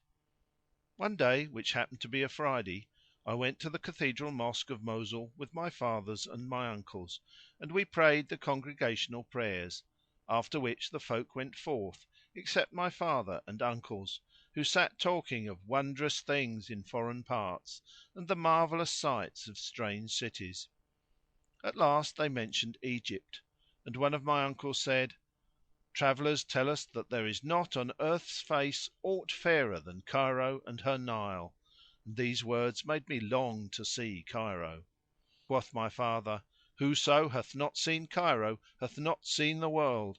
Her dust is golden and her Nile a miracle holden, and her women are as houris fair, puppets, beautiful pictures.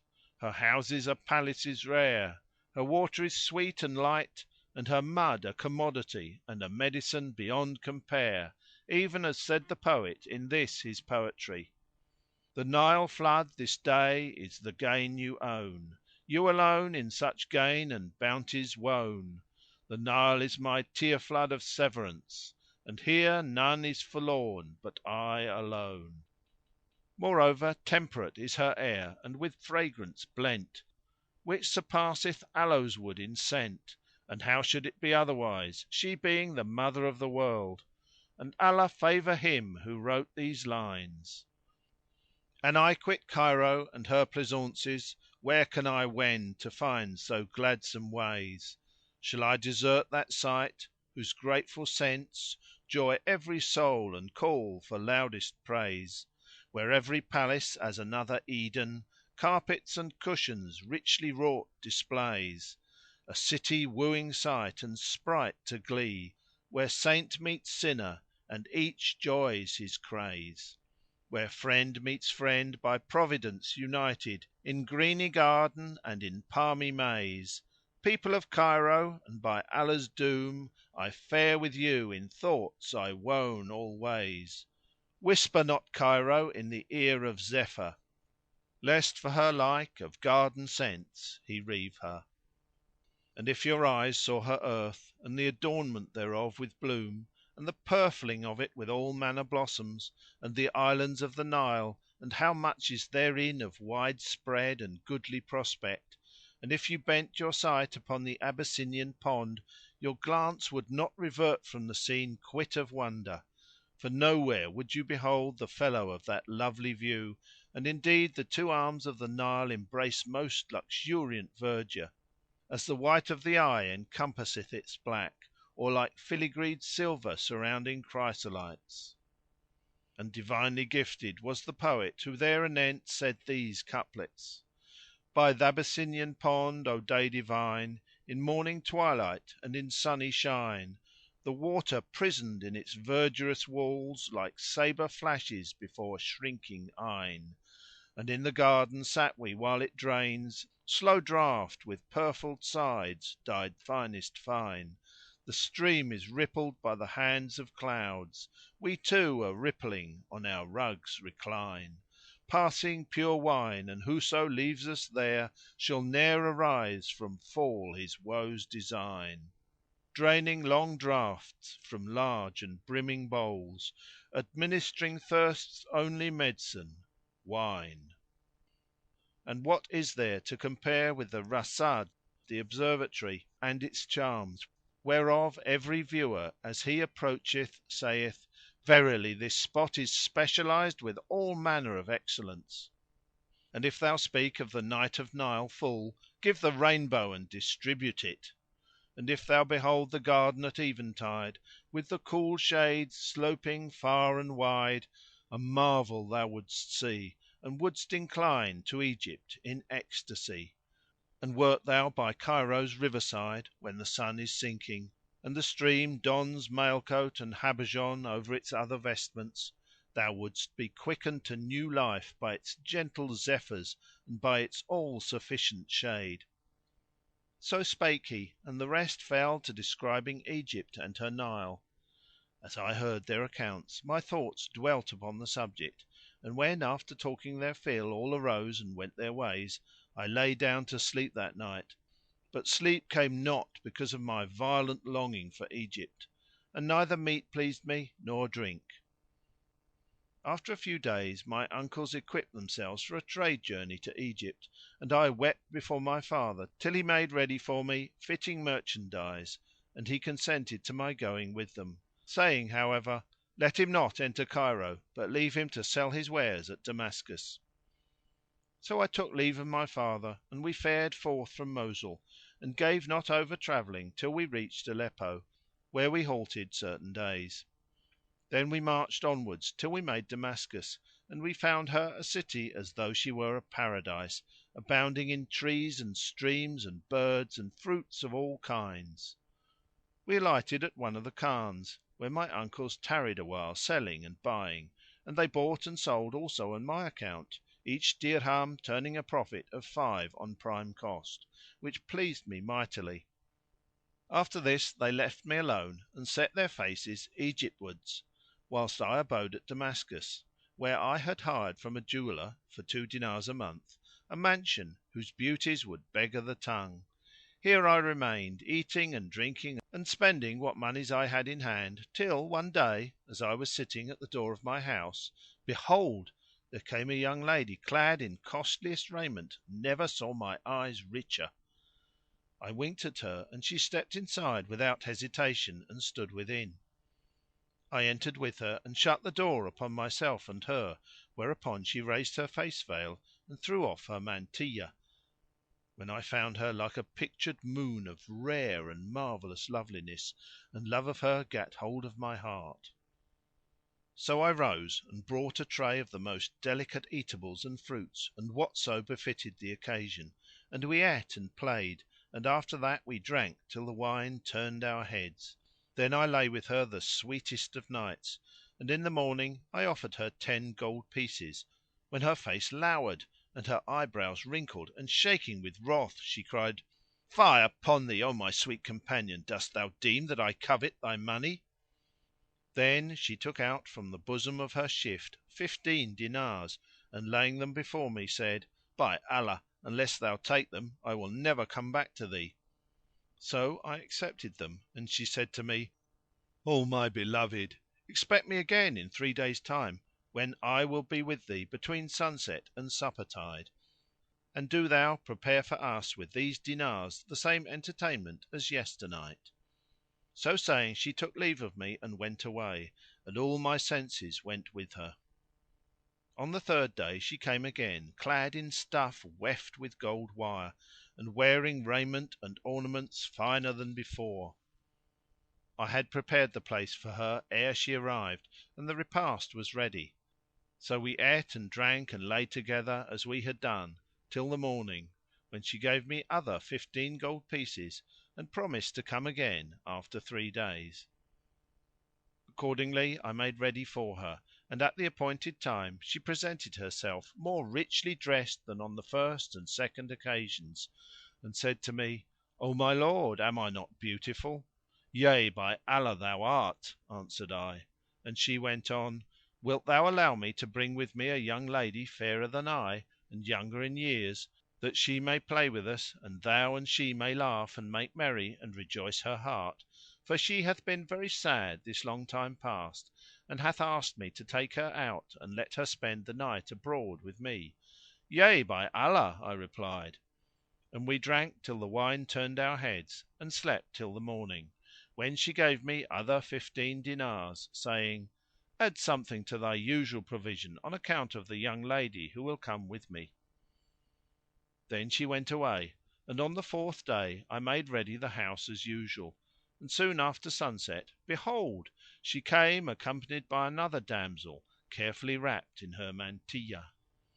They entered and sat down, and when I saw them I repeated these verses: How dear is our day and how lucky our lot, when the cynic's away with his tongue malign; when love and delight and the swimming of head send cleverness trotting, the best boon of wine; when the full moon shines from the cloudy veil and the branchlet sways in her greens that shine; when the red rose mantles in freshest cheek and Narcissus opeth his love sick eyne; when pleasure with those I love is so sweet, when friendship with those I love is complete.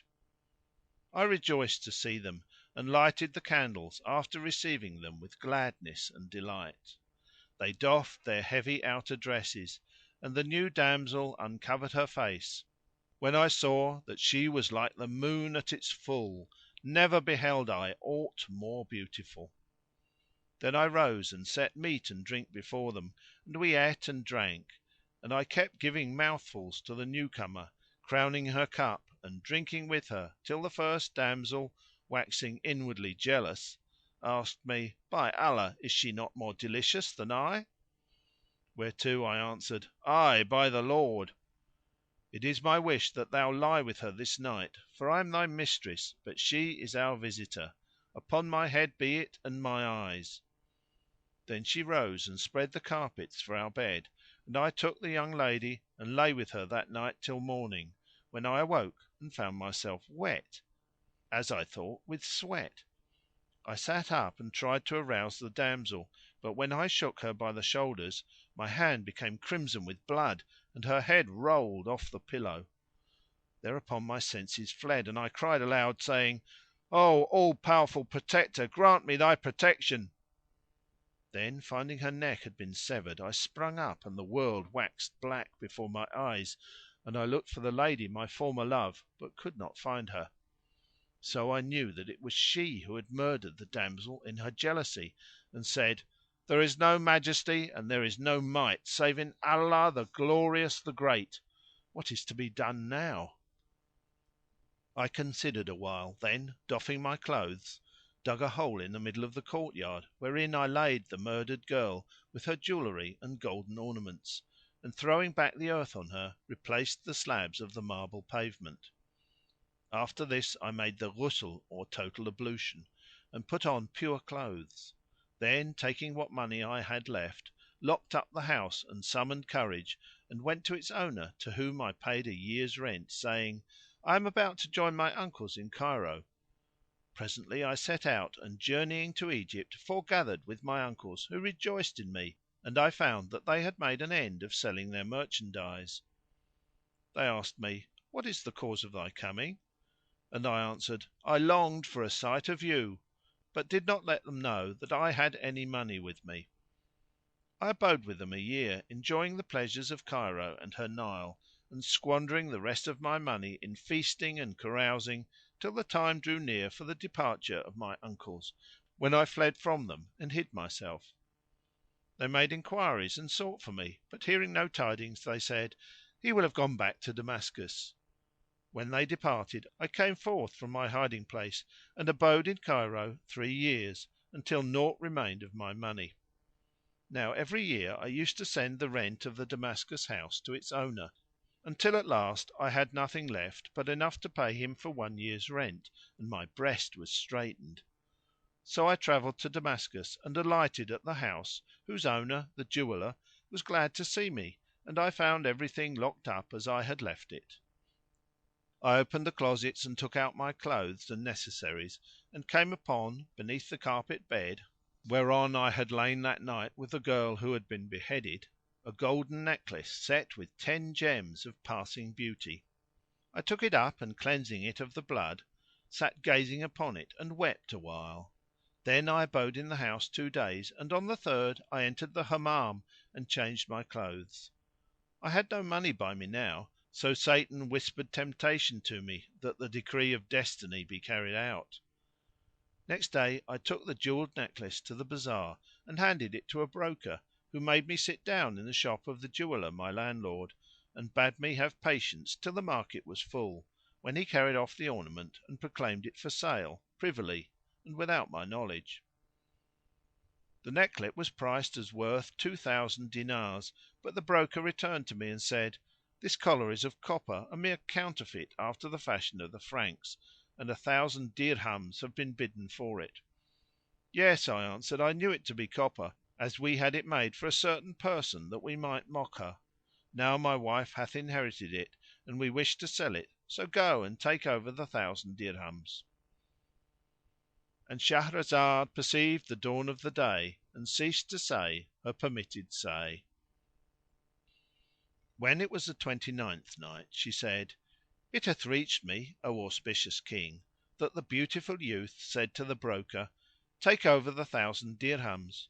And when the broker heard this he knew that the case was suspicious.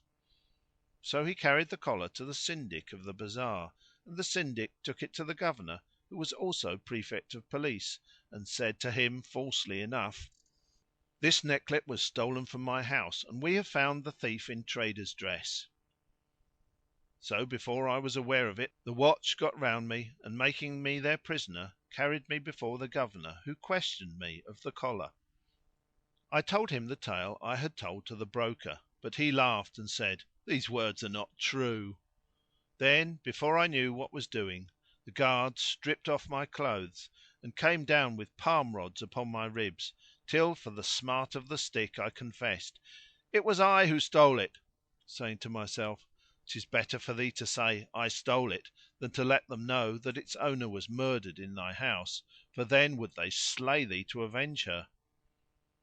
So they wrote down that I had stolen it and they cut off my hand and scalded the stump in oil, when I swooned away for pain.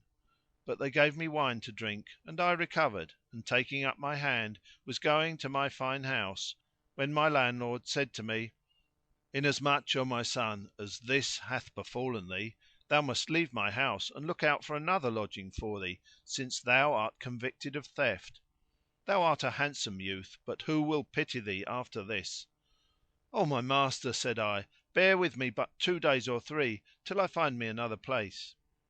He answered, "So be it," and went away and left me. I returned to the house, where I sat weeping and saying, "How shall I go back to my own people with my hand lopped off and they know not that I am innocent? Perchance even after this Allah may order some matter for me." And I wept with exceeding weeping; grief beset me and I remained in sore trouble for 2 days. But on the third day my landlord came suddenly in to me and with him some of the guard and the Syndic of the bazar, who had falsely charged me with stealing the necklet. I went up to them and asked, "What is the matter?" However, they pinioned me without further parley and threw a chain about my neck, saying, "The necklace which was with thee hath proved to be the property of the Wazir of Damascus, who is also her Viceroy." And they added, "It was missing from his house 3 years ago at the same time as his younger daughter." When I heard these words my heart sank within me and I said to myself, "Thy life is gone beyond a doubt. By Allah, needs must I tell the Chief my story; and, if he will, let him kill me, and if he please, let him pardon me." So they carried me to the Wazir's house and made me stand between his hands. When he saw me he glanced at me out of the corner of his eye and said to those present, "Why did ye lop off his hand? This man is unfortunate and there is no fault in him; indeed ye have wronged him in cutting off his hand." When I heard this I took heart and my soul presaging good, I said to him, "By Allah, O my lord, I am no thief; but they calumniated me with a vile calumny and they scourged me midmost the market, bidding me confess till, for the pain of the rods, I lied against myself and confessed the theft, albeit I am altogether innocent of it." "Fear not," quoth the Viceroy, "no harm shall come to thee." Then he ordered the Syndic of the bazar to be imprisoned and said to him, "Give this man the blood money for his hand, and if thou delay I will hang thee and seize all thy property." Moreover he called to his guards who took him and dragged him away, leaving me with the Chief.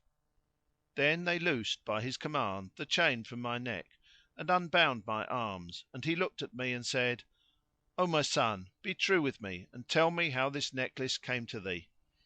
And he repeated these verses: "Truth best befits thee, albeit truth shall bring thee to burn on the threatened fire." "By Allah, O my lord," answered I will tell thee nothing but the truth."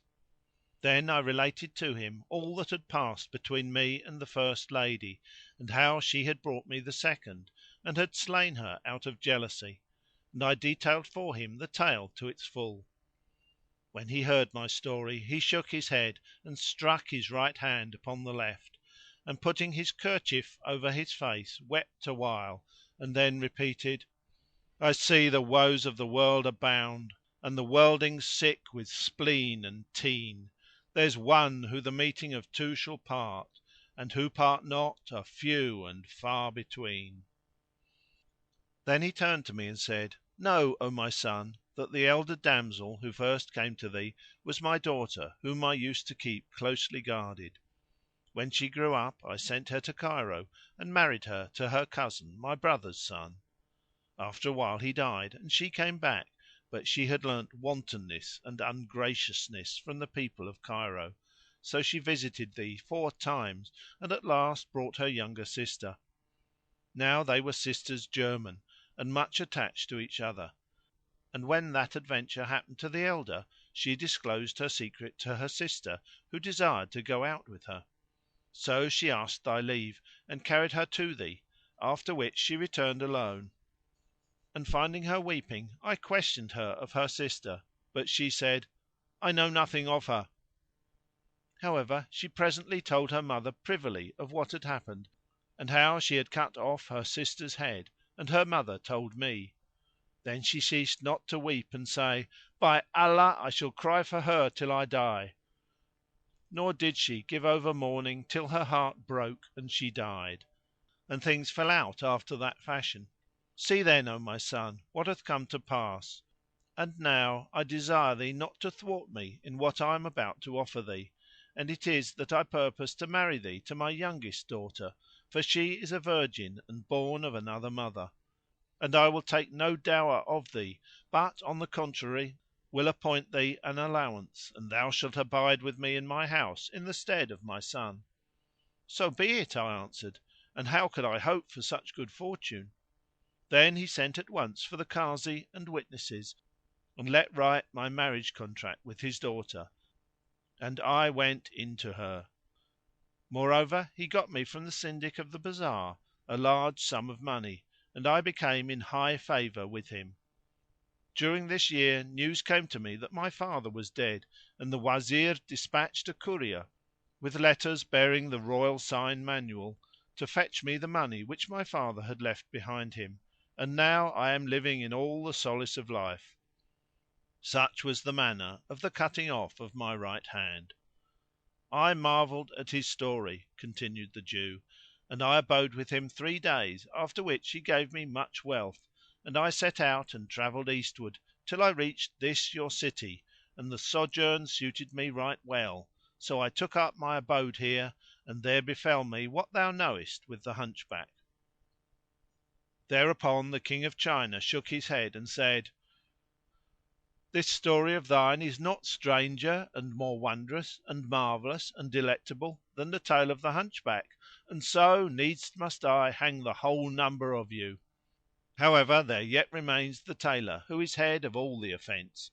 And he added, "O Tailor, if thou canst tell me anything more wonderful than the story of the Hunchback, I will pardon you all your offences." Thereupon the man came forward and began to tell the tale of the Tailor. Section 20. The Book of 1000 Nights and a Night, Section 21. Know, O King of the Age, that most marvellous was that which befell me but yesterday, before I foregathered with the Hunchback. It so chanced that in the early day I was at the marriage feast of one of my companions, who had gotten together in his house some 20 of the handicraftsmen of the city, amongst them tailors and silk spinners and carpenters and others of the same kidney. As soon as the sun had risen, they set food before us that we might eat, when behold, the master of the house entered, and with him a foreign youth and well favoured of the people of Baghdad, wearing clothes as handsome could be, and he was of right comely presence save that he was lame of one leg. He came and saluted us, and we stood up to receive him.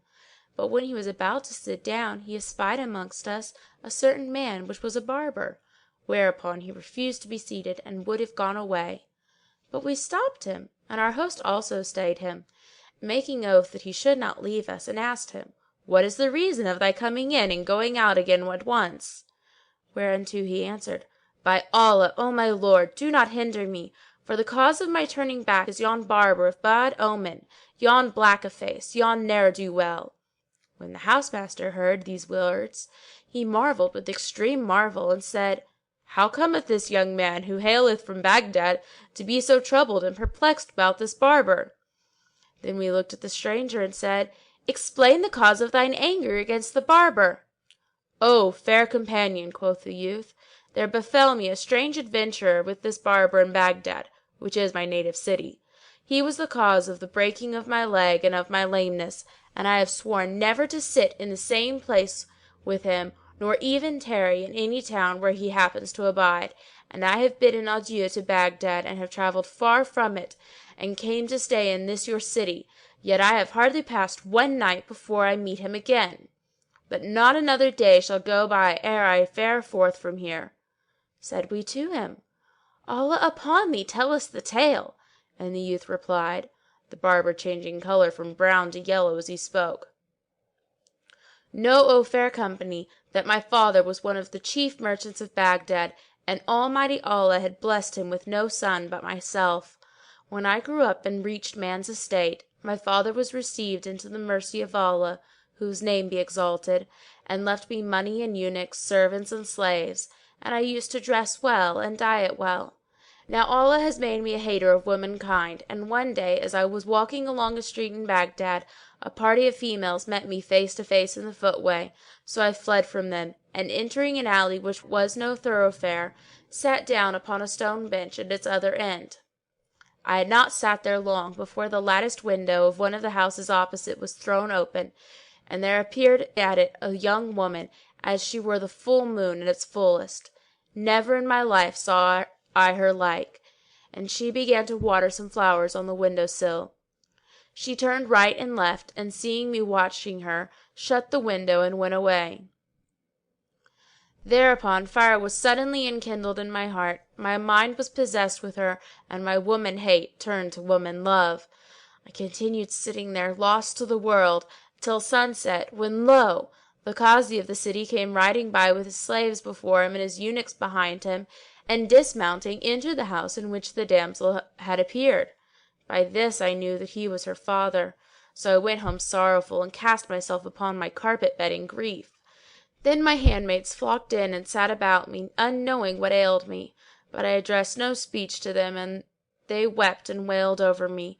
Presently in came an old woman who looked at me and saw with a glance what was the matter with me. So she by my head spoke me fair, saying, "O my son, tell me all about it, and I will be the means of thy union with her."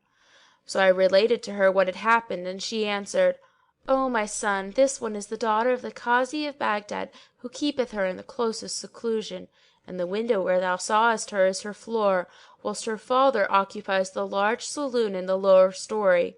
She is often there alone, and I am wont to visit at the house, so thou shalt not win to her save through me. Now set thy wits to work and be of good cheer." With these words she went away, and I took heart at what she said, and my people rejoiced that day, seeing me rise in the morning safe and sound. By and by the old woman returned, looking chopfallen, and said, "O my son, do not ask me how I fared with her."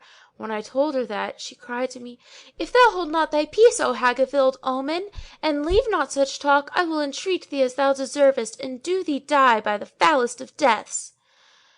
But needs must I have at her a second time. When I heard this, I added ailment to my ailment, and the neighbours visited me, and judged that I was not long for this world. But after some days the old woman came to me, and putting her mouth close to my ear, whispered, "O my son, I claim from thee the gift of good news." With this my soul returned to me, and I said, "Whatever thou wilt shall be thine." Thereupon she began, "Yesterday I went to the young lady who, seeing me broken in spirit and shedding tears from reddened eyes, asked me, 'O Nanti mine, what ails thee, that I see thy breast so straitened?'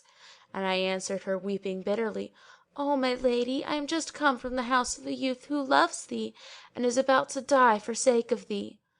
Quoth she, and her heart was softened, 'And who is this youth of whom thou speakest?' And quoth I, 'He is to me as the sun and fruit of my vitals. He saw thee some days ago at the window watering thy flowers, and espying thy face and wrists, he fell in love at first sight. I let him know what happened to me the last time I was with thee, whereupon his ailment increased. He took to the pillow, and he is naught now but a dead man, and no doubt whatever of it.' At this she turned pale and asked, 'All this for my sake?' And I answered, 'Ay, by Allah.' 'What wouldst thou have me do?'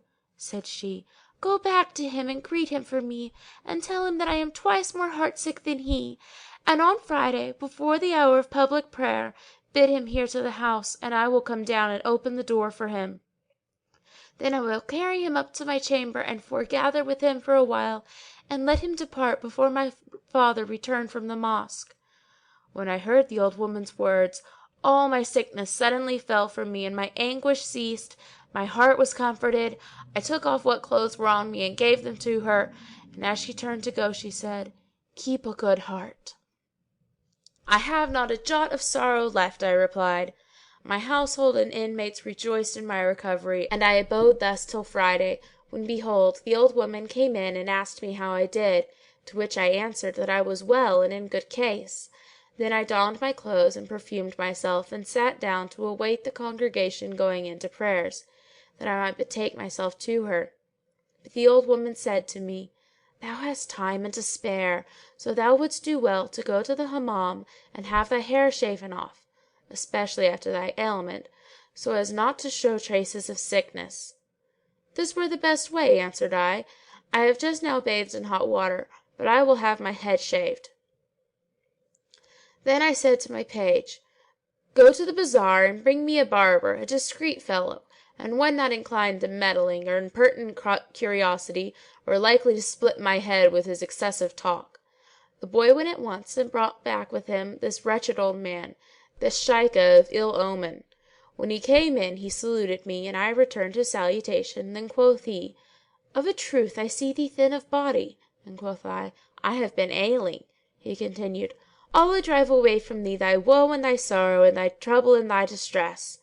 Allah grant thy prayer, said I. He pursued, all gladness to thee, O my master, for indeed recovery is come to thee. Dost thou wish to be pulled or to be blooded? Indeed, it was a tradition of Ibn Abbas, Allah accept of him, that the Apostle said, Whoso cutteth his hair on a Friday, the Lord shall avert from him 70 calamities. And again is related of him also that he said, Cupping on a Friday keepeth from loss of sight and a host of diseases. Leave this talk, I cried. Come, shave my head at once, for I can't stand it. So he rose and put forth his hand in a most leisurely way, and took out a kerchief and unfolded it, and lo! it contained an astrolabe with 7 parallel plates mounted in silver. Then he went to the middle of the court, and raised head and instrument toward the sun's rays, and looked for a long while.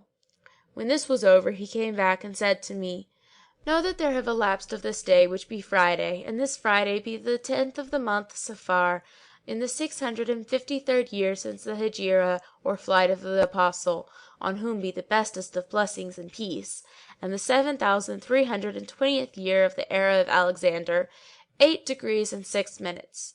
Furthermore, the ascendant of this our day is, according to the exactest science of computation, the planet Mars, and it so happeneth that Mercury is in conjunction with him, denoting an auspicious moment for hair cutting, and this also maketh manifest to me that thou desirest union with a certain person, and that your intercourse will not be propitious. But after this there occurreth a sign respecting a matter which will befall thee, and whereof I will not speak. O thou, cried I, by Allah, thou weariest me, and scatterest my wits, and thy forecast is other than good. I sent for thee to pall my head, and naught else, so up and shave me, and prolong not thy speech. By Allah, replied he, if thou but knew what was to befall thee, thou wouldst do nothing this day, and I counsel thee to act as I tell thee by computation of the constellations. By Allah, said I, never did I see a barber who excelled in judicial astrology save thyself. But I think and I know that thou art most prodigal of frivolous talk. I sent for thee only to shave my head, but thou comest and pesterest me with this sorry prattle. What more wouldst thou have? Replied he. Allah hath bounteously bestowed on thee a barber who is an astrologer, one learned in alchemy and white magic, syntax, grammar, and lexicology, the arts of logic, rhetoric, and elocution, mathematics, arithmetic, and algebra, astronomy, astromancy, and geometry, theology, the traditions of the apostles, and the commentaries of the Koran. Furthermore, I have read books galore and digested them, and have had experiences of affairs and comprehended them. In short, I have learned the theoric and the practic of all the arts and sciences. I know everything of them by rote, and I am a past master in tota deducibili. Thy father loved me for my lack of officiousness, argal. To serve thee is a religious duty incumbent on me. I am no busybody, as thou seemest to suppose, and on this account I am known as the silent man, also the modest man. Wherefore it behoves thee to render thanks to Allah Almighty and not cross me, for I am a true counsellor to thee and benevolently minded towards thee. Would that I were in thy service a whole year that thou mightst do me justice, and I would ask thee no wage for all this. When I heard his flow of words, I said to him, Doubtless thou wilt be my death this day.—And Shahrazad perceived the dawn of day and ceased saying her permitted say. When it was the 30th night, she said, It hath reached me, O auspicious King, that the young man said to the barber, Thou certainly wilt be the death of me this very night. O master mine, replied he, I am he, the silent man, by reason of the fewness of my words to distinguish me from my 6 brothers. For the eldest is called Al-Bakbuk, the prattler, the second Al-Hadar, the babbler, the third Al-Fakik, the gabbler, the fourth, his name is Al-Kaz al-Aswani, the long-necked gugglet, from his eternal chattering. The fifth is Al-Nashar, the tattler and tale-teller. The sixth, Shakashik, or many clamors. And the seventh is famous as Al-Samit, the silent man. And this is my noble self. Whilst he redoubled his talk, I thought my gall bladder would have burst, So I said to the servant, "Give him a quarter dinar and dismiss him and let him go from me in the name of God who made him. I won't have my head shaved today." "What words be these, O my lord?" cried he. "By Allah, I will accept no hire of thee till I have served thee and have ministered to thy wants, and I care not if I never take money of thee. Thou know not my quality, I know thine, and I owe thy father, an honest man, on whom Allah Almighty have mercy, many a kindness, for he was a liberal soul and a generous. By Allah, he sent for me one day, as it were this blessed day, and I went in to him and found a party of his intimates about him. Quoth he to me, 'Let me blood.' So I pulled out my astrolabe and taking the sun's altitude for him, I ascertained that the ascendant was inauspicious and the hour unfavourable for brooding. I told him of this and he did according to my bidding and awaited a better opportunity. So I made these lines in honour of him. I went to my patron some blood to let him, but found that the moment was far from good. So I sat and talked of all strangenesses, and with jests and jokes his good will I wooed. They pleased him and cried he, "O man of wit, thou hast proved thee perfect in merry mood." Quoth I, "O thou lord of men, save thou lend me art and wisdom, I am fou and would in thee gather grace, boon, bounty, suavity, and I guerdon the world with lore, science, and gravity." Thy father was delighted and cried out to the servant, "Give him 103 gold pieces with a robe of honour." The man obeyed his orders, and I awaited an auspicious moment, when I blooded him, and he did not baulk me; nay, he thanked me, and I was also thanked and praised by all present. When the bloodletting was over, I had no power to keep silence and asked him, "By Allah, O my lord, what made thee say to the servant, 'Give him 103 dinars?'" And he answered, "One dinar was for the astrological observation, another for thy pleasant conversation, the third for the phlebotomization, and the remaining 100 and the dress were for thy verses in my commendation." "May Allah show small mercy to my father," exclaimed I, "for knowing the like of thee." He laughed and ejaculated, "There is no God but God, and Mohammed is the Apostle of God. Glory to him that changeth and is changed not. I took thee for a man of sense, but I see thou babblest and dotest for illness. Allah hath said in the blessed book, 'Paradise is prepared for the godly, who bridle their anger and forgive men,' and so forth, and in any case thou art excused. Yet I cannot conceive the cause of thy hurry and flurry, and thou must know that thy father and thy grandfather did nothing without consulting me, and indeed it hath been said truly enough, 'Let the adviser be prized,' and 'There is no vice in advice,' and it is also said in certain saws, 'Whoso hath no counsellor elder than he will never himself an elder be,' and the poet says, 'Whatever needful thing thou undertake, consult the experienced and contraire him not.' And indeed thou shalt never find a man better versed in affairs than I, and I am here standing on my feet to serve thee. I am not vexed with thee, why shouldst thou be vexed with me? But whatever happen, I will bear patiently with thee in memory of the much kindness thy father shewed me." "By Allah," cried I, "O thou with tongue long as the tail of a jackass, thou persistest in pestering me with thy prate, and thou becomest more longsome in thy long speeches, when all I want of thee is to shave my head and wend thy way." Then he lathered my head, saying, "I perceive thou art vexed with me, but I will not take it ill of thee, for thy wit is weak and thou art but a laddie. It was only yesterday I used to take thee on my shoulder and carry thee to school." "O my brother," said I, "for Allah's sake do what I want and go thy gait." And I rent my garments.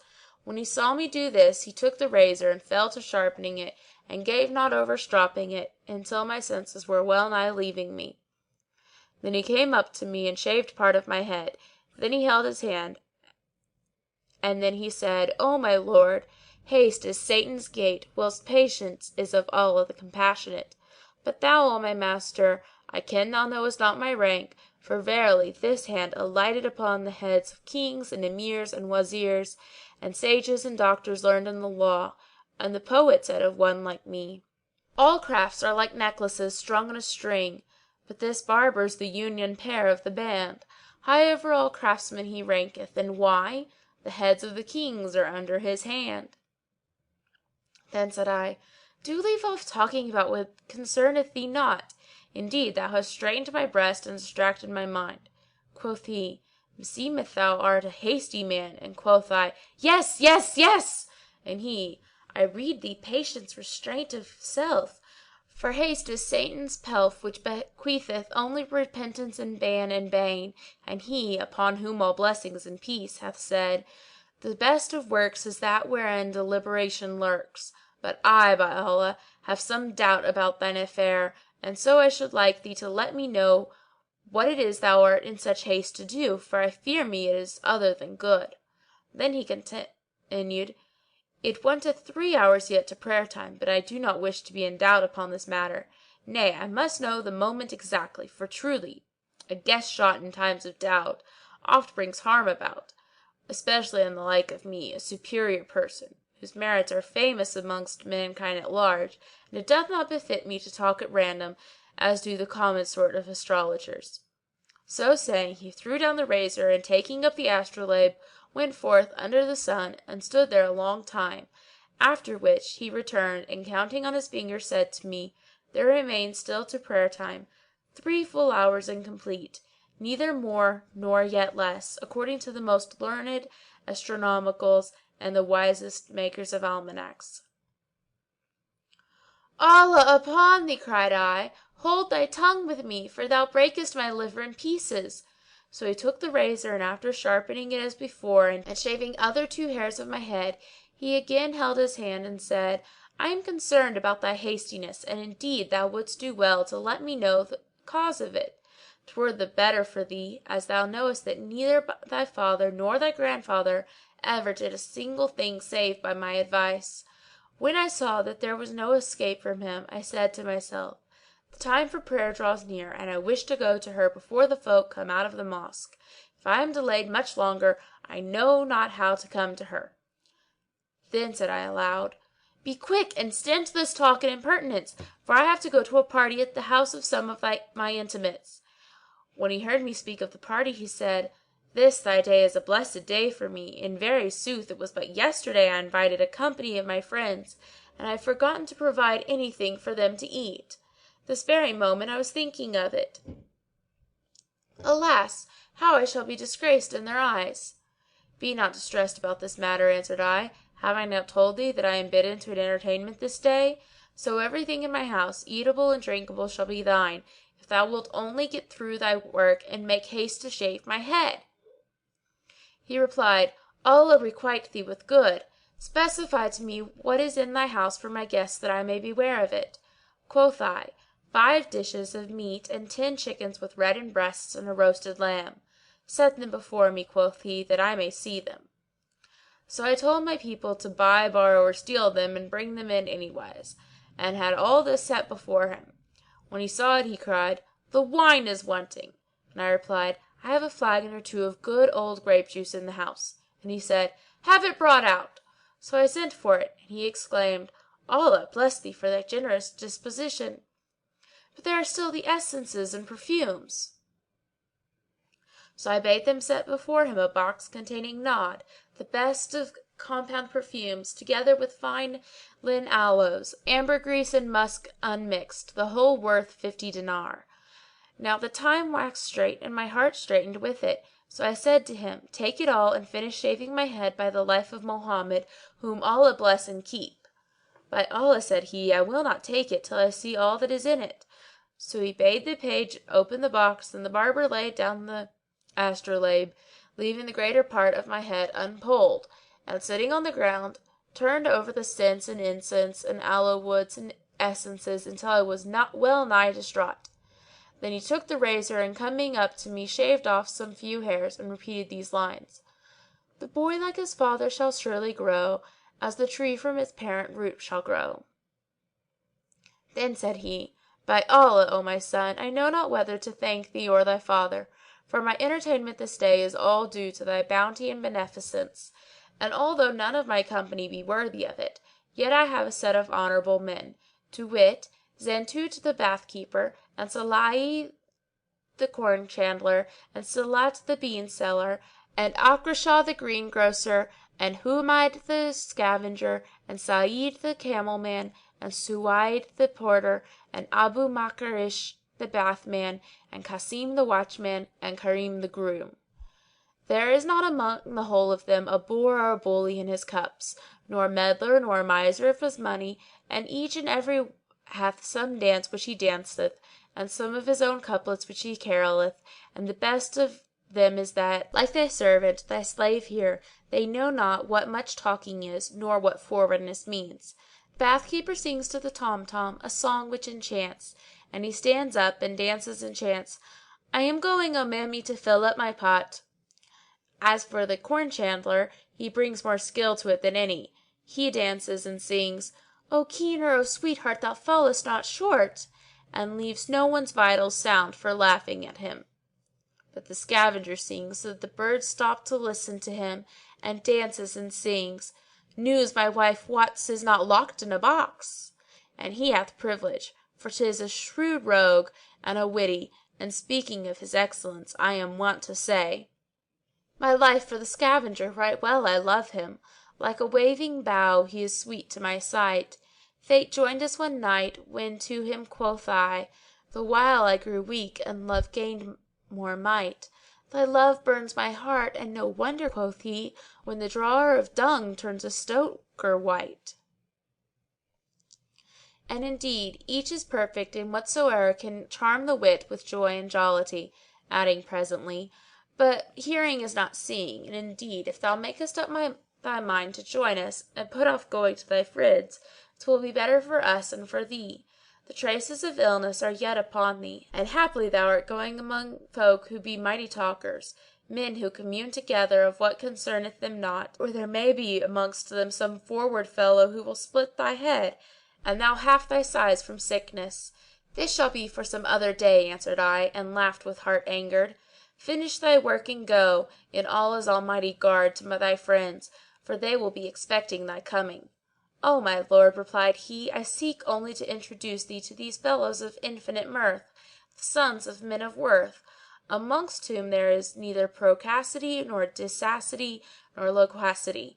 For neither, since I grew to years of discretion, could I endure to consort with one who asketh questions concerning what concerneth him not, nor have I ever frequented any save those who are, like myself, men of few words.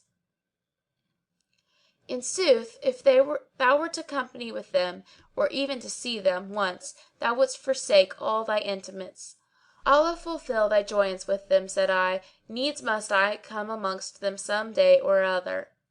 But he said, Would it were this very day, for I'd set my heart upon thy making one of us.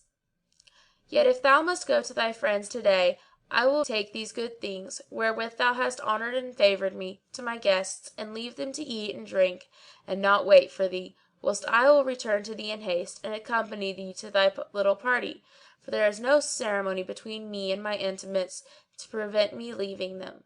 Fear not, I will soon be back with thee, and wend with thee whithersoever thou wendest.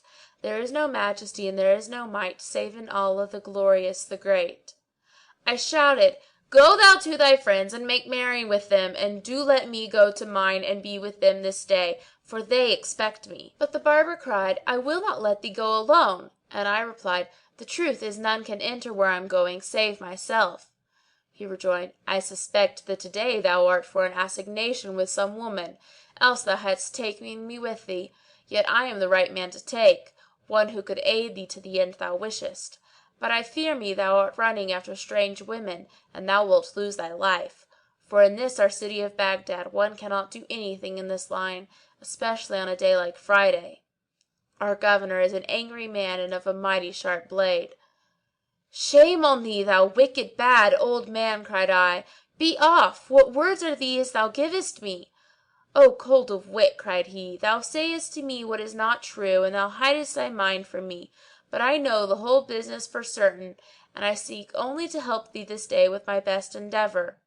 I was fearful lest my people or my neighbours should hear the barber's talk, so I kept silence for a long time whilst he finished shaving my head, by which time the hour of prayer was come, and the khutbah or sermon was about to follow.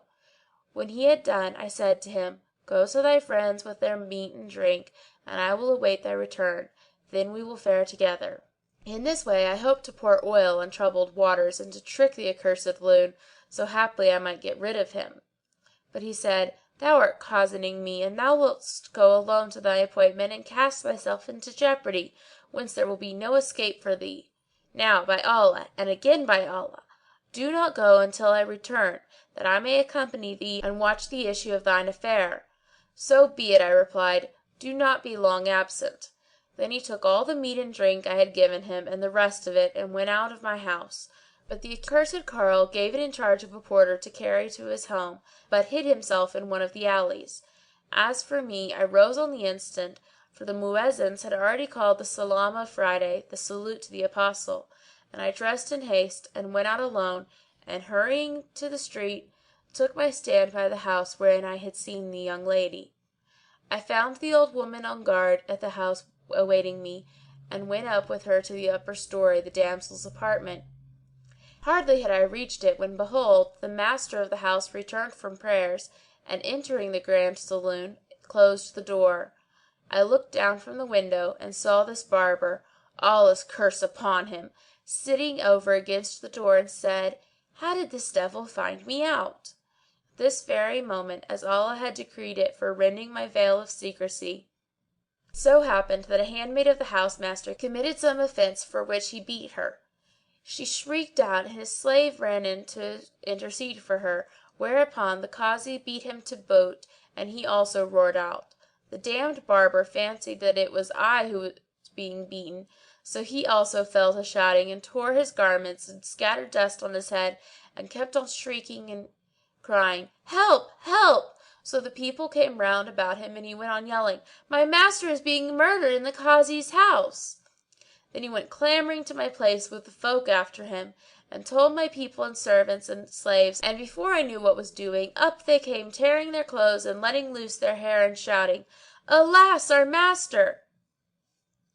And this barber leading the rout with his clothes rent and in sorriest plight, and he also shouting like a madman and saying, "Alas for our murdered master!" And they all made an assault upon the house in which I was. The Kazi, hearing the yells and the uproar at his door, said to one of his servants, "See what is the matter." And the man went forth and returned and said, "O my master, at the gate there are more than 10,000 souls, with what men and women, and all crying out, 'Alas for our murdered master!' and they keep pointing to our house." When the Kazi heard this, the matter seemed serious and he waxed wroth; so he rose and opening the door saw a great crowd of people, whereat he was astounded and said, "O folk, what is there to do?" "O accursed! O dog! O hog!" my servants replied, "'tis thou who hast killed our master." Quoth he, "O good folk, and what hath your master done to me that I should kill him?" And Shahrazad perceived the dawn of day and ceased saying her permitted say. When it was the 31st Night, she said, It hath reached me, O auspicious King, that the Kazi said to the servants, "What hath your master done to me that I should kill him? This is my house and it is open to you all." Then quoth the barber, "Thou didst beat him and I heard him cry out."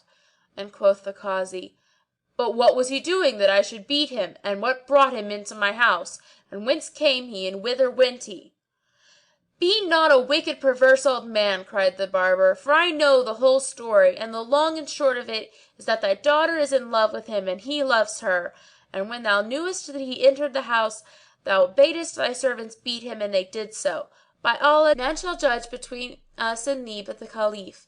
Else do thou bring out our master that his folk may take him, before they go in and save him perforce from thy house, and thou be put to shame." Then said the Kazi, and his tongue was bridled and his mouth was stooped by confusion before the people, "An thou sayest sooth, do thou come in and fetch him out." Whereupon the barber pushed forward and entered the house. When I saw this I looked about for a means of escape and flight, but saw no hiding place except a great chest in the upper chamber where I was.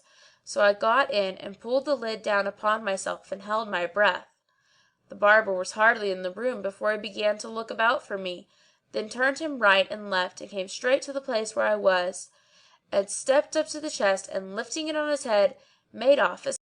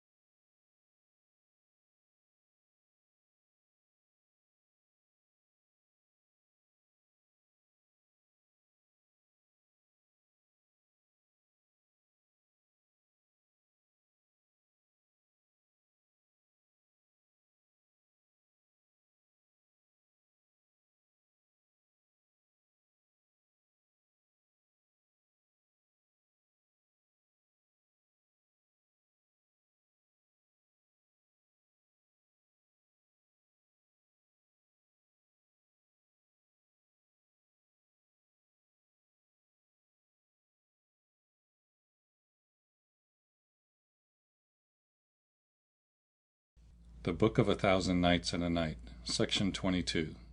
The Barber's Tale of Himself. I was living in Baghdad during the times of al-Mustansir Billah, son of al-Mustazi Billah, then the Caliph, a prince who loved the poor and needy, and companied with the learned and pious.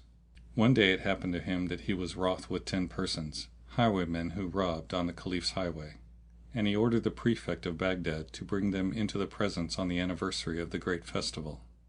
So the prefect sallied out and, making them his prisoners, embarked with them in a boat. I caught sight of them as they were embarking, and said to myself, "These are surely assembled for a marriage feast. Methinks they are spending their day in the boat eating and drinking, and none shall be companion of their cups but I myself." So I rose, O fairly assembled, and, of the excess of my courtesy and the gravity of my misunderstanding, I embarked with them and entered into conversation with them. They rowed across to the opposite bank, where they landed, and there came upon the watch and the guardians of the peace with chains, which they put round the robbers' necks. They chained me among the rest of them, and, O people, it is not a proof of my courtesy and spareness of speech that I held my peace and did not please to speak? Then they took us away in bilboes, and next morning carried us all before al-Mustansir Billah, commander of the faithful, who bade smite the necks of the 10 robbers. So the sworder came forward, after they were seated on the leather of blood, then drawing his blade, struck off one head after another until he had smitten the neck of the 10th, and I alone remained. The Caliph looked at me, and asked the headsman, saying, "What ails thee that thou hast struck off only 9 heads?" And he answered, "Allah forbid that I should behead only 9, when thou biddest me behead 10.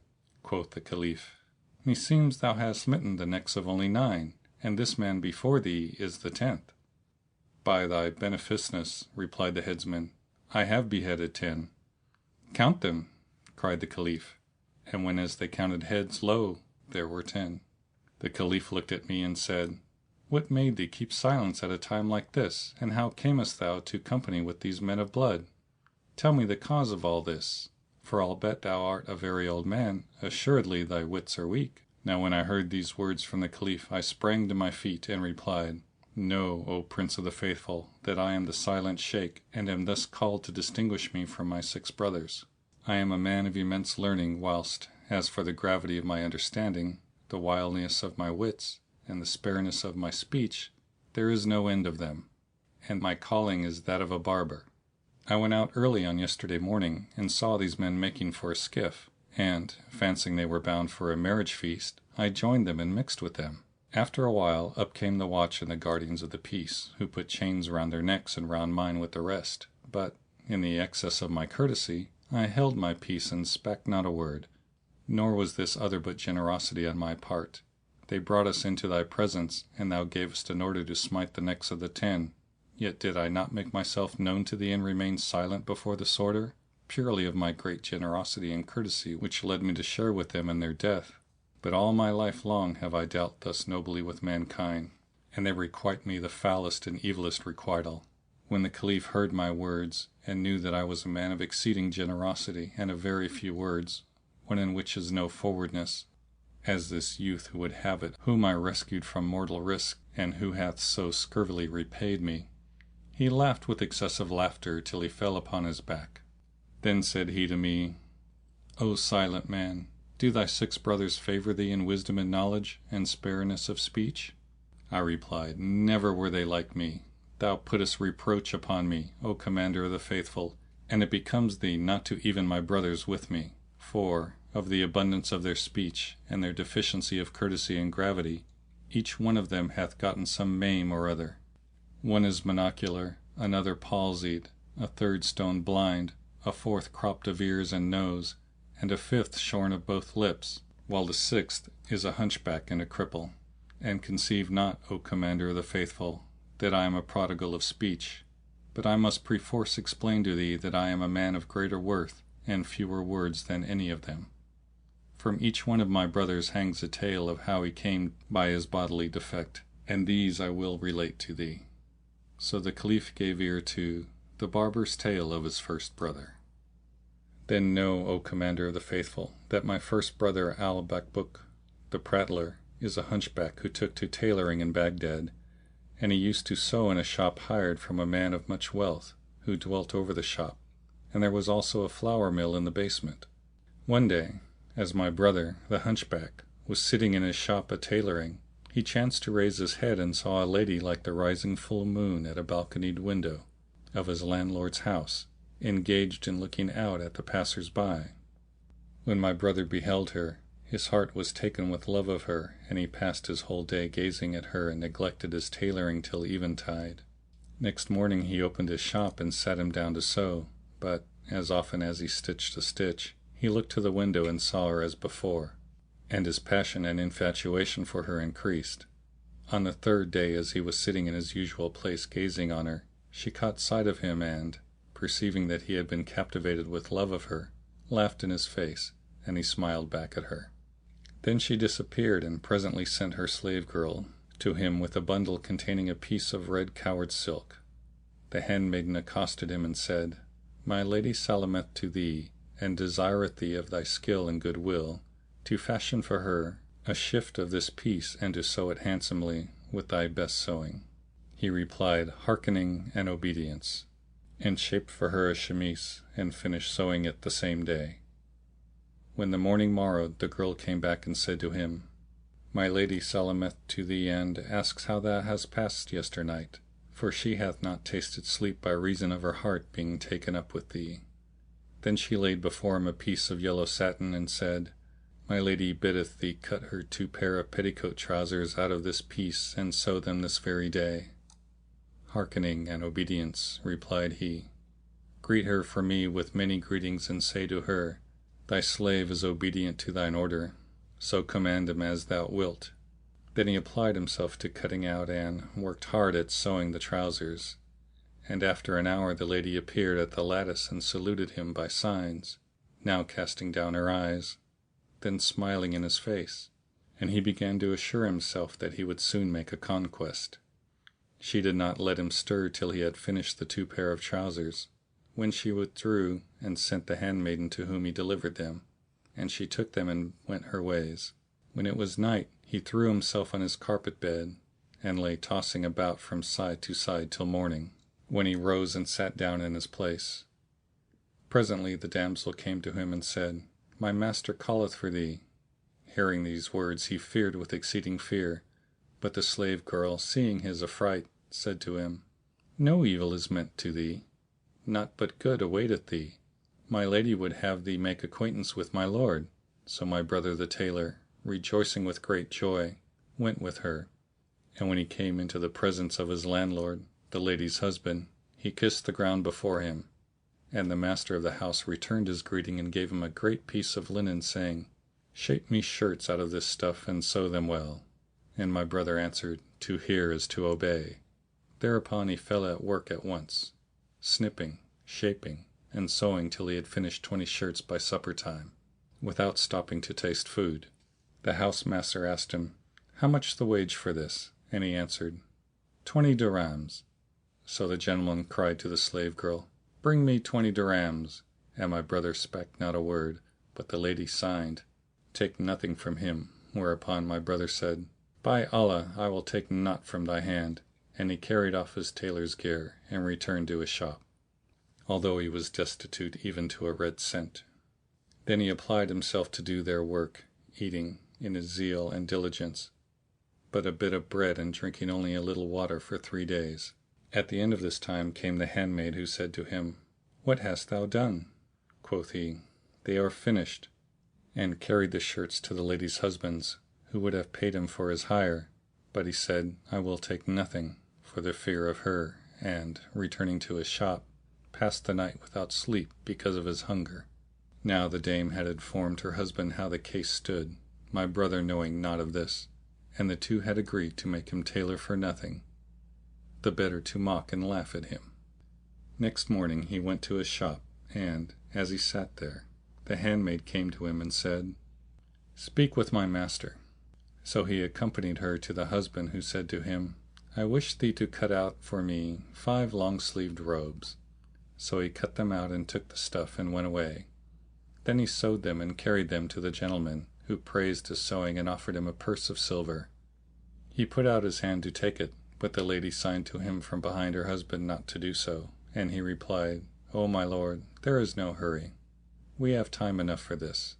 Then he went forth from the house meaner and meeker than a donkey, for verily 5 things were gathered together in him: love, beggary, hunger, nakedness, and hard labor.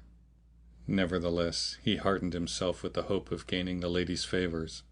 When he had made an end of all their jobs, they played him another trick and married him to their slave girl. But on the night when he thought to go in to her, they said to him, "Lie this night in the mill, and tomorrow all will go well." My brother concluded that there was some good cause for this, and nighted alone in the mill. Now the husband had set on the miller to make the tailor turn the mill.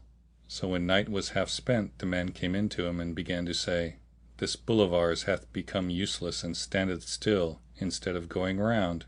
He will not turn the mill this night, and yet we have great store of corn to be ground. However, I'll yoke him perforce, and make him finish grinding it before morning," as the folk are impatient for their flour. So he filled the hoppers with grain and, going up to my brother with a rope in his hand, tied it round his neck and said to him, "Gee up! Round with the mill, thou, O bull, wouldst do nothing but grub and stale and dung?" Then he took a whip and laid it on the shoulders and calves of my brother, who began to howl and bellow, but none came to help him, and he was forced to grind the wheat till hard upon dawn, when the housemaster came in and, seeing my brother still tethered to the yoke and the man flogging him, went away. At daybreak the miller returned home and left him still yoked and half dead, and soon after came the slave girl who unbound him, and said to him, "I and my lady are right sorry for what hath happened, and we have borne thy grief with thee." But he had no tongue wherewith to answer her from excess of beating and mill turning. Then he retired to his lodging, and behold, the clerk who had drawn up the marriage deed came to him and saluted him, saying, "Allah give thee long life, may thy espousal be blessed. This face telleth of pleasant doings and dalliance and kissing and clipping from dusk to dawn. Allah grant the liar no peace, or thou thousandfold cuckold." My brother replied, "By Allah, I did nothing but turn the mill in the place of the bull all night till morning." "Tell me thy tale," quoth he, and my brother recounted what had befallen him, and he said, "Thy star agrees not with her star, but an thou wilt I can alter the contract for thee, abiding, where lest another cheat be not in store for thee." And my brother answered him, "See if thou have not another contrivance." Then the clerk left him, and he sat in his shop, looking for someone to bring him a job whereby he might earn his day's bread. Presently the handmaid came to him and said, "Speak with my lady." "Begone, O my good girl," replied he, "there shall be no more dealings with me and thy lady." The handmaid returned to her mistress and told her what my brother had said, and presently she put her head out of the window, weeping and saying, "Why, O my beloved, are there to be no more dealings twixt me and thee?" But he made her no answer. Then she wept and conjured him, swearing that all which had befallen him in the mill was not sanctioned by her, and that she was innocent of the whole matter. When he looked upon her beauty and loveliness, and heard the sweetness of her speech, the sorrow which had possessed him passed from his heart. He accepted her excuse, and he rejoiced in her sight. So he saluted her and talked with her and sat tailoring awhile, after which the handmaid came to him and said, "My mistress greeteth thee and informeth thee that her husband purposed to lie abroad this night in the house of some intimate friends of his. So, when he is gone, do thou come to us and spend the night with my lady in delight most joyance till the morning." Now her husband had asked her, "How shall we manage to turn him away from thee?"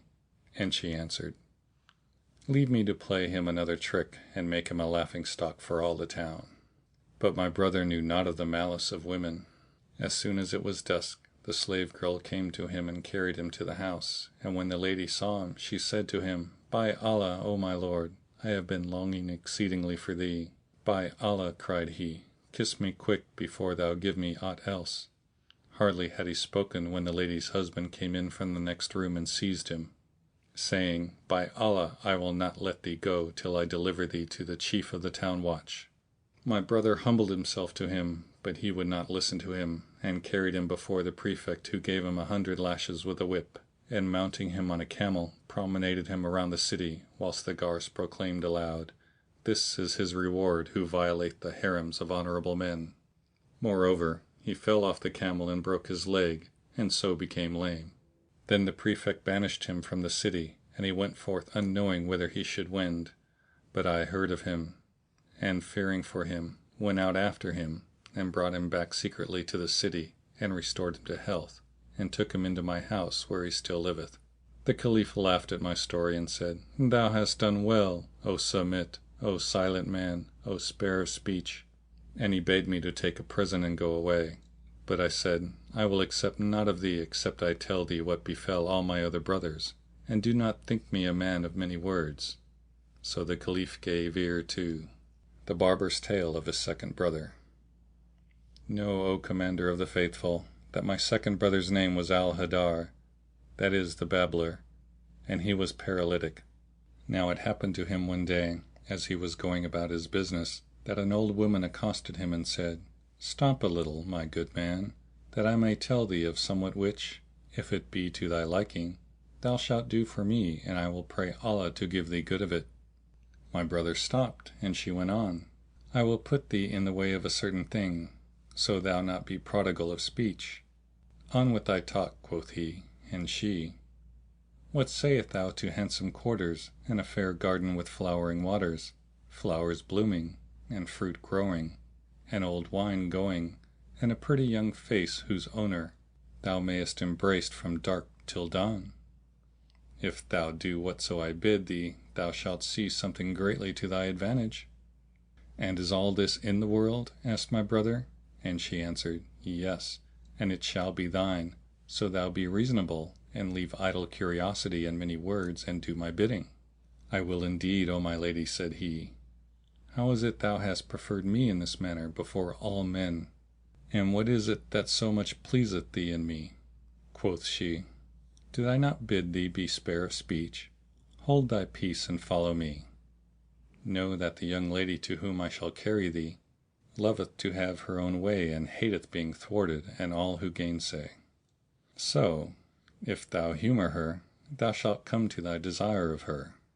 And my brother said, I will not cross her in anything.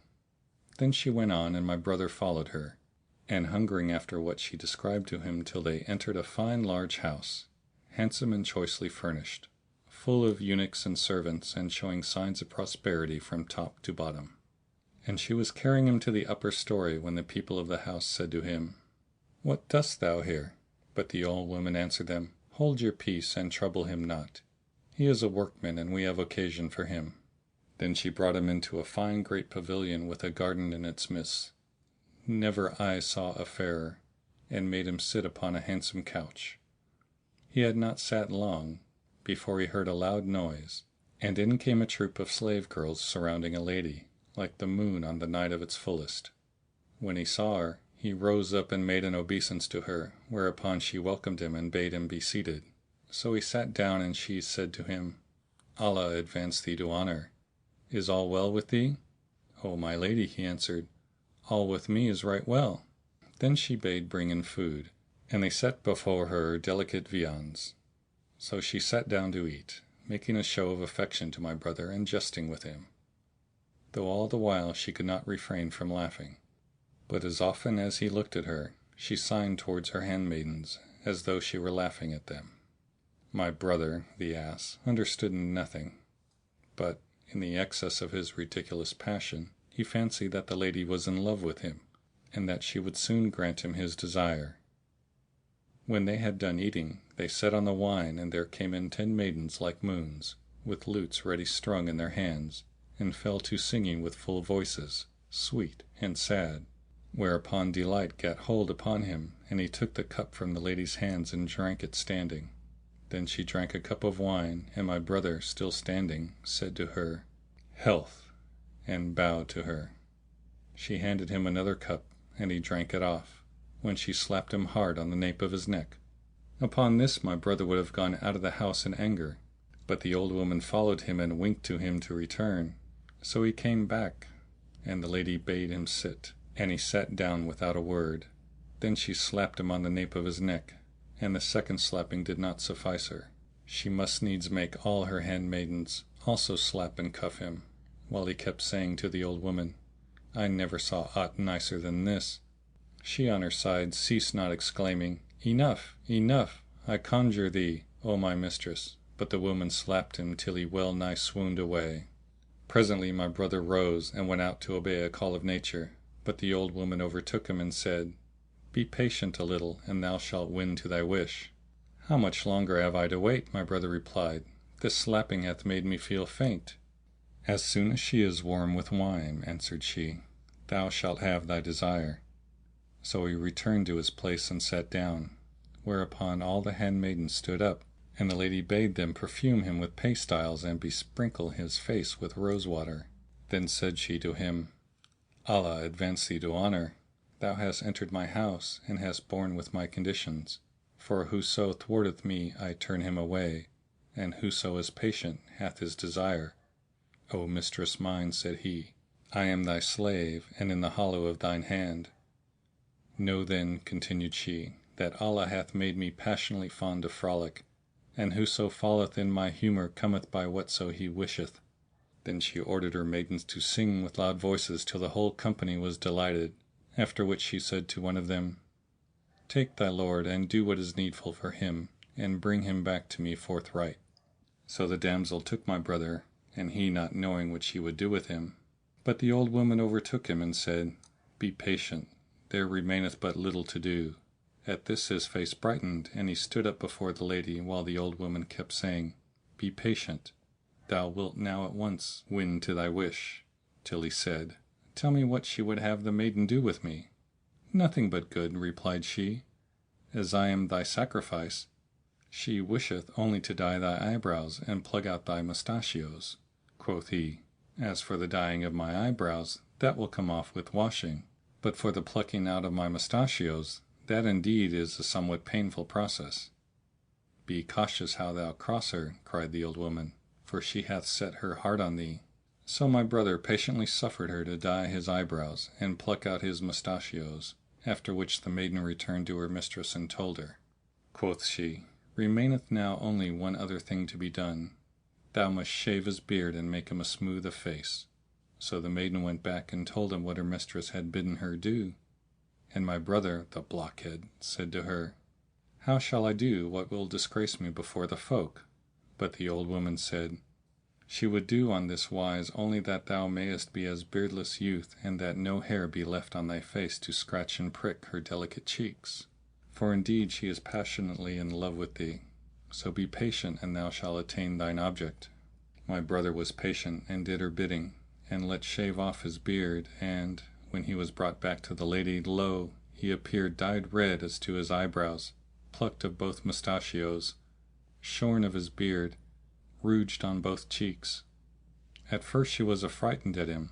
Then she made mockery of him and, laughing till she fell upon her back, said, O my lord, thou hast indeed won my heart by thy good nature.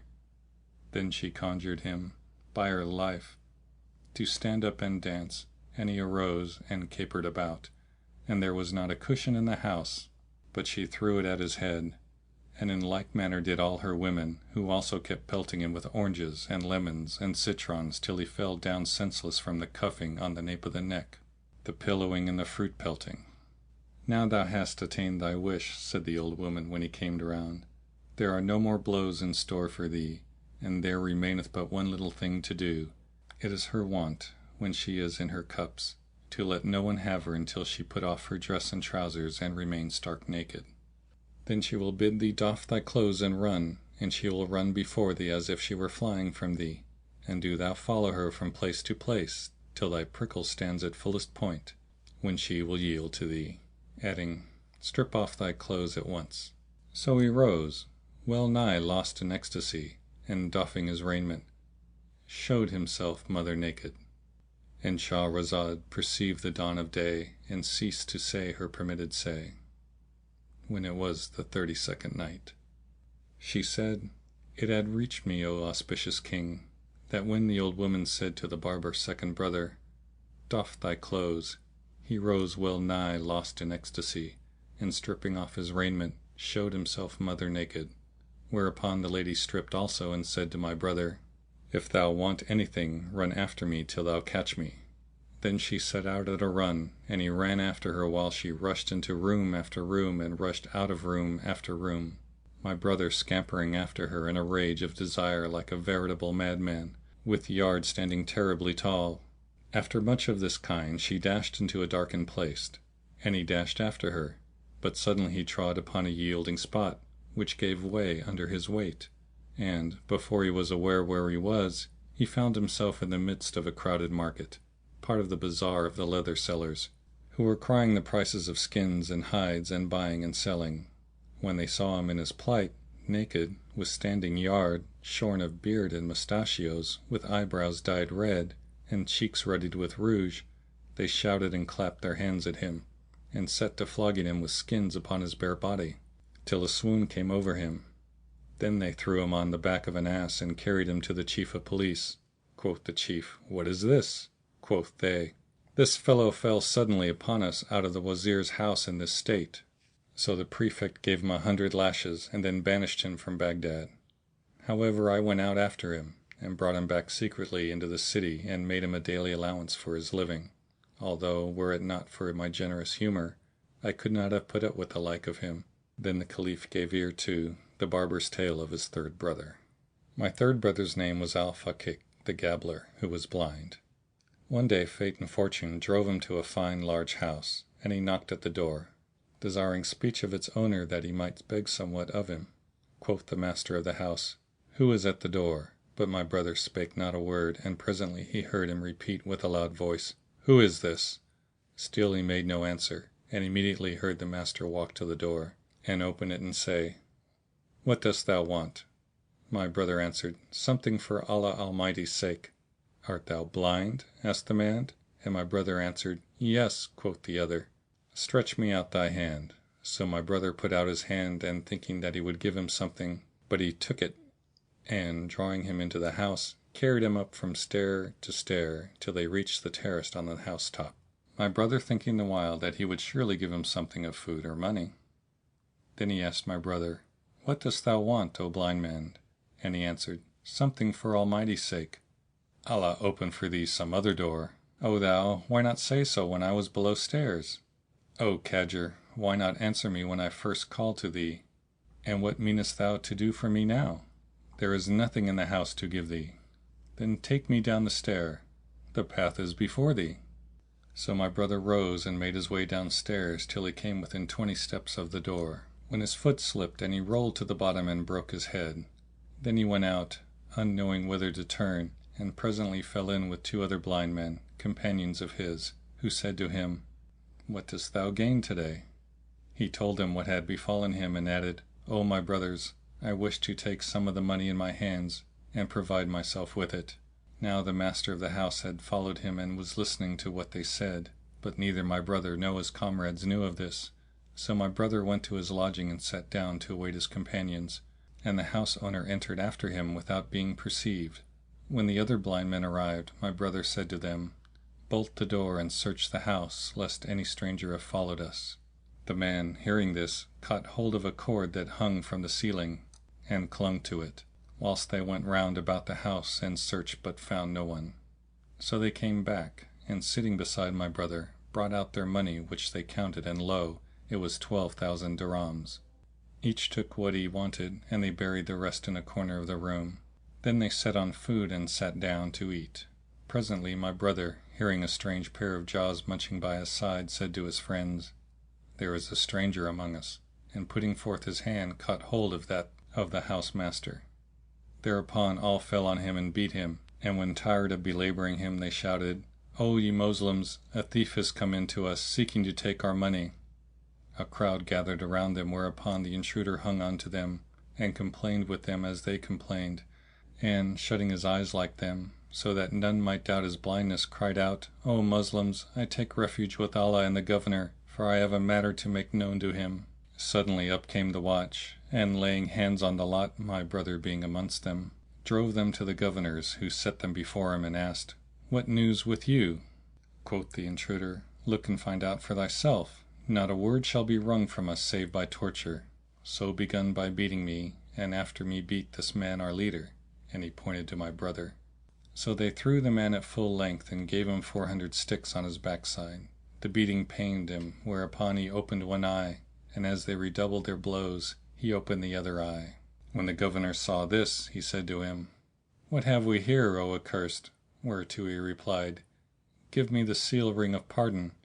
We four have sham blind, and we impose upon people that we may enter houses and look upon the unveiled faces of the women and contrive for their corruption.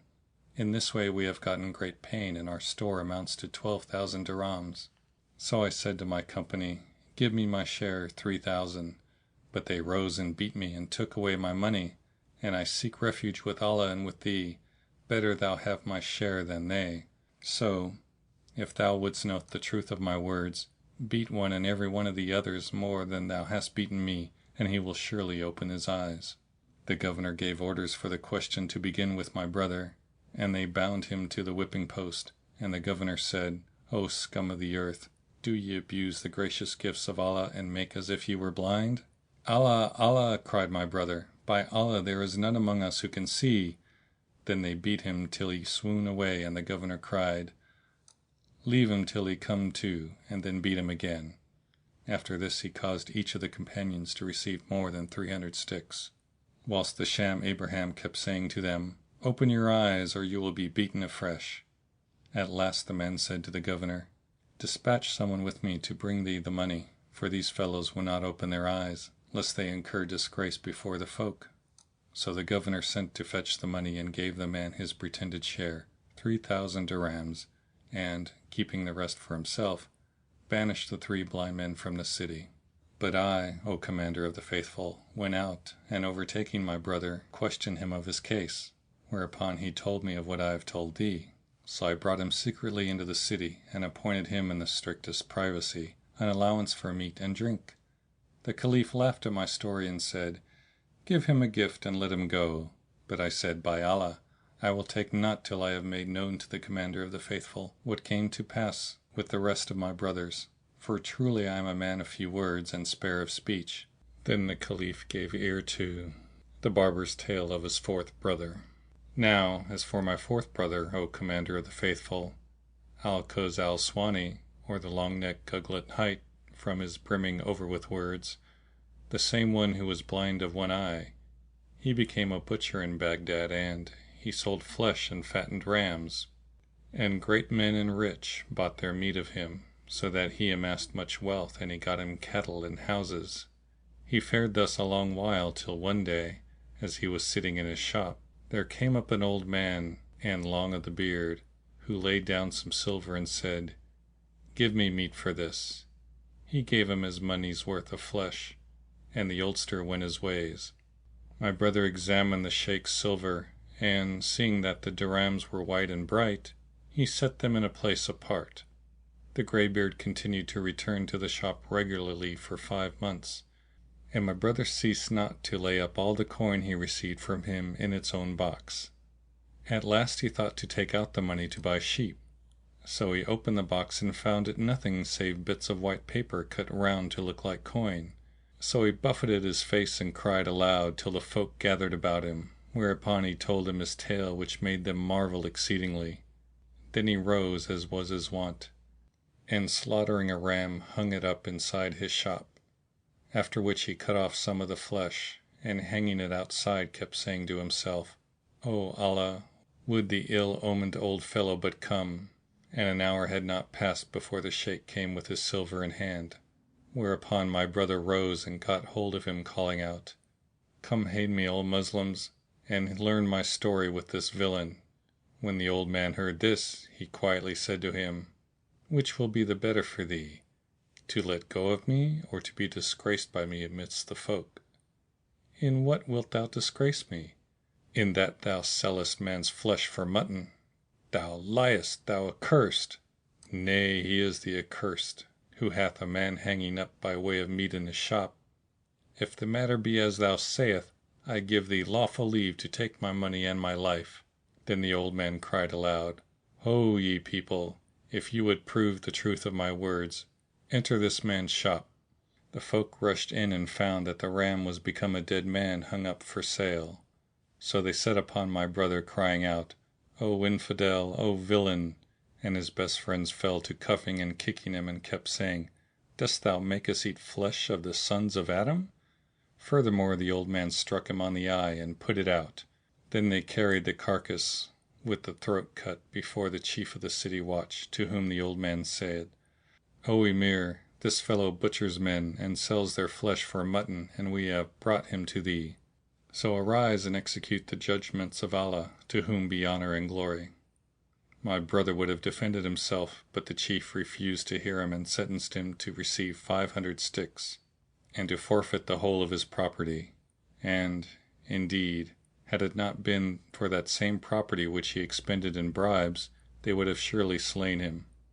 Then the chief banished him from Baghdad, and my brother fared forth at a venture, till he came to a great town, where he thought it best to set up as a cobbler. So he opened a shop and sat there doing what he could for his livelihood. One day, as he went forth on his business, he heard the distant tramp of horses, and, asking the cause, was told that the king was going out to hunt and course. So my brother stopped to look at the fine suite. It so fortuned that the king's eye met my brother's, whereupon the king hung down his head and said, "I seek refuge with Allah from the evil of this day," and turned the reins of his steed and returned home with all his retinue. Then he gave orders to his guards, who seized my brother and beat him with a beating so painful that he was well nigh dead, and my brother knew not what could be the cause of his maltreatment, after which he returned to his place in sorriest plight. Soon afterwards he went to one of the king's household and related what happened to him, and the man laughed till he fell upon his back and cried, "O brother mine, know that the king cannot bear to look at a monocular, especially if he be blind of the right eye, in which case he doth not let him go without killing him." When my brother heard this, he resolved to fly from that city, so he went forth from it to another wherein no one knew him, and there he abode a long while. One day, being full of sorrowful thought for what had befallen him, he sallied out to solace himself, and as he was walking along he heard the distant tramp of horses behind him and said, "The judgment of Allah is upon me," and looked about for a hiding place, but found none. At last he saw a closed door which he pushed hard. It yielded, and he entered a long gallery in which he took refuge. But hardly had he done so when two men set upon him crying out, "Allah be thanked for having delivered thee into our hands, O enemy of God! These 3 nights thou hast robbed us of our rest and sleep, and verily thou hast made us taste of the death cup." My brother asked, "O folk, what ails you?" And they answered, "Thou givest us the change and goest about to disgrace us and plannest some plot to cut the throat of the house master. It is not enough that thou hast brought him to beggary, thou and thy fellows, but now give us up the knife wherewith thou threatenest us every night." Then they searched him and found in his waist belt the knife used for his shoe leather, and he said, "O people, have the fear of Allah before your eyes and maltreat me not, for know that my story is a right strange." "And what is thy story?" said they. So he told them what had befallen him, and hoping they would let him go. However, they paid no heed to what he said and, instead of showing him some regard, beat him grievously and tore off his clothes. Then, finding on his sides the scars of beating with rods, they said, "O accursed, these marks are the manifest signs of thy guilt." They carried him before the governor, whilst he said to himself, "I am now punished for my sins, and none can deliver me save Allah Almighty." The governor addressing my brother asked him, "O villain, what led thee to enter their house and with intention to murder?" And my brother answered, "I conjure thee by Allah, O Emir, hear my words and be not hasty in condemning me." But the governor cried, "Shall we listen to the words of a robber who hath beggared these people, and who beareth on his back the scar of his stripes?" adding, "They surely had not done this to thee save for some great crime." So he sentenced him to receive 100 cuts with the scourge, after which they set him on a camel and paraded him about the city, proclaiming, "This is the requital, and only too little to requite him who breaketh into people's houses." Then they thrust him out of the city, and my brother wandered at random till I heard what had befallen him, and, going in search of him, questioned him of his case. So he acquainted me with his story and all his mischances, and I carried him secretly to the city, where I gave him an allowance for his meat and drink. Then the Caliph gave ear to the Barber's Tale of his Fifth Brother. End of Section 22 of the Book of 1000 Nights and a Night. The Book of 1000 Nights and a Night, Section 23. The Barber's Tale of his Fifth Brother. My fifth brother, Al-Nashshar, the babbler, the same who was cropped of both ears, O Commander of the Faithful, was an asker wont to beg of folk by night and live on their alms by day. Now when our father, who was an old man, well stricken in years, sickened and died, he left us 700 dirhams, whereof each son took his 100. But as my fifth brother received his portion he was perplexed, and knew not what to do with it. While in this uncertainty he bethought him to lay it out on glassware of all sorts, and turn an honest penny on its price. So he brought 100 dirhams worth of verrotery, and putting it into a big tray, sat down to sell it, on a bench at the foot of a wall against which he leant back. As he sat with the tray before him, he fell to musing, and said to himself, Know, O my good self, that the head of my wealth, my principal invested in this glassware, is 100 dirhams. I will assuredly sell it for 200, with which I will forthright buy other glass, and make by it 400. Nor will I cease to sell and buy on this wise till I have gotten 4000, and soon find myself the master of much money. With these coins I will buy merchandise and jewels and ottars, and gain great profit on them, till, Allah willing, I will make my capital 100,000 dirhams. Then I will purchase a fine house with white slaves and eunuchs and horses, and I will eat and drink and disport myself. Nor will I leave a singing man or a singing woman in the city, but I will summon them to my palace and make them perform before me. All this he counted over in his mind, while the tray of glassware worth 100 dirhams stood on the bench before him. And after looking at it, he continued, And when, Inshallah, my capital shall have become 100,000 dinars, I will send out marriage brokeresses to require for me in wedlock the daughters of kings and wazirs, and I will demand to wife the eldest daughter of the Prime Minister. For it hath reached me that she is perfect in beauty and prime in loveliness, and rare in accomplishments. I will give a marriage settlement of 1,000 dinars, and if her father consent, well. But if not, I will take her by force from under his very nose. When she is safely homed in my house, I will buy 10 little eunuchs, and for myself a robe of the robes of kings and sultans, and get me a saddle of gold and a bridle set thick with gems of price. Then I will mount, with the Mamelukes preceding me and surrounding me, and I will make the round of the city whilst the folk salute me and bless me. After which I will repair to the Wazir, he that is father of the girl, with armed white slaves before and behind me, and on my right and on my left.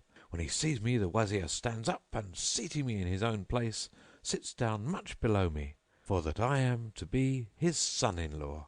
Now I have with me 2 eunuchs carrying purses, each containing 1,000 dinars, and of these I deliver to him the 1,000, his daughter's marriage settlement, and make him a free gift of the other 1,000, that he may have reason to know my generosity and liberality, and my greatness of spirit, and the littleness of the world in my eyes.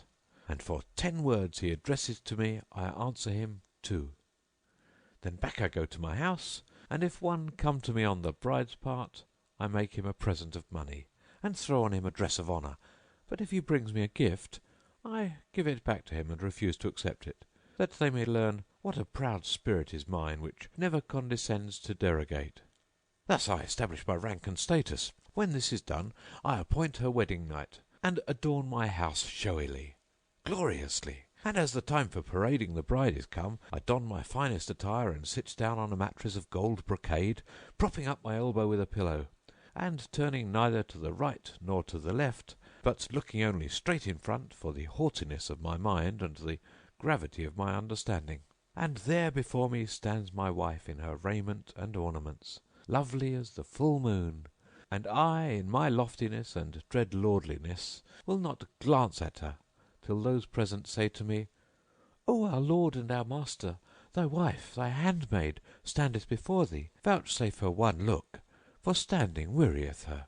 Then they kiss the ground before me many times, whereupon I raised my eyes and cast at her one single glance, and turned my face earthwards again.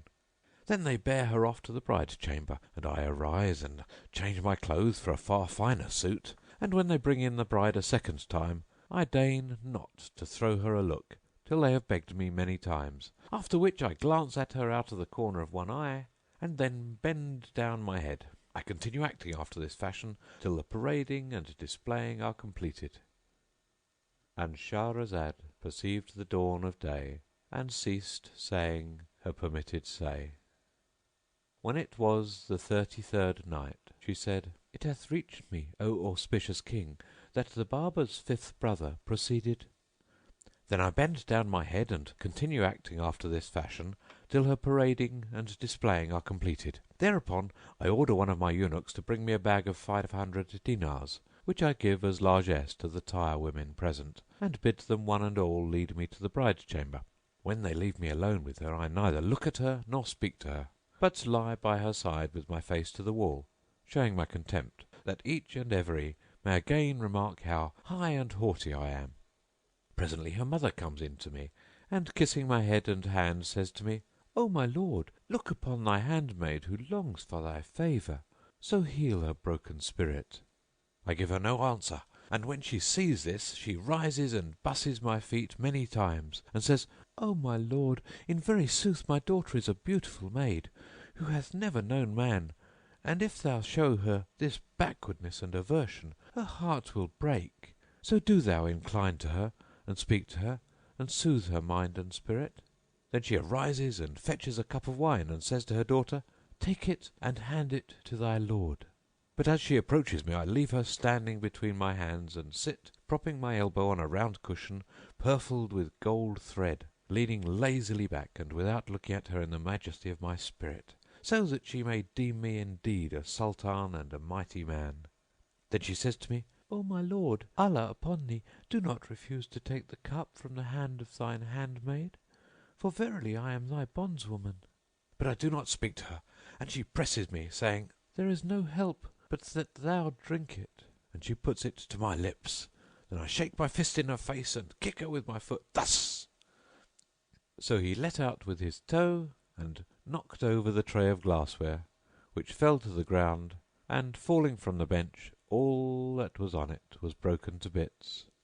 O foulest of pimps, this comes from the pride of my spirit, cried my brother. And then, O Commander of the Faithful, he buffeted his face and rent his garments, and kept on weeping and beating himself. The folk who were flocking to their Friday prayers saw him, and some of them looked at him and pitied him, while others paid no heed to him, and in this way my brother lost both capital and profit. He remained weeping a long while, and at last up came a beautiful lady, the scent of musk exhaling from her, who was going to Friday prayers, riding a mule with a gold saddle, and followed by several eunuchs. When she saw the broken glass and my brother weeping, her kind heart was moved to pity for him, and she asked what ailed him, and was told that he had a tray full of glassware, by the sale of which he hoped to gain his living, but it was broken. And, said they, there befell him what thou seest. Thereupon she called up one of her eunuchs, and said to him, Give what thou hast with thee to this poor fellow. And he gave my brother a purse, in which he found 500 dinars. And when it touched his hand, he was well nigh dying for excess of joy, and he offered up blessings for her. Then he returned to his abode a substantial man, and as he sat considering, some one rapped at the door. So he rose and opened, and saw an old woman whom he had never seen. O my son, said she, know that prayer tide is near, and I have not yet made my wuzu ablution, so kindly allow me the use of thy lodging for the purpose. My brother answered, To hear is to comply, and going in bade her follow him. So she entered, and he brought her an ewer wherewith to wash, and sat down like to fly with joy because of the dinars which he had tied up in his belt for a purse. When the old woman had made an end of her ablution, she came up to where he sat, and prayed a 2-bow prayer, after which she blessed my brother with a godly benediction, and he, while thanking her, put his hand to the dinars and gave her 2, saying to himself, These are my voluntaries. When she saw the gold she cried, Praise be to Allah! Why dost thou look on one who loveth thee as if she were a beggar? Take back thy money. I have no need of it, or if thou want it not, return it to her who gave it to thee when thy glassware was broken. Moreover, if thou wish to be united with her, I can manage the matter, for she is my mistress." "O my mother," asked my brother, "by what manner of means can I get at her?" And she answered, "O my son, she hath an inclination for thee, but she is the wife of a wealthy man. So take the whole of thy money with thee and follow me, that I may guide thee to thy desire. And when thou art in her company, spare neither persuasion nor fair words, but bring them all to bear upon her. So shalt thou enjoy her beauty and wealth to thy heart's content." My brother took all his gold and rose and followed the old woman, hardly believing in his luck. She ceased not faring on, and my brother following her, till they came to a tall gate, at which she knocked, and a Roumi slave girl came out and opened to them. Then the old woman led my brother into a great sitting room, spread with wondrous fine carpets, and hung with curtains, where he sat down with his gold before him and his turband on his knee. He had scarcely taken seat before there came to him a young lady, never eye saw fairer, clad in garments of the most sumptuous. Whereupon my brother rose to his feet, and she smiled in his face and welcomed him, signing to him to be seated. Then she bade shut the door, and when it was shut she turned to my brother and, taking his hand, conducted him to a private chamber, furnished with various kinds of brocades and gold cloths.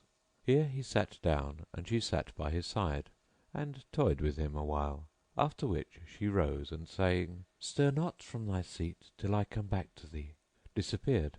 Meanwhile, as he was on this wise, lo! there came in to him a black slave, big of body and bulk, and holding a drawn sword in hand, who said to him, "Woe to thee! Who brought thee hither, and what dost thou want here?" My brother could not return him a reply, being tongue-tied for terror. So the blackamoor seized him and stripped him of his clothes and bashed him with the flat of his sword blade till he fell to the ground, swooning from excess of belabouring. The ill-omened nigger fancied that there was an end of him, and my brother heard him cry, "Where is the salt wench?" Whereupon in came a handmaid, holding in hand a large tray of salt, and the slave kept rubbing it into my brother's wounds. But he did not stir, fearing lest the slave might find out that he was not dead and kill him outright. Then the salt girl went away, and the slave cried, "Where is the souterrain guardianess?" Hereupon in came the old woman and dragged my brother by his feet to a souterrain and threw him down upon a heap of dead bodies. In this place he lay 2 full days, but Allah made the salt the means of preserving his life by staunching the blood and staying its flow. Presently, feeling himself able to move, Al-Nashshar rose and opened the trap door in fear and trembling, and crept out into the open, and Allah protected him, so that he went on in the darkness and hid himself in the vestibule till dawn, when he saw the accursed beldam sally forth in quest of other quarry. He followed in her wake without her knowing it, and made for his own lodging, where he dressed his wounds and medicined himself till he was whole. Meanwhile he used to watch the old woman, tracking her at all times and seasons, and saw her accost one man after another and carry them to the house. However, he uttered not a word, but as soon as he waxed hale and hearty, he took a piece of stuff and made it into a bag, which he filled with broken glass and bound about his middle. He also disguised himself as a Persian, that none might know him, and hid a sword under his clothes of foreign cut. Then he went out and presently, falling in with the old woman, said to her, speaking Arabic with a Persian accent, "Venerable lady, I am a stranger arrived but this day here, where I know no one. Hast thou a pair of scales wherein I may weigh 1100 dinars? I will give thee somewhat of them for thy pains." "I have a son, a money changer, who keepeth all kinds of scales," she answered, "so come with me to him before he goeth out, and he will weigh thy gold." My brother answered, "Lead the way." She led him to the house, and the young lady herself came out and opened it, whereupon the old woman smiled in her face and said, "I bring thee fat meat to-day." Then the damsel took my brother by the hand and led him to the same chamber as before, where she sat with him a while, then rose and went forth, saying, "Stir not from thy seat till I come back to thee." Presently in came the accursed slave with the drawn sword, and cried to my brother, "Up and be damned to thee!" So he rose, and as the slave walked on before him, he drew the sword from under his clothes and smote him with it, making head fly from body. Then he dragged the corpse by the feet to the souterrain and called out, "Where is the salt wench?" Up came the girl carrying the tray of salt, and seeing my brother sword in hand, turned to fly, but he followed her and struck off her head. Then he called out, "Where is the souterrain guardianess?" And in came the old woman, to whom he said, "Dost know me again, ill-omened hag?" "No, my lord," she replied, and he said, "I am the owner of the 500 gold pieces, whose house thou enteredst to make the ablution and to pray, and whom thou didst snare hither and betray." "Fear Allah and spare me!" cried she, but he regarded her not, and struck her with the sword till he had cut her in four. Then he went to look for the young lady, and when she saw him her reason fled, and she cried out piteously, "Aman, mercy!" So he spared her and asked, "What made thee consort with this blackamoor?" And she answered, "I was slave to a certain merchant, and the old woman used to visit me till I took a liking to her. One day she said to me, 'We have a marriage festival at our house, the like of which was never seen, and I wish thee to enjoy the sight.' 'To hear is to obey,' answered I, and rising, arrayed myself in my finest raiment and ornaments, and took with me a purse containing 100 gold pieces. Then she brought me hither, and hardly had I entered the house when the black seized on me, and I have remained in this place 3 whole years through the perfidy of the accursed beldam." Then my brother asked her, "Is there anything of his in this house?" Whereto she answered, "Great store of wealth, and if thou art able to carry it away, do so, and Allah give thee good of it." My brother went with her, and she opened to him sundry chests, wherein were money bags, at which he was astounded. Then she said to him, "Go now and leave me here, and fetch men to remove the money." He went out and hired 10 men, but when he returned he found the door wide open, the damsel gone, and nothing left but some small matter of coin and the household stuffs. By this he knew that the girl had overreached him, so he opened the store rooms and seized what was in them, together with the rest of the money, leaving nothing in the house. He passed the night rejoicing, but when morning dawned he found at the door some 20 troopers, who laid hands on him, saying, "The governor wants thee." My brother implored them hard to let him return to his house, and even offered them a large sum of money, but they refused, and binding him fast with cords, carried him off. On the way they met a friend of my brother, who clung to his skirt and implored his protection, begging him to stand by him and help to deliver him out of their hands. The man stopped and asked them what was the matter, and they answered, "The governor hath ordered us to bring this fellow before him, and look ye, we are doing so."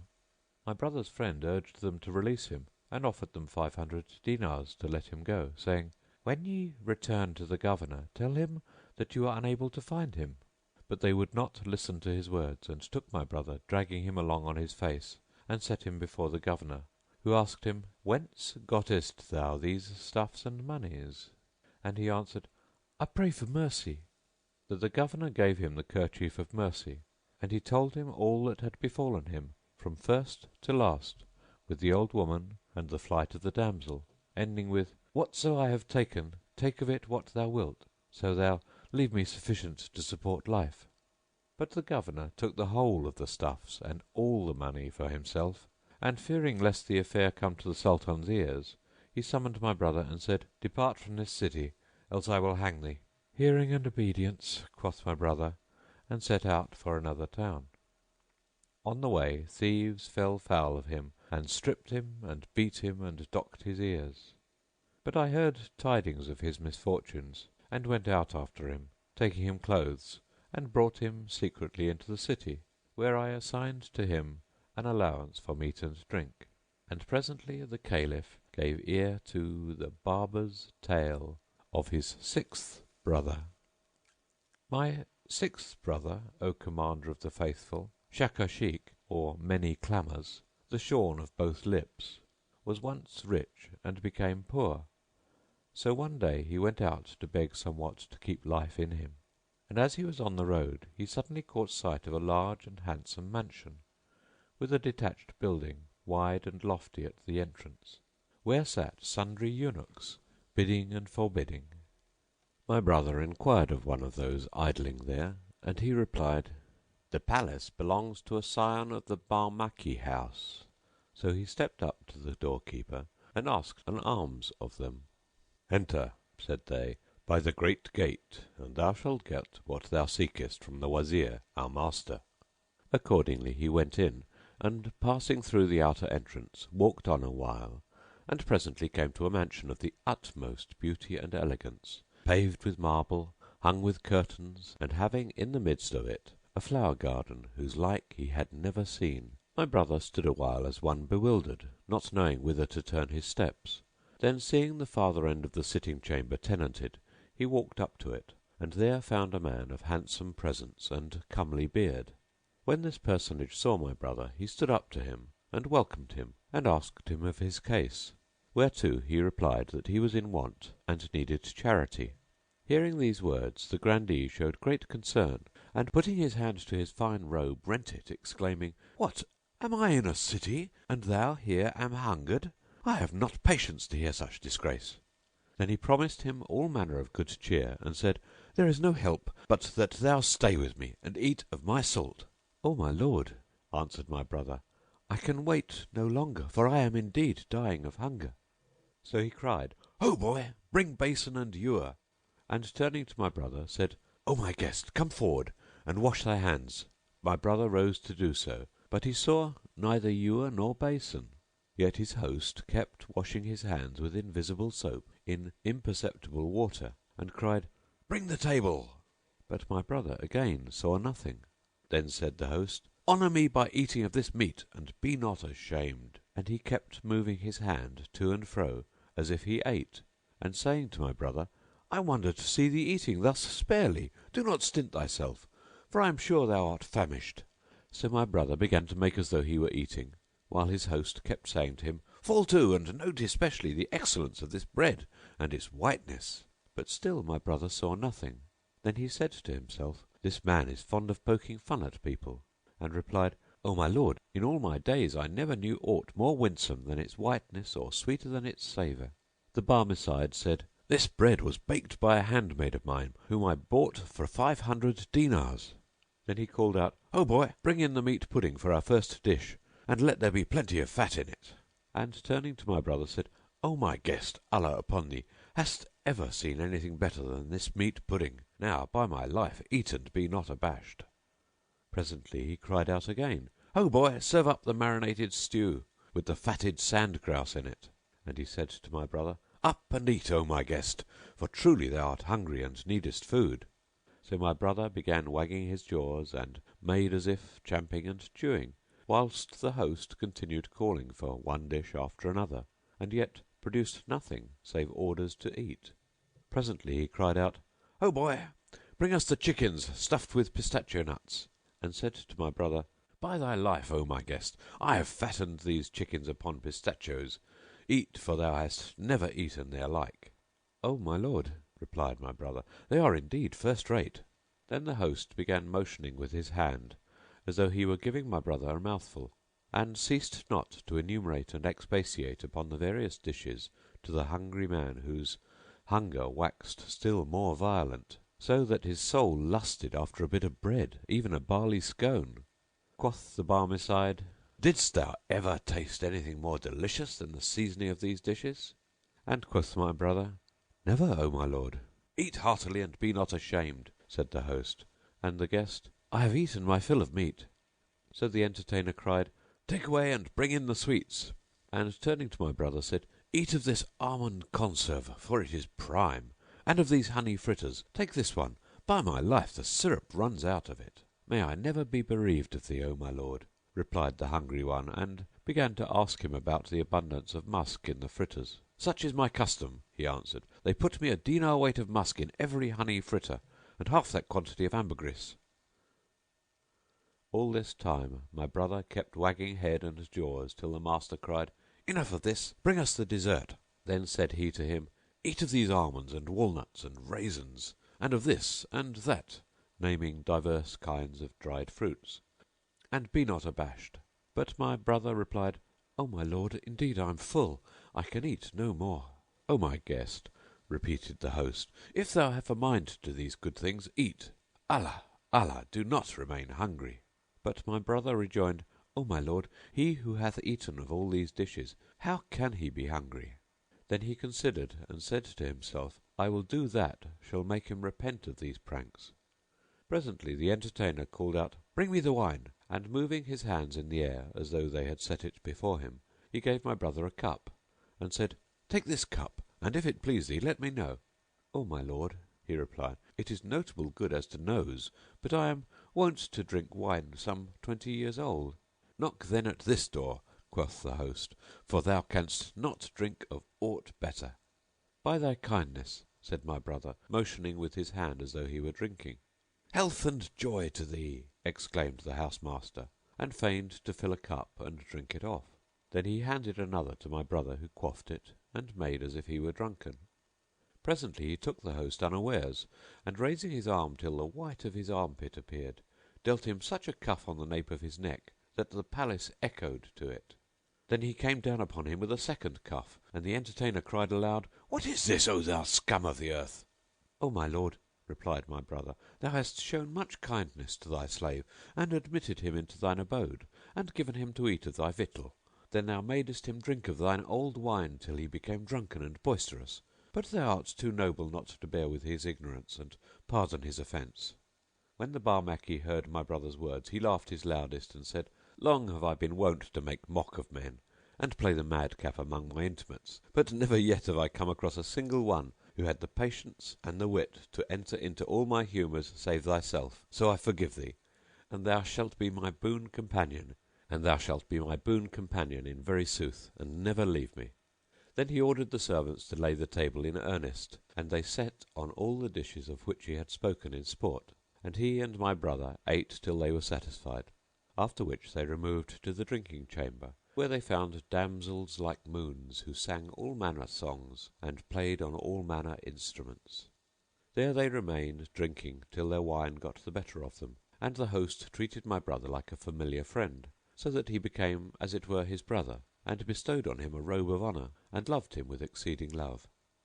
Next morning the two fell again to feasting and carousing, and ceased not to lead this life for a term of 20 years, at the end of which the Barmecide died, and the Sultan took possession of all his wealth, and squeezed my brother of his savings, till he was left a pauper without a penny to handle. So he quitted the city and fled forth following his face. But when he was halfway between two towns, the wild Arabs fell on him and bound him and carried him to their camp, where his captor proceeded to torture him, saying, Buy thy life of me with thy money, else I will slay thee. My brother began to weep and replied, By Allah, I have nothing, neither gold nor silver, but I am thy prisoner, so do with me what thou wilt. Then the Badawi drew a knife, broad bladed, and so sharp grinded, that if plunged into a camel's throat it would sever it clean across from one jugular to the other, and cut off my brother's lips, and waxed more insistent in requiring money. Now this Badawi had a fair wife, who in her husband's absence used to make advances to my brother, and offer him her favours, but he held off from her. One day she began to tempt him as usual, and he played with her and made her sit on his lap, when behold, in came the Badawi, who seeing this cried out, Woe to thee, O accursed villain! Wouldst thou debauch my wife for me? Then he took out a knife and cut off my brother's yard, after which he bound him on the back of a camel and, carrying him to a mountain, left him there. He was at last found by some who recognized him and gave him meat and drink and acquainted me with his condition, whereupon I went forth to him and brought him back to Baghdad, where I made him an allowance sufficient to live on. This then, O Commander of the Faithful, is the history of my 6 brothers, and I feared to go away without relating it all to thee, and leave thee in the error of judging me to be like them. And now thou knowest that I have 6 brothers upon my hands, and being more upright than they, I support the whole family. When the Caliph heard my story and all I told him concerning my brothers, he laughed and said, Thou sayest sooth, O silent man! Thou art indeed spare of speech, nor is there aught of forwardness in thee. But now go forth out of this city and settle in some other. And he banished me under edict. I left Baghdad and travelled in foreign parts till I heard of his death and the accession of another to the Caliphate. Then I returned to Baghdad, where I found all my brothers dead, and chanced upon this young man, to whom I rendered the kindliest service, for without me he had surely been killed. Indeed, he slanders me, and accuses me of a fault which is not in my nature. And what he reports concerning impudence and meddling and forwardness is idle and false. For verily on his account I left Baghdad and travelled about full many a country, till I came to this city and met him here in your company. And was not this, O worthy assemblage, of the generosity of my nature? The end of the Tailor's tale. Then quoth the Tailor to the King of China, when we heard the Barber's tale and saw the excess of his loquacity, and the way in which he had wronged this young man, we laid hands on him and shut him up, after which we sat down in peace, and ate and drank, and enjoyed the good things of the marriage feast, till the time of the call to mid-afternoon prayer, when I left the party and returned home. My wife received me with sour looks, and said, Thou goest a-pleasuring among thy friends, and thou leavest me to sit sorrowing here alone. So now, unless thou take me abroad and let me have some amusement for the rest of the day, I will cut the rope, and it will be the cause of my separation from thee. So I took her out, and we amused ourselves till supper time, when we returned home and fell in with this hunchback, who was brimful of drink and trolling out these rhymes: Clear's the wine, the cup's fine, like to like they combine. It is wine and not cup, 'tis a cup and not wine. So I invited him to sup with us, and went out to buy fried fish, after which we sat down to eat. And presently my wife took a piece of bread and a fid of fish, and stuffed them into his mouth, and he choked, and though I slapped him long and hard between the shoulders, he died. Then I carried him off, and contrived to throw him into the house of this leech, the Jew, and the leech contrived to throw him into the house of the Reeve, and the Reeve contrived to throw him on the way of the Nazarene broker. This, then, is my adventure, which befell me but yesterday. Is not it more wondrous than the story of the hunchback? When the King of China heard the Tailor's tale, he shook his head for pleasure, and showing great surprise said, This that passed between the young man and the busybody of a barber is indeed more pleasant and wonderful than the story of my lying knave of a hunchback. Then he bade one of his chamberlains go with the Tailor and bring the barber out of jail, saying, I wish to hear the talk of this silent man, and it shall be the cause of your deliverance one and all. Then we will bury the hunchback, for that he is dead since yesterday, and set up a tomb over him. And Shahrazad perceived the dawn of day and ceased to say her permitted say. When it was the 34th night, she said, It hath reached me, O auspicious King, that the King of China bade, Bring me the barber, who shall be the cause of your deliverance. Then we will bury this hunchback, for that he is dead since yesterday, and set up a tomb over him. So the Chamberlain and the Tailor went to the jail, and releasing the barber, presently returned with him to the King. The Sultan of China looked at him and considered him carefully, and lo and behold, he was an ancient man, past his 90th year, swart of face, white of beard and hoar of eyebrows, lop-eared and proboscis-nosed, with a vacant, silly and conceited expression of countenance. The King laughed at this figure of fun, and said to him, O silent man, I desire thee to tell me somewhat of thy history. Quoth the barber, O King of the age, allow me first to ask thee what is the tale of this Nazarene and this Jew and this Moslem and this hunchback, the corpse, I see among you, and prithee what may be the object of this assemblage? Quoth the King of China, And why dost thou ask? I ask, he replied, in order that the King's Majesty may know that I am no forward fellow or busybody or impertinent meddler, and that I am innocent of their calumnious charges of overmuch talk, for I am he whose name is the Silent Man, and indeed peculiarly happy is my sobriquet, as saith the poet, When a nickname or little name men design, know that nature with name shall full oft combine. Then said the King, Explain to the barber the case of this hunchback, and what befell him at supper time. Also repeat to him the stories told by the Nazarene, the Jew, the Reeve, and the Tailor, and of no avail to me is a twice told tale. They did his bidding, and the barber shook his head and said, By Allah, this is a marvel of marvels. Now uncover me the corpse of yonder hunchback. They undid the winding sheet, and he sat down and, taking the hunchback's head in his lap, looked at his face and laughed and guffawed till he fell upon his back and said, There is wonder in every death, but the death of this hunchback is worthy to be written and recorded in letters of liquid gold." The bystanders were astounded at his words, and the King marvelled and said to him, "What ails thee, O silent man? Explain to us thy words." "O King of the age," said the Barber, "I swear by thy beneficence that there is still life in this Gobbo Golightly." Thereupon he pulled out of his waist belt a barber's budget, whence he took a pot of ointment and anointed therewith the neck of the hunchback and its arteries. Then he took a pair of iron tweezers and, inserting them into the hunchback's throat, drew out the fid of fish with its bone, and when it came to sight, behold, it was soaked in blood. Thereupon the hunchback sneezed a hearty sneeze and jumped up as if nothing had happened, and passing his hand over his face, said, "I testify that there is no God but the God, and I testify that Mohammed is the apostle of God." At this sight all present wondered. The King of China laughed till he fainted, and in like manner did the others. Then said the Sultan, "By Allah, of a truth this is the most marvellous thing I ever saw. O Moslems, O soldiers all, did you ever in the lives of you see a man die and be quickened again? Verily, had not Allah vouchsafed to him this barber, he had been a dead man." Quoth they, "By Allah, 'tis a marvel of marvels." Then the King of China bade record this tale; so they recorded it and placed it in the royal muniment rooms, after which he bestowed costly robes of honour upon the Jew, the Nazarene and the Reeve, and bade them depart in all esteem.